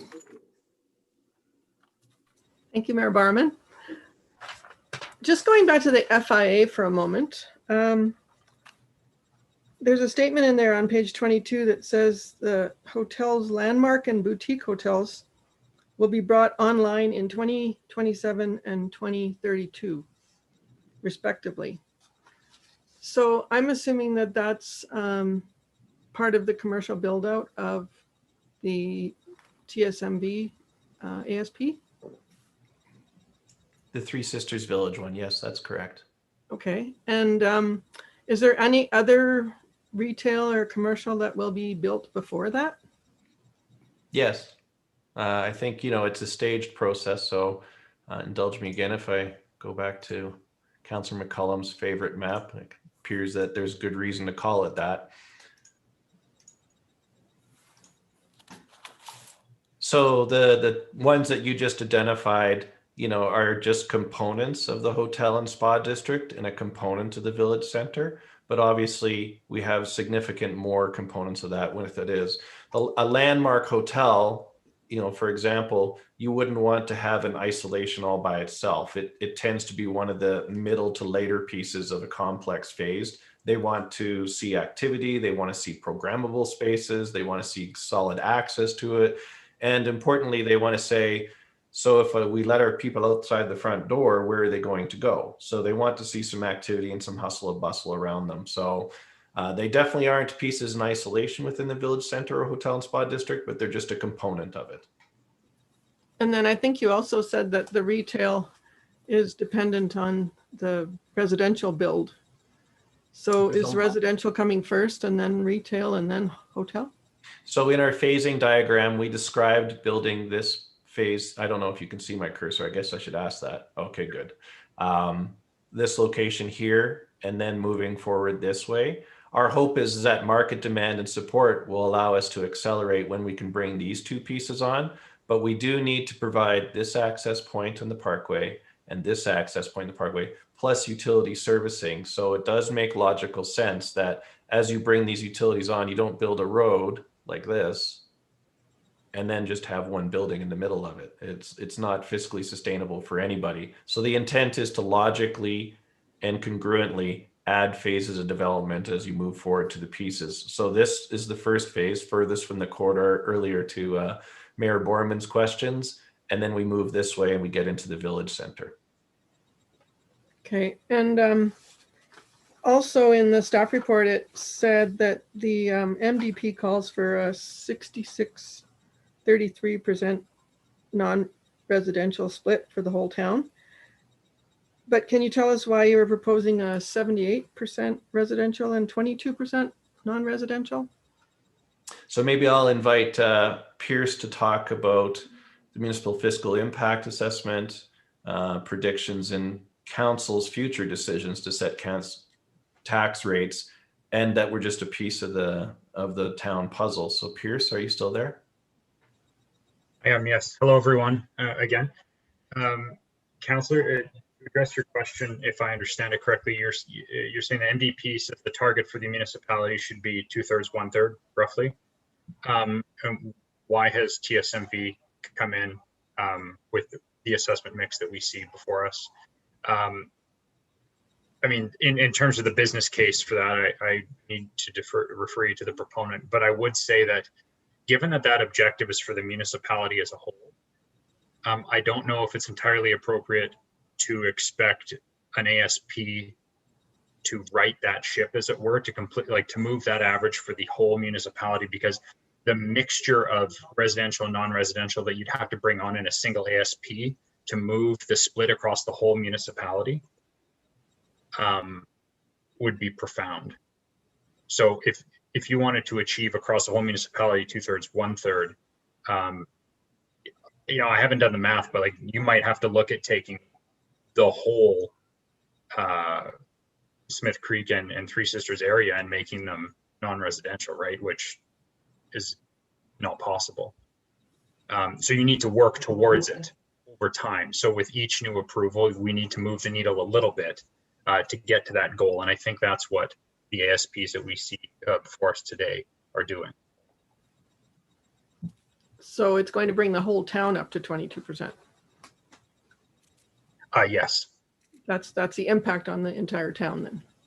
Yes. Okay. All right. Thank you. Councillor Mary, you had a question. Thank you, Mayor Borman. This question is regarding to the fencing that's proposed. I was just like, I'm not sure if Chris could answer this. It is the cost of Three Sisters Mountain Village to originally put it in. And then, as Mayor Borman spoke to, if it failed, whose responsibility would it be to, or failed to do what it was supposed to do for mitigation of the wildlife? Whose responsibility would it be to take down or to mitigate it in a different way that would be beneficial to the wildlife? Sorry, I was just making sure that you'd finished the question. Sorry, no, it's all good. The responsibility in both cases is Three Sisters Mountain Village, and that is in the area structure plans. Okay, thank you. And also, when would the fencing be started? Prior to development, or would it be phased down the line, or when would it be implemented? So I will be careful to say that prior to development as defined with post approvals, right? And so we would not install the fence pre an ASP approval or pre a subdivision approval or things like that. Assume council has made the decisions appropriate and that, you know, construction is now considered impossible and reasonable. It would be likely a precondition of a development agreement with subdivision is probably the best tool the town would have to implement it, to say this is when we think it should go in. In Smith Creek, we discussed earlier in the presentation that it would wrap in pieces as it went. Whereas with the Three Sisters Village, we're looking to just doing, it doesn't really make a lot of sense to kind of phase the fence in pieces. So we'd look to install it with the first phase of development. Thank you. And when would it become, or would it become part of the town's infrastructure for maintenance? And would it be the town's responsibility to maintain it after what time frame?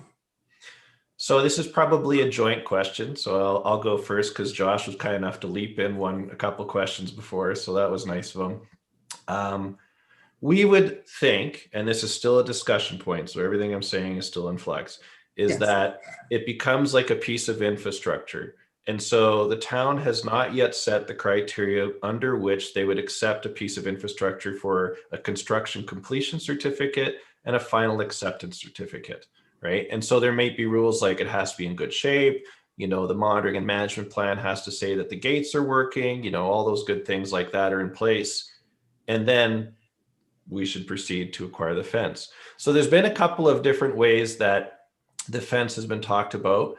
There is another possibility, Three Sisters has said we could start up a homeowner association and say, okay, now the homeowner association long-term will own the fence. Because at some point, Three Sisters Mountain Village just won't own any land anymore, right? Mhm. So we do have to think about that eventuality.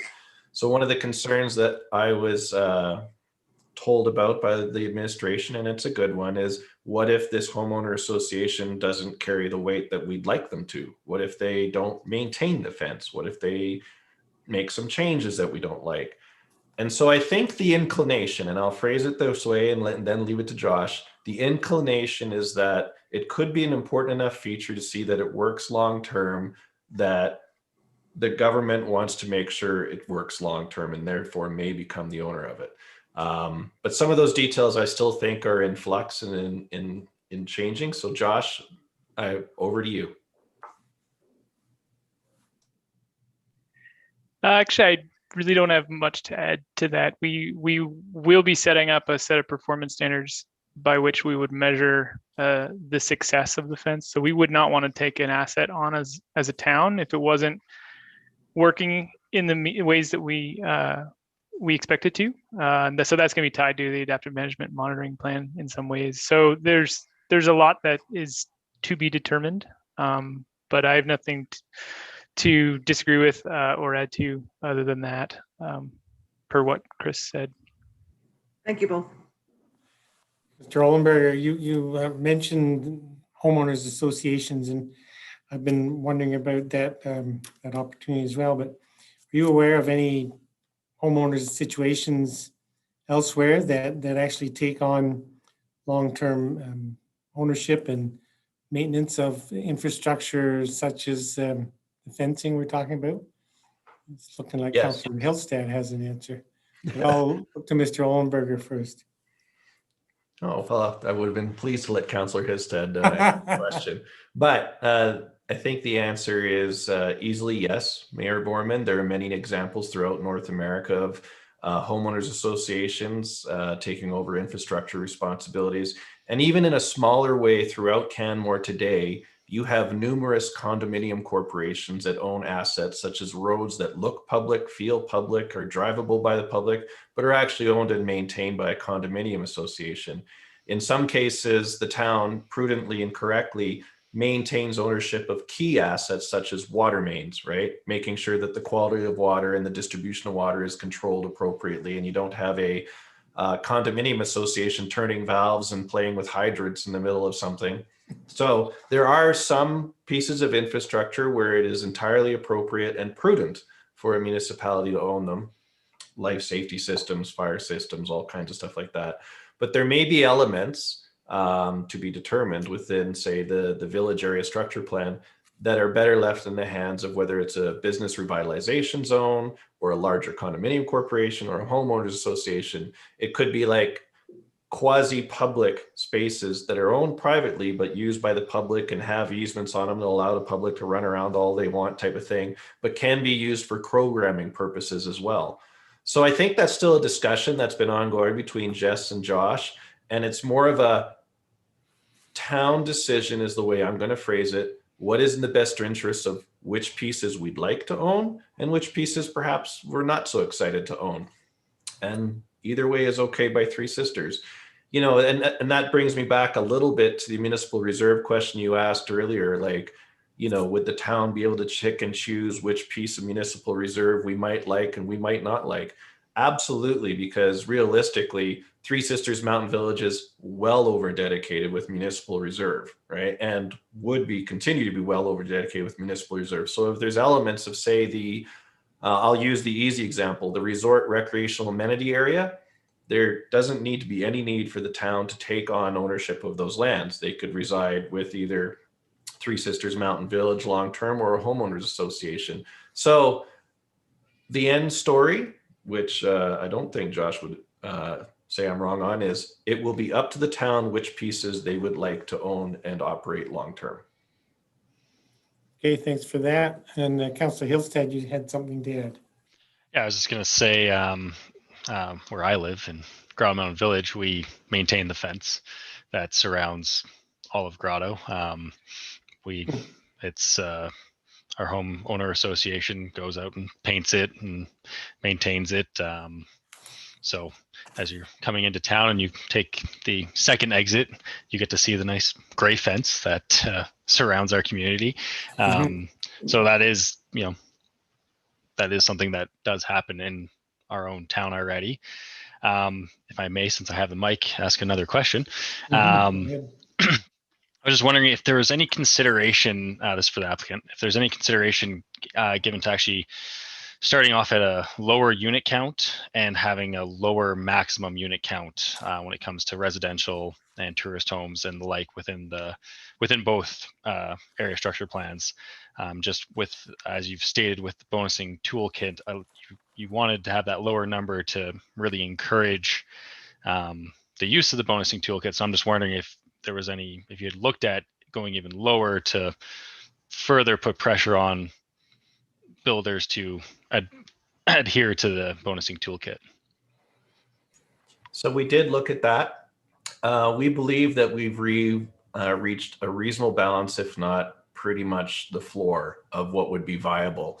I know the inclination is always, well, let's see if we can squeeze a bit more out of it, which I understand fully and comprehend. But if you squeeze it so much, nothing may happen. And there would be a lot of work and effort to try and build an amazing place like we're describing in Three Sisters Village, for example, if we weren't actually able to build it because the densities or unit counts were so low that it no longer supported the economic case to move forward, or worse, no longer supported the municipal fiscal impact assessment either. So it's not really a tool that can be dialed in isolation and say, aha, I think I've made some really good adjustments here. But I think it's one that needs to be carefully thought about. And we spent a significant amount of time on with the town administration to find the balance, because city building is complicated. So unfortunately, when you turn the dial in one particular spot, you may have some unintended consequences that aren't lining up with the other things that you'd like to see occur. If you take away too many rooftops, for example, you may no longer be able to support as much retail, which of course lowers down that non-residential tax revenue stream that you're looking for at the same time. So there is cascading impacts that need to be very carefully thought out. And I think we've reached a good balance. We did explore a number of different variations, and I think this was one of the most aggressive models that we could feasibly see moving forward and being viable with future builders. Okay. And then one other question regarding the bonusing density again. So right now you can achieve 100% bonusing either through just doing net zero, or you can do a combination of other things. Was there anything looked at to actually put a cap on the different categories? So say, just for an example, 50% cap on affordability and a 50% cap on the sustainability side. So basically you still keep all the tables the same with how they're structured, but basically you'd have to do both affordability and sustainability to actually get to that 100% cap, instead of just having it so that you can choose one or the other, to actually make it so that there has to be a choice between doing both to actually get to that 100% cap. Was there any consideration given to that? I think I will defer that question to Jess and Josh, because I know they work quite closely on the bonusing thought stream. So thank you for the question, Councillor Hillstead. I think it's important to note that the affordable housing requirements are required. They are not part of, the bonusing mechanism, save for some compensation, so to say, with regards to gross floor area. But it's if a builder would want to build more than what the minimum Three Sisters is saying we're proposing, that that would be kind of the additional, right? So there's I believe a 1-for-1 if they build beyond the minimum requirement. And so I don't think we can characterize this as either one or the other. And now I'm trying to remember the other part to your question. Sorry about that. Yeah, so it's just like right now, essentially, like if they didn't want to do the 1-to-1, they could just do 100% net zero and they'd get 100% bonusing density. So it was just more to play around with the table in such a way that basically encourages more affordability, encourages people to do more of the 1-to-1. Whereas if you restrict it, and it doesn't have to be 50%, like that was just for an example, but say it was 75-25, like just in such a way that you couldn't just rely purely on the environmental side of it. You could also basically, it just would hopefully draw out more people, more builders to go the affordability route so that we can hit those extended targets that you do reference in the ASP where this number could be higher. So basically encouraging for that number to be higher, as both are very large concerns in our community, affordability and sustainability. So this to me is just one thought that I had that potentially could help move the dial on both of those fronts. So I think I would add to Jessica's answer and remind council earlier that both Jessica and Josh noted that the bonusing toolkit is up for very regular reviews so that you can fine tune some of those details, what's working, what's not, or shift it with council priorities a little bit. Well, looks like we're really exceeding our thresholds on affordable housing. We should dial that back. We want to do a little bit better on climate and other sustainability initiatives for the next few years, things like that. So it might be hard to try and preemptively do that now, not saying it's impossible, but it might know what's the right answer. And I think getting some data in the initial stages, seeing how it works out and allowing some of those kinks at the subdivision and development permit process to flow through so you actually see what is the end result when we get there would be quite good. I'd also like to go back to the first part of your question, which I neglected, but it is an important factor. If we said, hey, let's dial back the minimum number of units and things like that, I think we would also start to run into issues on the sustainable transportation front, right? You do need a critical components and a critical mass and enough walkable components to the density. If you dial it back too much, now we're back into single family homes, duplexes, and townhouses, which aren't really as transit supportive, for example, as some of the forms that we've identified today. So another note of caution there about the interconnectedness of all the different components of the area structure plan. Thank you. I have a couple of process questions really for Mr. Welsh. So in your report on under Smith Creek, page 207, you're talking about neighborhood framework. And you note that there are 4 stipulations in the MDP required to be met in order to move the urban growth boundary. And the 4th is that the proposed development does not result in unacceptable environmental impacts. So question is, how might the measure be taken of what constitutes acceptable or unacceptable environmental impacts? Thank you, Mayor Barrowman. Those 4 elements come directly out of the municipal development plan, as you've probably noted. In reference to the 4th point, it's my understanding that the applicant undertook that piece of analysis as part of the Smith Creek environmental impact statement.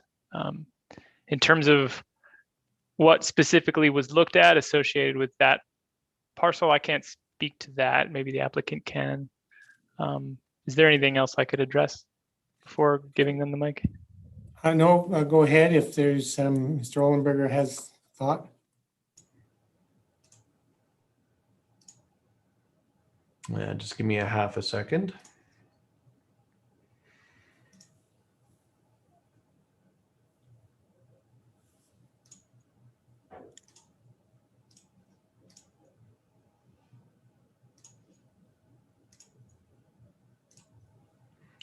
Yeah, so I brought this up just so you could see on the screen.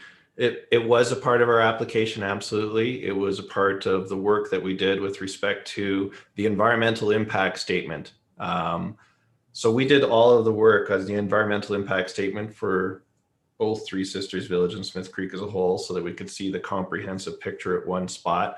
And I think that all of the aspects of, are there any potential unacceptable environmental impacts, the question that you can see there in 2.1.5D, have been addressed within the environmental impact statement that was reviewed by the third-party reviewer, and also are being addressed as part of the monitoring and mitigation plan that is underway and being prepared, because we know that next steps are important to that. You know, if there's a specific aspect of it that Kyle wants to add to, that would be great. But because we're looking at, you know, here's what we have as outlined by the MDP, and the MDP really outlines the steps that Josh talked about earlier with movement to the urban growth boundary. I think it's all one and the same. There is no separate environmental impact statement coming down the pipe that says, and here's the environmental impact statement for moving the municipal growth boundary.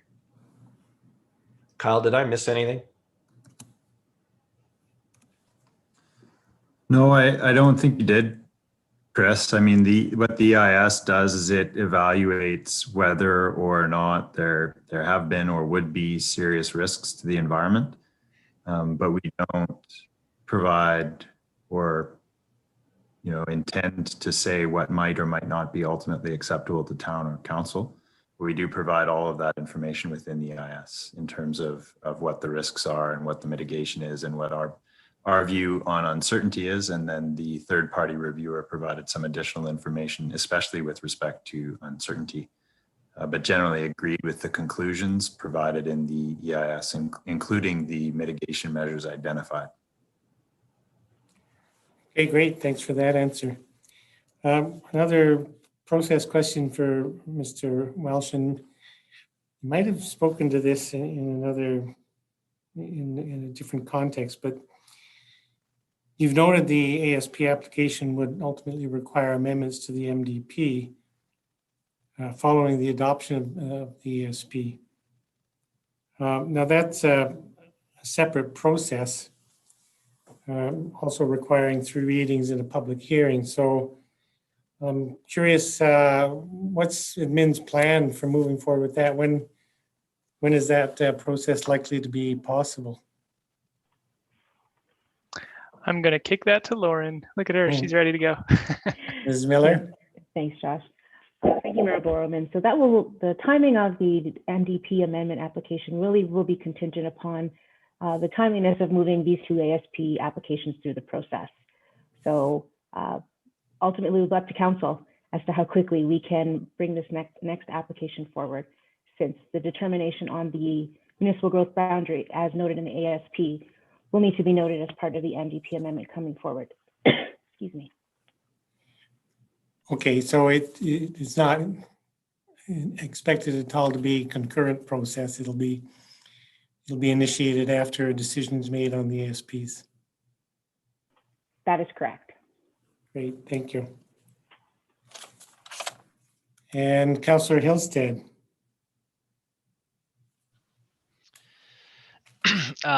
With regard to the wildlife underpass, what happens if the province decides not to move forward with that? Just what happens then? We write a bunch of letters and get them to change their mind. Well, I don't think we'll get to that stage. So we were very careful within the previous wildlife corridor discussions that you saw earlier on in 2020, such that the province had already done their internal homework. They talked to their people on transportation and good things like that, such that they were able to write in there saying, we'd like to see the conceptual designs, we want to approve them. But the question about whether or not they would allow an underpass to move in underneath the highway, in their minds is over. They will permit one. Now we're really just discussing what does the conceptual design of it look like? Does it meet the wildlife needs? And there was some criteria put into that 2020 decision that outlined some of those requirements that they have. So I think we've moved past that point happily. And then is there any space within the Three Sisters Village to actually accommodate a school site if more than one school sites are required throughout both of these ASPs? It's quite possible. You know, there is physical room, most likely. You'd have to probably defer to the administration on that one. I am unfamiliar with their details of any joint use agreements that they may have with the school boards, nor have I seen any population growth management on the specific need for another one in that location. And the reason I preface that is because it's important to remember that the population estimates that are shown within the area structure plan are both visitors and permanent population. And so you don't want to be building a school site saying, we got this much population in this area, when it's only about 60% of it is actually residents and things like that. And I understand there are also a few other school sites within Canmore. So you want to make sure you use that land judiciously, but Josh probably has better details on that aspect. So when the process began, when the town got involved with reviewing the work of this applicant, we engaged each of the school boards just to get a sense of where they were and where their impressions were of their needs.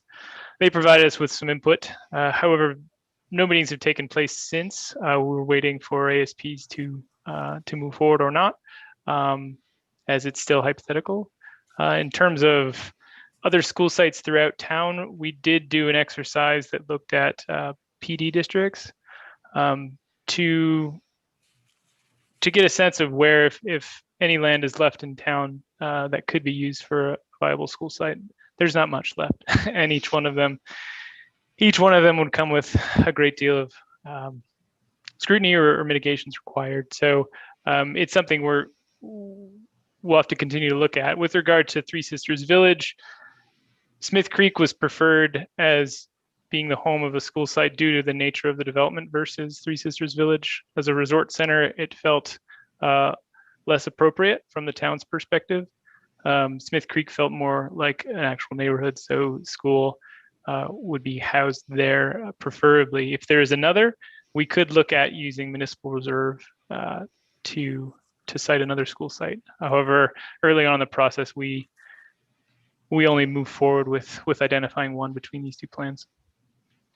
Thank you.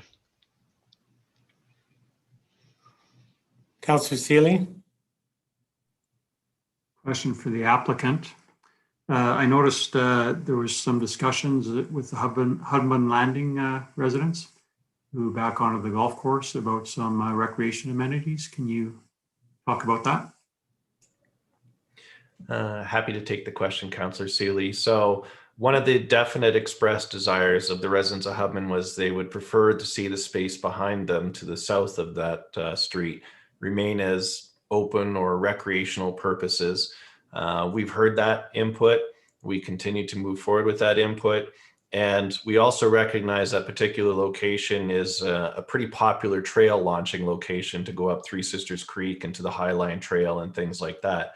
So we left that portion of the development as part of the open space plan. And so there could be some programmable aspects in there for sure that would be determined more appropriately at the subdivision stage. A portion of that land, however, we've been working with the town collaboratively about how we would install steep creek mitigation aspects within that area as well to protect the existing areas of Hubman Landing, Miscow, basically all the Three Sisters Creek and Three Sisters Ridge. So a portion of that plan area will probably be occupied by a berm that would basically keep Three Sisters Creek from wanting to go down its natural fan. And the town undertook these studies a few years ago that show that it's really the Three Sisters Creek and Three Sisters Ridge area that's at risk of steep creek hazard. There's only isolated portions of the Three Sisters Village area structure plan that might be exposed to a limited extent. So we would build a berm jointly with the town of Canmore in that space, and then the space is left behind after that. I understand that the town has thought about maybe putting a maintenance depot of some kind in there so that they have easy access to maintaining park spaces and open spaces, trails. I think that's yet to be determined, but they did identify the possibility for sure. It would make a lot of sense to have a trailhead in that location, pickleball courts, soccer fields, outdoor recreation, skating rinks. I think there's a lot of different possibilities, but it's all outdoor based, open space kind of recreation possibilities. And those needs would be determined in accordance with what the town saw as a need at the time. Thank you. Councillor O'Meara. Thank you, Mayor Bourne. Thank you, Chris. You just answered part of my question. Do you know, in initial planning out of the area, was there any consideration in keeping the golf course? Yes, we did examine that early on. We looked pretty hard at that question. And then we really looked hard at that question again in 2013 when the province was on the fence about Kananaskis. Are they going to go in and rehabilitate Kananaskis or not? That had an impact, obviously. And when that decision was made that they were going to rehabilitate Kananaskis, it was felt that there was enough golf course amenities provided within the overall region and that it would not be successful or viable to continue forward with the unfinished golf course. Thank you. And could I ask one more question, Mayor Borman? Mm-hmm. Did you just, as we're referring to Councillor McCallum's map, you referred that there's 100 feet between the edge of the plan area boundary. Then what would be this, do we know the setback? Maybe this is Josh too, from the fence to what would be the closest property line to the hotel or the residential area? What the space would be? So in the, yeah, in there. You can see my cursor. I was just about to double check. Yeah, between the fence and the actual orange. So with the boundary of the orange, and I'm not measuring it like a surveyor right this minute for you, but it probably looks like about 20 to 25 meters plus, because this line and the fence line are about 35 meters. So just to give you a sense of scale, is that a helpful one? And you know, you can see this red line's a bit thick, but I would say quite easily 20 meters plus. Okay, and then down at the residential end also? Probably it looks a little closer to 30 meters plus in this end. It's a little bit wider in this location. I think this is the narrowest point. And if you like, we could certainly measure that out and send you those dimensions after the call. Thank you.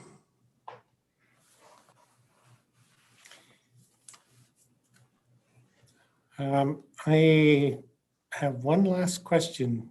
I'll just ask my question. And this is for the developer. So, and it really applies to, well, let's focus on the Smith Creek, I suppose.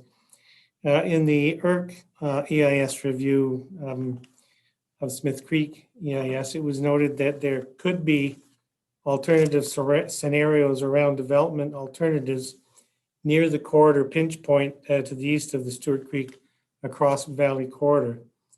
And I'm just wondering if you would comment on that observation from the ERC committee. Maybe what I'll do is I'll defer that to Jessica because I know she was heavily involved with those discussions, and I can bring up a map in the meantime, Jessica, if that's helpful, but I seek your instruction there. My apologies. Can you ask the question again?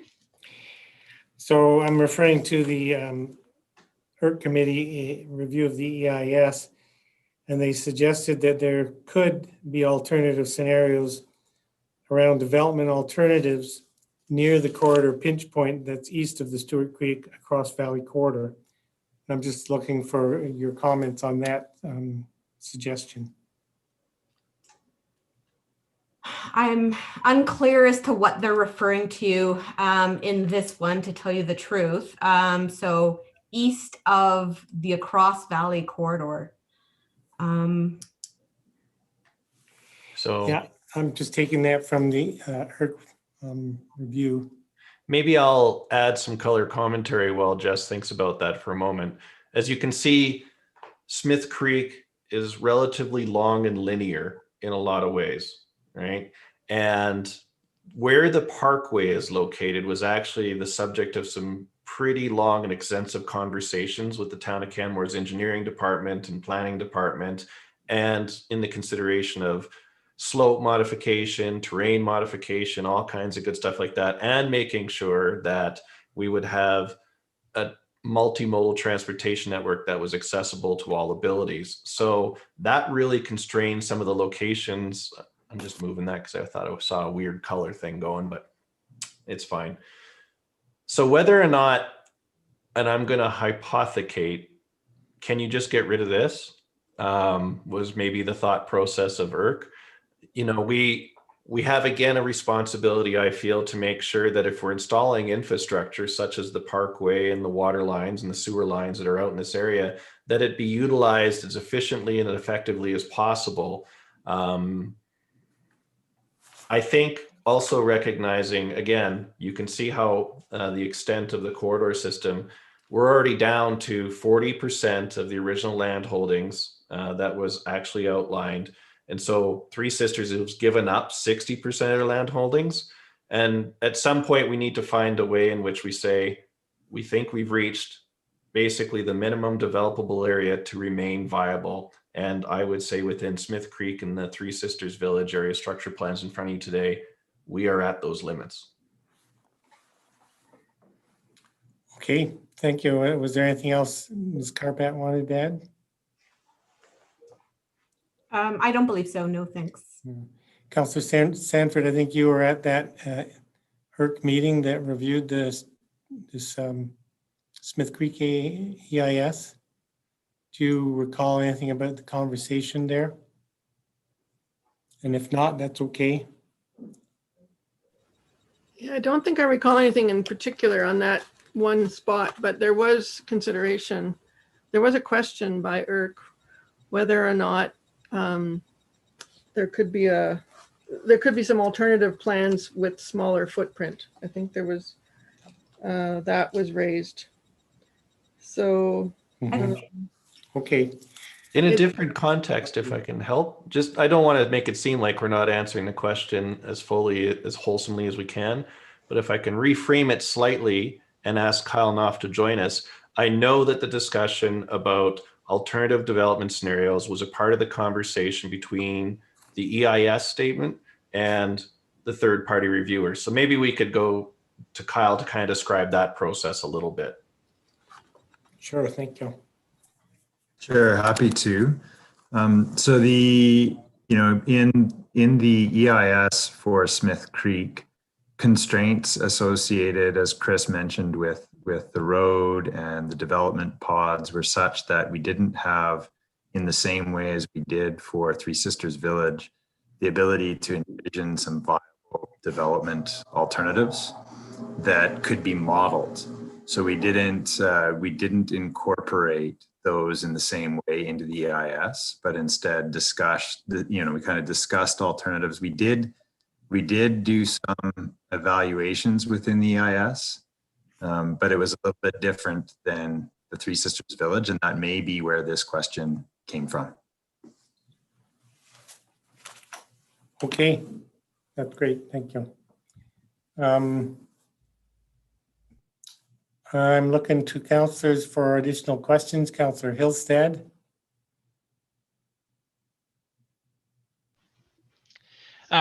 This is just with regard to the applicant. For map 7 of the Smith Creek ASP, I'm just going to read the quick wild risk assessment that comes before it, but it says the wild risk assessment completed for Smith Creek has identified low, moderate wildfire hazard levels over the majority of the land within the plan area, with some pockets of high extreme hazard levels. Just to me, when I look at the map, it almost shows the opposite. So I just not sure if there's an issue with the map or an issue with that statement, or just how I'm interpreting the map, or maybe I have a weird version. Because like just to me, like when you look at that, there's a lot of red and not very much lower moderate throughout that. So if you could just speak to why those two, the map and the statement, seem to kind of conflict.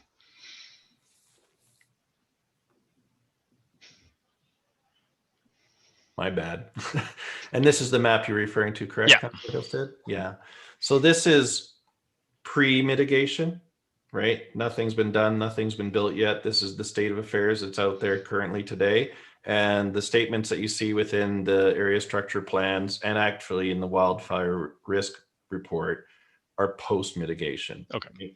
And so all fire smart fuel modification recommendations are based on these current site conditions. So it's important to understand what's out there today so you can plan for the appropriate mitigations and fire hazard smart appropriate mitigation. So we will be following current site conditions you see on the map today, Fire Smart Canada recommended best practices, and Town of Canmore land use bylaw fire smart regulations. And there's a pretty long list about that. It's a pretty complex topic and field, of course. And there are plans to selectively move out like 125 meters from the development edge. So that would be, you know, and they're talking about going out into here, right? And so one of the things that we talked about a lot with the province when we were talking about the Smith Creek along Valley corridor is combining the efforts of fire hazard protection with improvements for habitat enhancement as well. There was a lot of conversation about that because you want to do some of these fire smart hazard improvements at the same time as you can potentially benefit wildlife habitat. So you want to put them in the right spots to provide the dual benefit of wildlife habitat and fire smart protection. So there is a lot of thought that goes into the wildfire zone and how that works. And we had Stu Walkingshaw work on this program. He's got a lot of experience in the Valley. He's been great to work with. And he also understands the needs and objectives of the province of Alberta of maintaining wildlife habitat. So tree cover and cleared areas. It's a bit of a balance in some ways, but obviously safety is a key thing. But these, you know, I saw some correspondence on the internet about talking about 20-kilometer-an-hour rates of spread and things like that. And Stu told me here the other day, in 25 years of weather, he's more on the 0.6 kilometers an hour of spread in lodgepole pine based on the winds that you actually see in the Bow Valley, the 95th percentile. So he's very careful about how he does this work. He's a very responsible individual. There'll be future steps at more subdivision level stages. So he works, what's the actual plan? What are the depths of lots? Where are the buildings located? Things like that to develop the detailed plan for this area. But that hopefully not only answers the question about the incongruity, but provides a little additional detail for you. Yeah, that was one of my other questions I was going to ask. So that was nicely answered. So I have other questions, but I know Councillor McCallum also has her hand, so I'll Councillor pass it over. McCallum. You should just railroad me, Jeff. It's okay. Thank you for the deferral. I had a question about actually it's a theme that I needed to saw through sections 10 and 11 in both ASPs. And it speaks to the province's involvement in monitoring, measuring, creating plans, basically sort of being proactive within the environmental side of this development. And I would say, I can say that in my experience in the last 2 years, we have had a hard time holding the attention of the provincial government in these matters. And so I'm wondering what you think would be an appropriate way to retain the province's attention on these matters and ensure that they live up to their pieces of the partnership that have been articulated in the plans, and how we might be able to see them demonstrate their partnership in that. Well, I can do lots of things. I'm not sure I can direct a provincial government, but you know, I think I have found, and I do recognize the genesis of your question, Councillor McCallum, you know, there sometimes it's been a bit sporadic at times, I get it. But we have found in our experience working with them in the wildlife corridors and circulating on this plan and the in-depth discussions we had about wildlife habitat improvements, the underpass, fire smart protections that are already happening within the existing corridors, trail use, things like that. I've actually found they've had a high level of engagement with us on these things. And I would also say that they have a high level of engagement on the monitoring aspects. They're excited to see that partnership evolve. They're already doing a lot of work with monitoring. And it's a little bit interesting because they collect data from many different sources, and then somebody else will come up and say, I'd like to use this data and I'm going to contribute to that pool and things like that. So they're excited to combine those efforts into it. In fact, even 10 days ago, something like that, I got an inquiry from the Minister of Environment about how things were going and are we making enough progress in the wildlife corridors and where are we at in the land swaps? How's the underpass going? So my experience may be a little bit different than yours, but I think yours is actually broader in depth for the entire town as well. Mine is only kind of focused into this area. Jess, did you want to add to that at all? I think you really said that well, and I think we're set up since the corridor approvals with a team in place at the province to help us collaborate on the issues we've identified within the area structure plan. So the discussions that we've been having on monitoring, discussions on progress on the area structure plan, participation in the technical working group on human wildlife coexistence, those have all been very positive discussions. And I'm hoping, should the area structure plans have approval, you know, to be bringing the town into those discussions very, very shortly. Hopefully. They even had some discussions, Councillor McCallum, about the best methodology to discuss those partnerships, because you had that round table that was referenced in the wildlife corridor decision, for example, and the province identified and said, might not be appropriate to have Three Sisters at the whole table on every single topic. We might have a little bit of a subset going there because we have discussions and topics that are much broader than just Three Sisters. And so I think it's an evolving program in that aspect, but in terms of them preemptively proving themselves, so to speak, I think if I was to guess, they might say we're waiting on a council decision about next steps and how we'd move forward and who we'd engage with.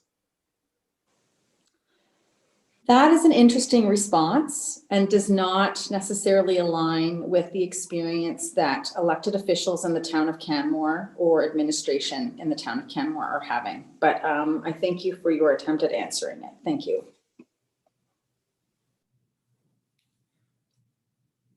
I think there were other, Councillor Hillstead, you have more questions. Yes, thank you.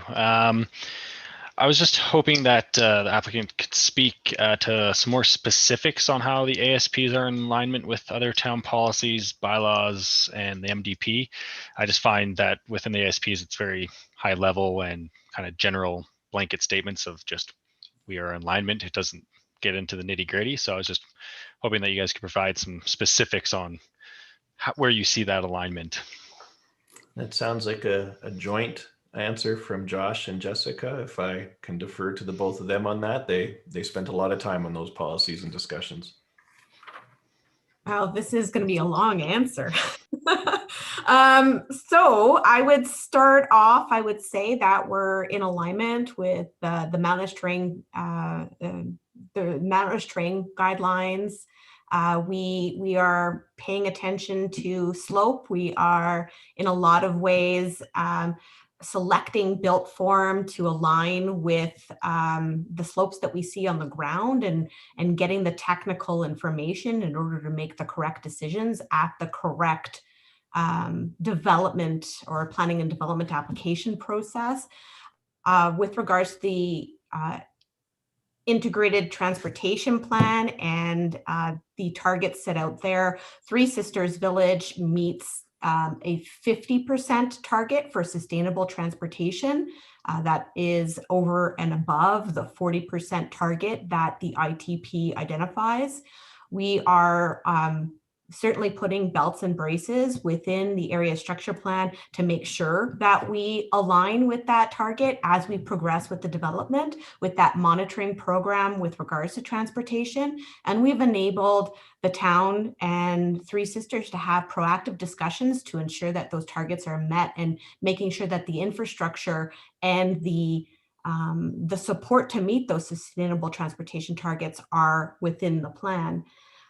With regards to EIS and wildlife, we are absolutely in alignment with the bylaws with regards to attractant management and wildlife. With the land use bylaw, I would say we're in alignment with the fire smart and the principles within the land use bylaw to use the fire smart principles.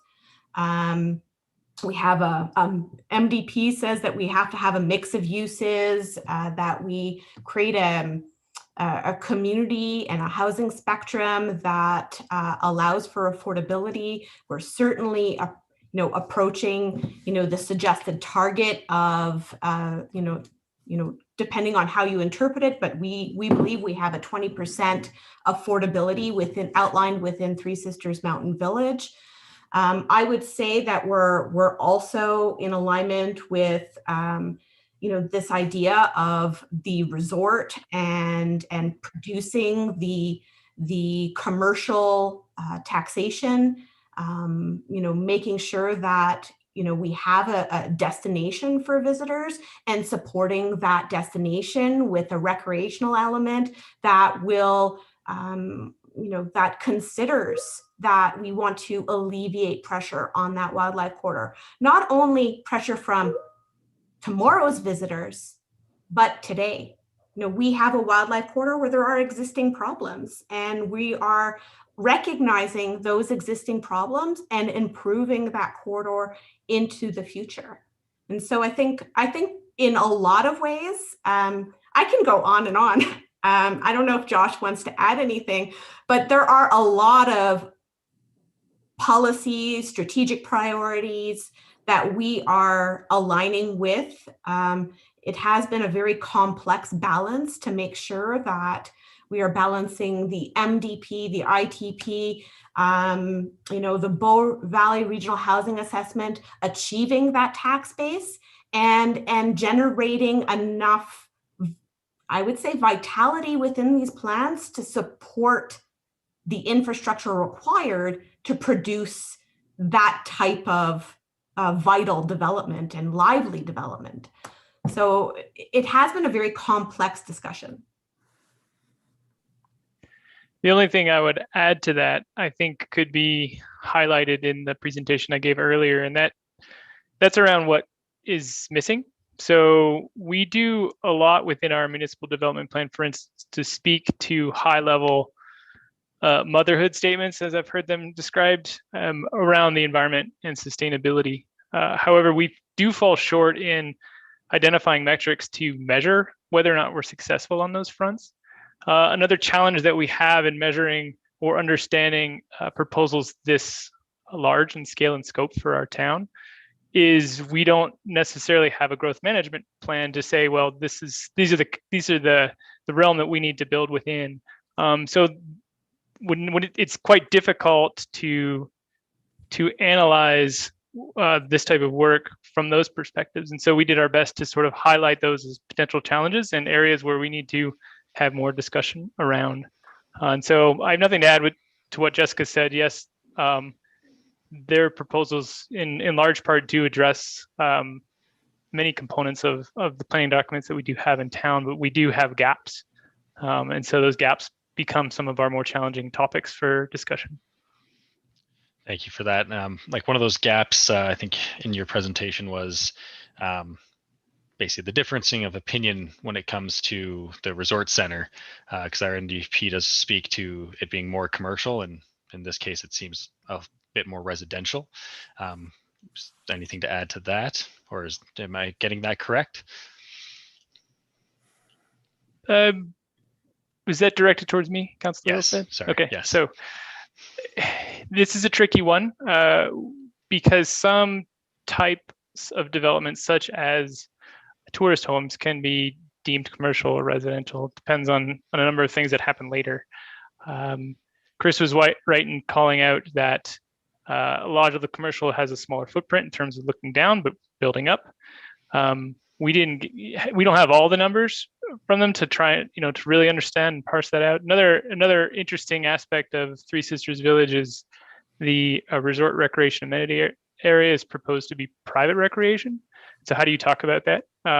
It's something new for the town.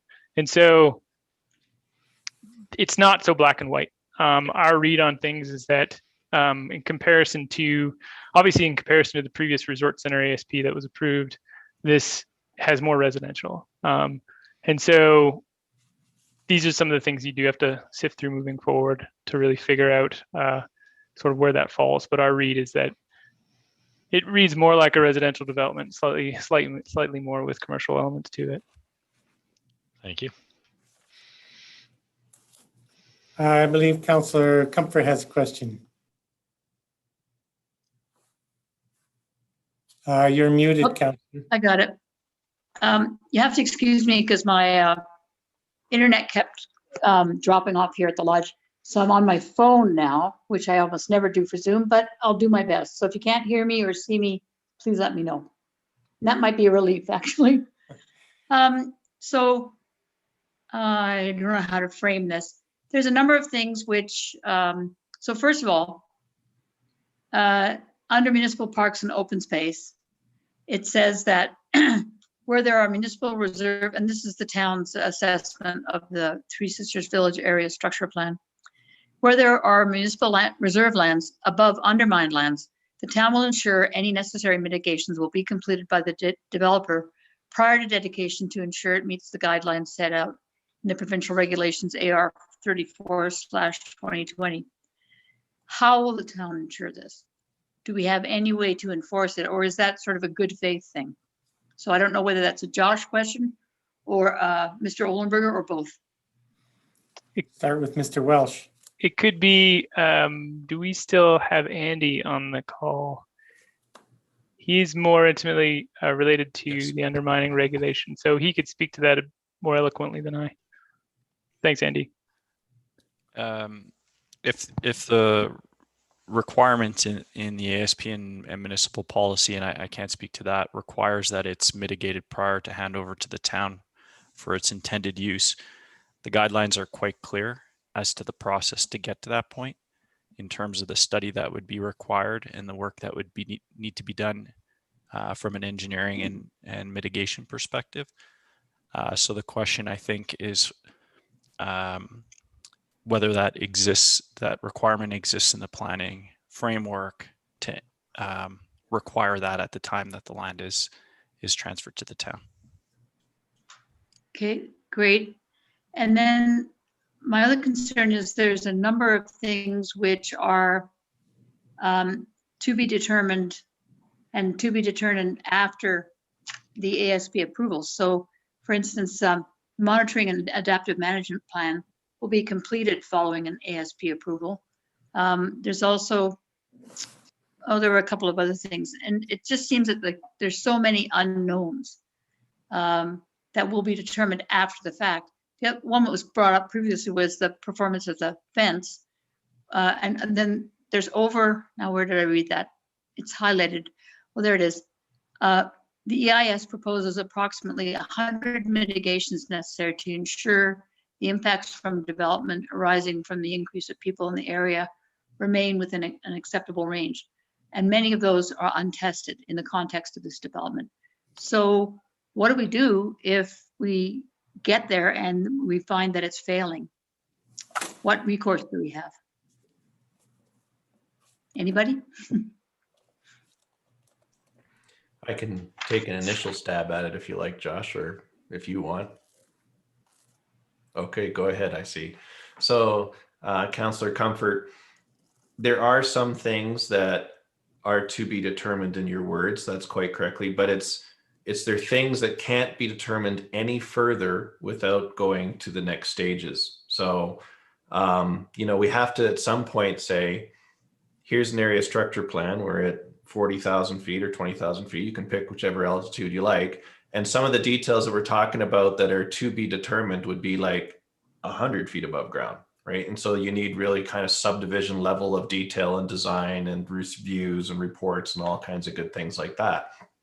On the mitigation side, I think I would be happy to let Kyle talk to them, but I believe because we have the third-party review that said this is reasonable and here's how we should monitor and manage it, and the ASP's policies allow for that monitoring and management to undertake, you've got those belts and suspenders there.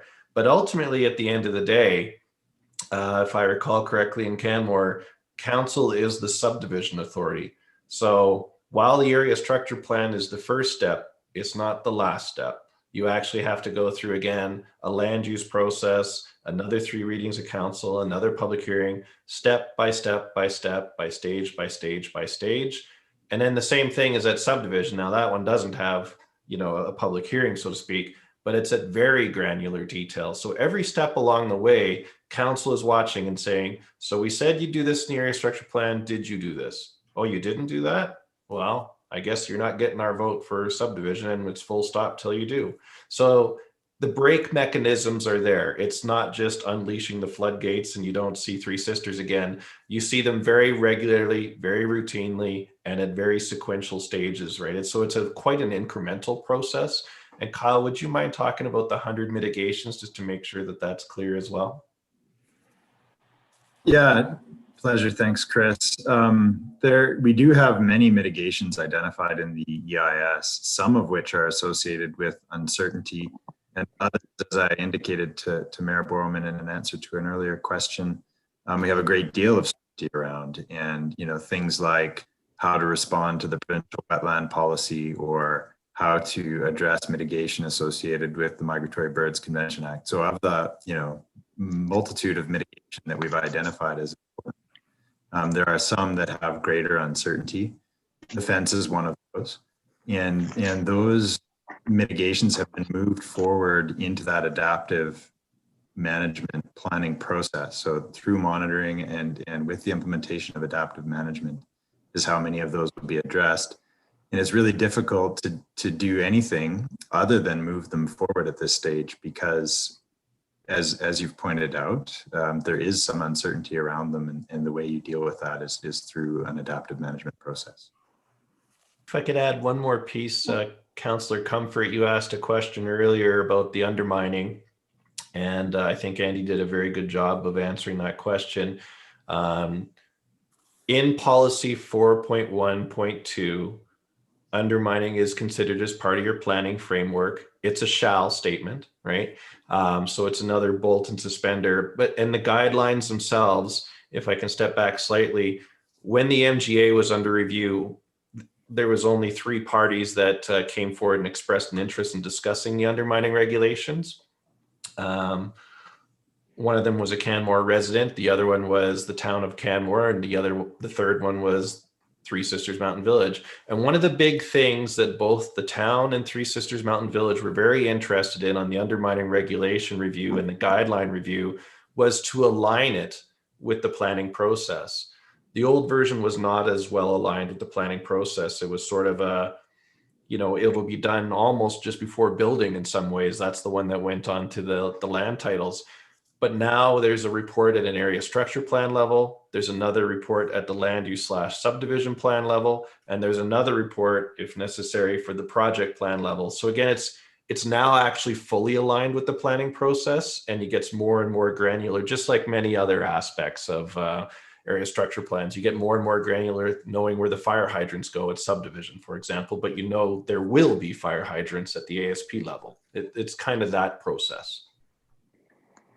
Okay. Thank you.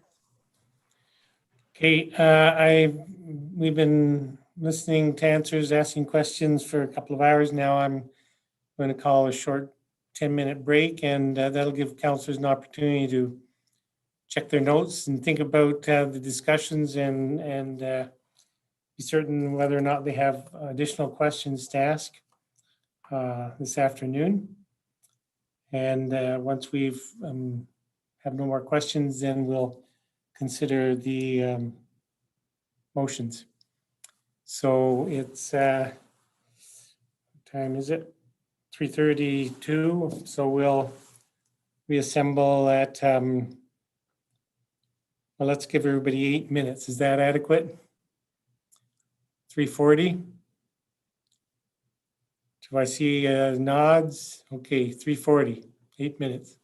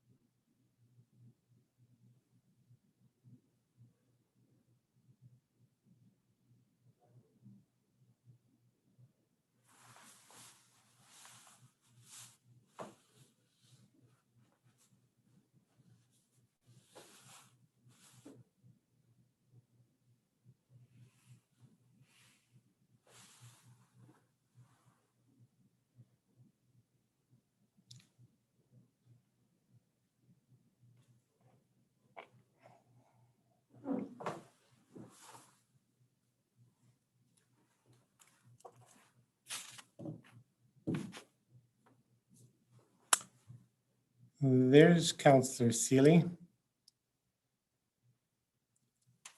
Okay, I believe we're all duly reassembled, and I'll call the meeting back to order and look to council to see if there are any other questions that councillors would like to ask. Councillor Hillstead. Hopefully this is my last one for the day. I'd just like to ask of the applicant, I recognize that council can't require any changes to the wildlife corridors, as that's a purely provincial decision. But I'm just wondering if there's anything the applicant would be or has thought about and is willing to do outside of the proposed mitigations, just to help address the concerns within the community, as it is probably one of the largest concerns that the community has with these applications is the wildlife corridor. So I'm just wondering just the rationale for if there is any other things that the applicant would be willing to do, or if it's what it is what it is. Thank you for the question, Councillor Hillstead. I think at this point, given that we've undertaken many years of work and study that's based on even a longer period of time with respect to the wildlife corridor system, and that it is also based on tracking data and it's placed where the animals are moved, and the province asked for augmentation to the corridor in places that they felt it was most needed. So we actually went back to a former corridor approval from 1998 and added to that we probably reached a point in which we believe the wildlife corridor system will function. We've got the mitigations in place. The biggest absolute number one thing that needs to be done is to actually keep humans out, right? Like if we just add land, but we don't actually keep the humans out, we won't actually do a whole heck of a lot. And I stand for any technical interpretation of that from Kyle. But we really need to look at the entire package that we've done here today. And so I think that given that Three Sisters has provided over 60% of its land holdings to wildlife corridor systems, the largest in the Bow Valley, and we've provided an environmental impact statement that's been third-party review, and we've provided a suite of mitigations on it that shows that it will be effective if we can really provide humans alternative recreation areas to not recreating in the wildlife corridors, but to actually stay so-called within the development area. Those will be the roads to better travel. But Kyle, do you have any further thoughts on that? Yeah, I'd like to highlight again the importance of that monitoring and adaptive management plan that we've recommended as part of our EIS. And Chris made I think the right interpretation that the wildlife corridors, physically speaking, we've concluded, outside of the EIS process, really, that those will be functional. The province has designated them, and then looking at the potential impacts of these projects on those adjacent wildlife corridors. One of the biggest issues that could occur is heavy human use. So off-leash dogs, undesignated trail use, and the monitoring and adaptive management plan is intended to answer some of those questions and provide opportunities to make adjustments. So for example, you've got signs, education, and crossing onto designated trails within the wildlife corridor. If for some reason we find that there's a lot of use of undesignated trails, then something can be done to address that. Either it's more education, more enforcement, maybe the locations of the crossing structures are inappropriate and need to be adjusted. So there is, I think, the EIS certainly intends through our recommendations that there would be adjustments possible as Three Sisters moves forward with this development. We're also finding that recognizing it's a culture shift, Councillor Hillstead, in a lot of ways. It's been a bit of a backyard in a lot of ways for a lot of people, but we're starting to get more and more people that regularly contact Three Sisters and or the town and say, hey, I've noticed somebody's moved a couch into this piece of the wildlife corridor. Can somebody please remove it? We don't think it should be there. We found we have had reports of bike jumps and other ramps. And so sometimes we go back to people like Canmore and say, have you seen this structure? Is this new? This looks pretty new. Is this something that we just didn't know about? And at times they've even said, yeah, that's just dangerous. That needs to be removed as well. So people are starting to become more cognizant that they should be places for wildlife movement as opposed to human recreation, but it's going to be an ongoing process. And so I think we're on the right path to do the right things to make the wildlife corridor successful. And given all the work that's been done and the conclusions have been drawn and that have been supported by the third-party reviewer, I think we need to now implement different tools than just saying, is there another line on the map that we can draw that would make it even better? Because that's really not the road that's going to lead to long-term success for us anymore. Thank you. Is there any other questions, Councillor McCallum? Thank you. I was wondering if historically the applicant could speak to the cabin line and the intent of the cabin line, both in policy but also in practice. Yeah, and I'm going to pre-warn Kyle that I'm going to be drawing on him again, although he wasn't personally there at the time. I have the benefit of having personally been. I wasn't there either, being personally there. I've heard lots of lore, which I think is an excellent word to describe it. But I just would like to understand more, because there seems to be what is known sort of mouth to mouth through the community about why the cabin line is there, and then what's actually set in policy and why what fed the policy. No, it's a great question, Councillor McCallum, and it was a period that really generated out of a 2002 Golder report. And a 2002 Golder report, page 44 in specific, not that it was ingrained in my memory or anything, really spoke to a layering of uses, right? Where you had a wildlife corridor, and then you had a set buffer, and then you had a golf course, and no one knew, is it a golf course? Is it 1 fairway wide? Is it 18 fairways wide? Is it 4 fairways wide? It just had one line that says a golf course. And then it talked about 2-acre lots and so on and so forth until it was about 7 layers deep. And the intent of that approach was what was called a soft edge approach, which, you know, I'll let Kyle just explain the difference between soft edge and hard edge approach. But the idea was, if we keep humans softly more distance away, right, you can see the corridor, but there's no physical barrier and there's no impediment to you actually going into it. Hopefully the intermingling would work out. And so because we couldn't sort out, and you know, I say we, I was there, 3 sisters in the town of how deep is a golf course in this list of layering, there was some politics involved in this cabin line as well, because there was some pods of development proposed beyond the cabin line at the time.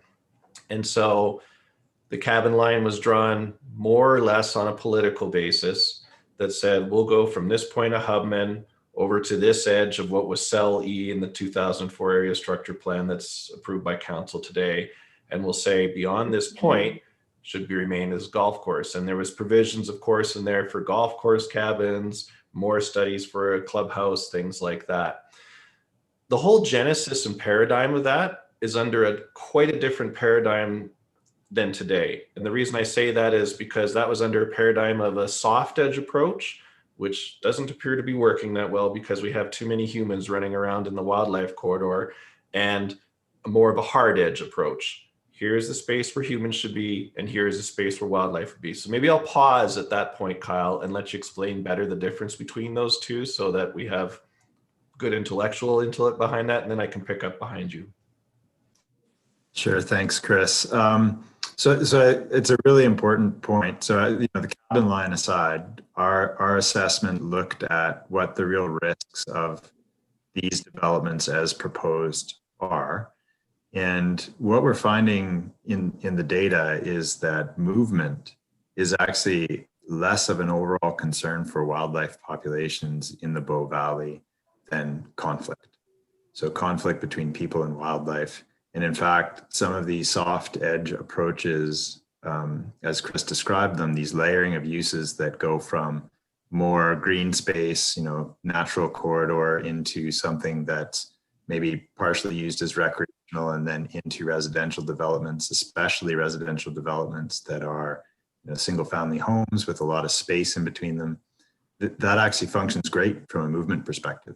And so much so that wildlife move into those areas. And then we have the other side of the equation, which is conflict. And so we were seeing that there's too much risk of conflict, and that a better approach is actually to kind of delineate the different areas. So you've got the developed areas and the places where people can have off-leash dog parks and play, and that those are separated then from the wildlife corridors, which have much lower human use rather than a blending of uses throughout both places. And by doing so, you can reduce the overall level of conflict and improve environmental outcomes. It also has the added benefit of potentially improving movement within the actual wildlife corridors if people stick to designated trails, and we see less use of those places and more use of the areas designated for people. So to pick up from that, because of some of the complications of that, you know, soft edge is soft, and yet we still drew a line between hub and landing and cell E.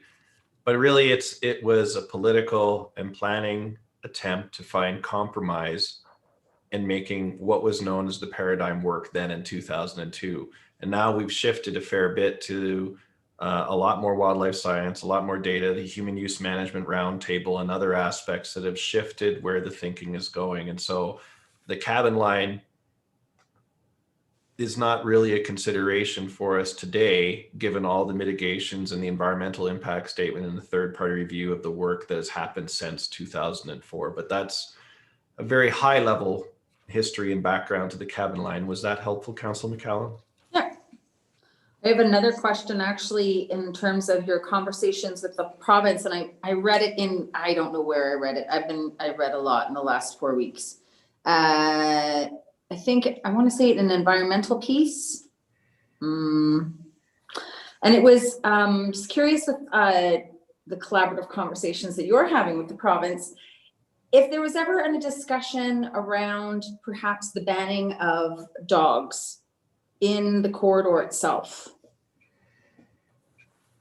I don't think an outright ban universally throughout the entire corridor system was ever discussed, but what was more focused on was actually encouraging human use to occur on designated trails at predictable locations, whether that was a human on a bike, a human with a bike, a human with a pet, a human with an off-leash pet. The actual intent was more designated trail, please stick with it, no matter who's with you or which pet you may have with you, because as Kyle will note, and I'm not, welcome to ask him if you want more detail, but the proliferation of random trails all over the wildlife corridor and unleashed pets is quite detrimental to the wildlife corridors being successful due to the conflicts that Kyle just talked about. Okay. So I have never heard a conversation that says on a designated trail, you can't bring your pets. I'm very sure that they would prefer they be leashed, but that's right out of the human roundtable, human use management. Did I get anything wrong there, Kyle? No, just that it is a requirement that pets are leashed within those corridors already. It so doesn't it would happen, as we know, but that's why I was wondering right. if an outright ban might be a different approach that would help with that concern. And then I just have one more question, and what did I do with it? Oh, maybe I don't. No, I don't. I can't find it, so I don't.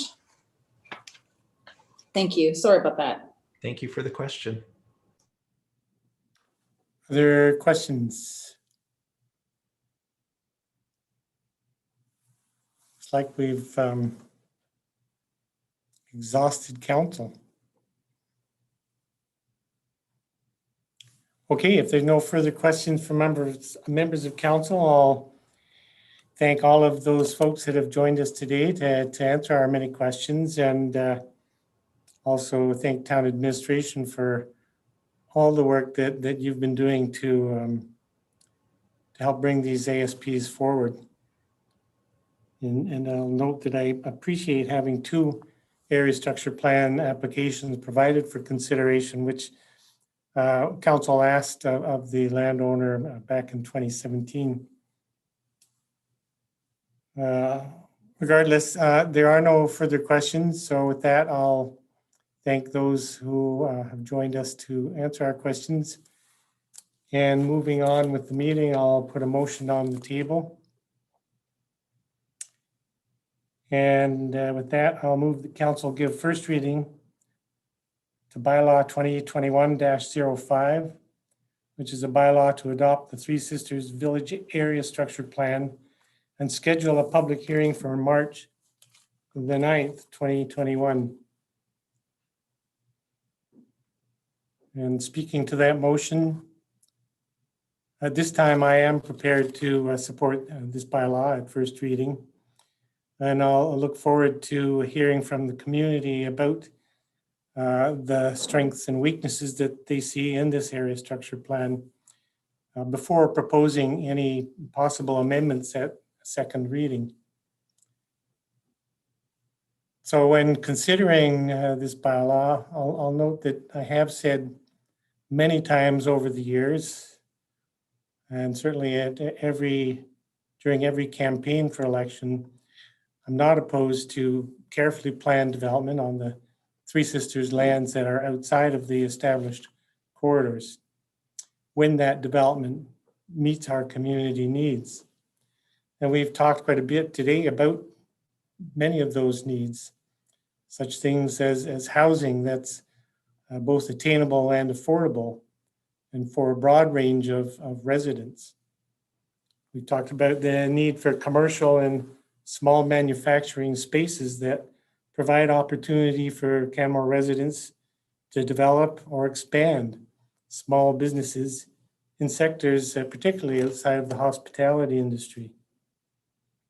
And I have spoken to these community needs many times over the years. And I recognize that our community's municipal development plan, which we only approved a few years ago after lengthy public engagement, the MDP does support growth and development within certain identified parameters that meet certain controls that are established within the MDP. And I see much merit within the new village area structure plan with an informing vision for our community's growth that is more reflective of today's Canmore than is expressed in the nearly 20-year-old Resort Center ASP that was approved in 2004. Much has changed over the past 2 decades. And I recognize there are aspects of this ASP that should be carefully considered before moving to a final approval. I have questions about undermining mitigation, wildlife protections, environmental sustainability, and the nature of affordability within the proposed housing descriptions. I think this ASP expresses a well-considered approach to building a mix of high and medium density housing that will be intended to address our clearly identified need for controlled, affordable housing, employee housing, and market rentals. I'm intrigued by the possibilities for diversification within our business sector that are envisioned within the proposed innovation district, which would provide commercial spaces that are currently in very short supply, which hampers our growth in the non-hospitality sector. So for those reasons, I am prepared to support the bylaw at first reading. And as I indicated, I'll look forward to receiving public input for the record at the public hearing. Other councillors speaking to the motion on the table? Councillor Sanford. Thank you, Mayor Barman. Well, I had to make some notes because we asked a lot of questions today. And I think I more fully understand some of the things that I've read. There's been a lot to read on this issue. Obviously, they've put a lot of thought into the 2 ASBs by the applicant and their teams who stayed with us for most of the day. So that was, thankfully, we could call on people throughout the day to answer those specific questions. And it's been clarified that the population targets are for both visitors and residents. that's good to know because I know there's been a lot of concern about just the magnitude of the growth, but if we divide it into the different sectors, I think it's a little bit more comprehensible. And the monitoring and adaptive management plan will be an ongoing way to evaluate the impacts on wildlife. And of course, we're going to have to also address our own human use behaviors and maybe educate people a little bit more about the kinds of things that are expected and will need to happen in the future. So I will vote in favor of first reading today, and I look forward to a public hearing where the public can weigh in. And hopefully the public will take the opportunity to watch this very comprehensive video in advance of making some of their determined ideas come forward and hear some of the answers that we've heard today. So I think it's very helpful to hear the answers. Councillor Seeley. I'll support first reading as well. A very comprehensive plan with meaningful engagement and community participation. I've got a feeling we'll hear more. Further discussion on the motion, Councillor McCallum. Thank you, Mayor Barman. So I will cautiously support first reading of these two ASPs. I appreciate the applicant bringing them together as we had asked in 2017. It certainly helps understand what the full plan is, or the vision rather, for those lands. I do have some things that are attractive to me, but things that also concern me. Things that I find interesting are the innovation district. I'm really a fan of the density in terms of the medium density and in the village, as well as, the medium density in the village. I'm not so pleased or keen with the low density that exists in Smith Creek, and I look forward to hearing more about what the public has to say about that. I'm still confused about the tourist home vacation accommodation piece, whether we're going to be commercial or whether we're going to be residential. I think at some point we need to choose. And really that will help determine the balance between residential and non-residential split within our tax base.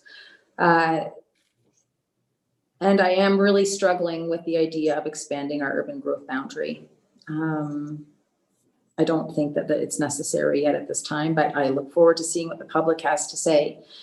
And because of this and other reasons, I will support first reading and look forward to the public hearing. And I agree with my colleague that I really hope that people take the time to watch this video and actually read the ASPs. It is a task, but it's quite interesting what's planned.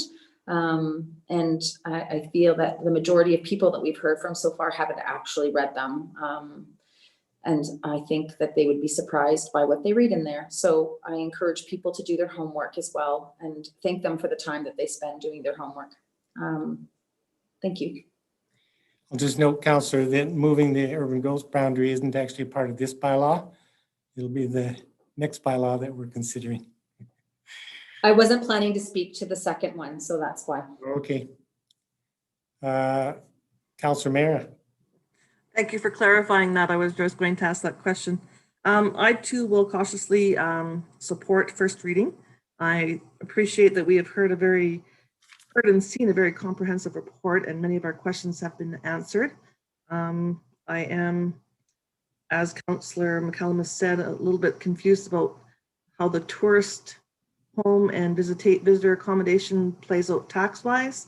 A little bit about undermining, and for that and I would like to hear from the public. As you know, I'm a big proponent of having public input, and I look forward to the questions that come forward and answers. And I do hope, like Councillor Sanford and McCallum have said, that people do watch this video and can come forward with some constructive comments. So for that reason, these reasons, I will support first reading. Councillor Hillstead. I will also be cautiously supporting first reading at this time for, again, many of the reasons that have been already stated. There are things within this ASP that I think make sense. There are areas of concern that I have, but I would like the public's input. I think that it's needed. So going to the public hearing to me makes the most sense at this point, just so that we can get hopefully clear, concise thoughts from the public. And as has been stated multiple times now, that hopefully they do dig in and read through the ASPs, watch this last meeting, just to maybe get some of their answers to questions that they may have, and that they look on the Canmore website. We have a fact page that's growing, and it has a lot of information there. That people just really do some digging into this and just come prepared to the public hearing to share their thoughts. So I will support this ASP at this time. Councillor Comfort.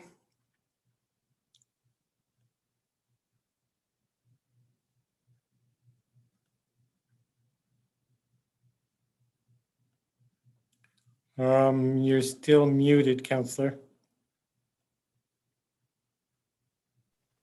There you go. Sorry about that. It doesn't work so well on the phone sometimes. Anyway, so I will support this at first reading only because I want to hear what the public has to say, and I want it to be on the record versus the 400 plus emails I have in my inbox. There's a lot. They've worked very hard on this. We asked them for changes from 2 years ago, or was it even longer than that? Was it 2017 when we had the last ASP in front of us? So it's 4 years. Yikes. There's been a lot of work done. A lot of the work is worthwhile. I have to hear from the public. I have to see how it see how what's here fits our foundational documents and where it doesn't, and what those gaps mean. And and also I have to say there's some things that I really appreciate that TSMV did. One is that they just provided us with the raw data. So there's a lot of really tough things to read in the public comments, but they didn't clean it up at all. They didn't sort of compact it down to like there were, X number in favor, X number opposed. They just left it all there. And I think that was a really, really good move because it speaks to transparency. And they did provide the opportunity to Canmorites to come forward and to speak their mind to the developer, whether that was in favor or against. So I'm looking forward to the public hearing to see how much more my thoughts can be straightened out by the public's opinions, but also, and I also want to thank our administration for the time that they've put in educating us and providing a workshop that was very helpful.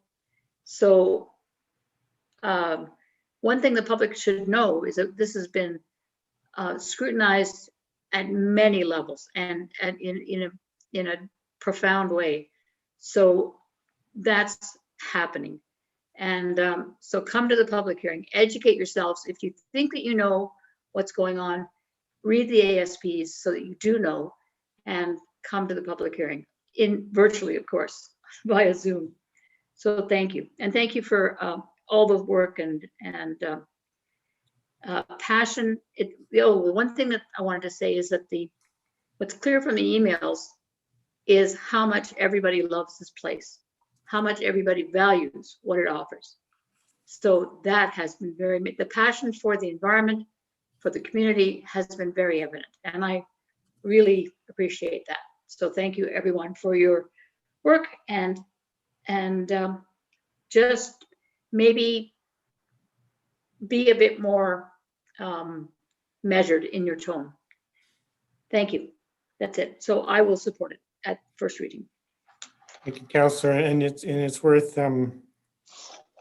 emphasizing the point you made that the public input we get at the public hearing becomes a part of the record, whereas emails and comments we've received up to this point are not ultimately a part of the record. So if there's no further discussion on the motion, I'll call the question. Those in favor? Opposed? Motion's carried unanimously. And I'll then move this time that council give first reading to bylaw 2021-06, a bylaw to adopt the Smith Creek area structure plan and schedule a public hearing for March 9th, 2021. And I will speak in support of this motion as well. I won't repeat all that I've said to the last motion, but I really like the vision that's being expressed around the commercial and light manufacturing phase of the Smith Creek ASP. That's something that I really believe our community is really critical to the future success of our community. I'm also I'm hesitant about the request to move the urban growth boundary at this time. So I know there'll be more discussion and conversations around that possibility. I'm less enthusiastic about the amount of low density housing that's proposed in Smith Creek. I don't think the low density housing will do as much to address our need for affordable and attainable housing in the community, but that's again something for further discussion and better understanding. And I do have some uncertainty yet about the proposed density bonusing toolkit, but I have learned quite a bit in today's conversations that help me have better confidence in the future benefits of the density bonusing toolkit. So at this time, I will support first reading of the Smith Creek Area Structure Plan bylaw, and once again encourage a broad spectrum from our community to either speak directly at the public hearing or to provide written submission, which of course can also be done. And are there other councillors speaking to the motion? Councillor Hillstead. This one has been much more of a struggle to support, but at this time I will support it to go to first reading, essentially to get to the public hearing again so that we can hear from the community. Yeah, this one's a lot trickier in my mind. There's a lot more to it that I don't like.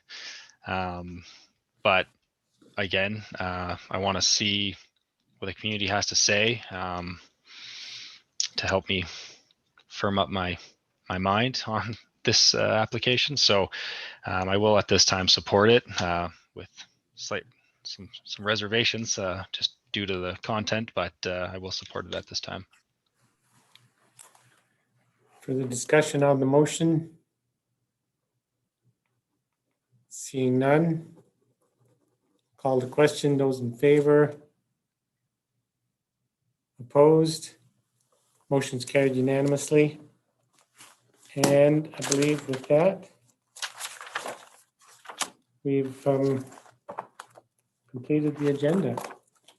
Thanks to everybody. I know there's been a number of people watching throughout the day, and thanks for your patience and fortitude. I know it's been a long day of listening. It's certainly been a valuable exercise for myself, and I think all of council. We've had a great deal of clarity added to the conversation. Thank you once again to town administration for not only doing all of the hard lifting so far, but for putting these various opportunities in place. That I'll move the council be adjourned. Those in favor,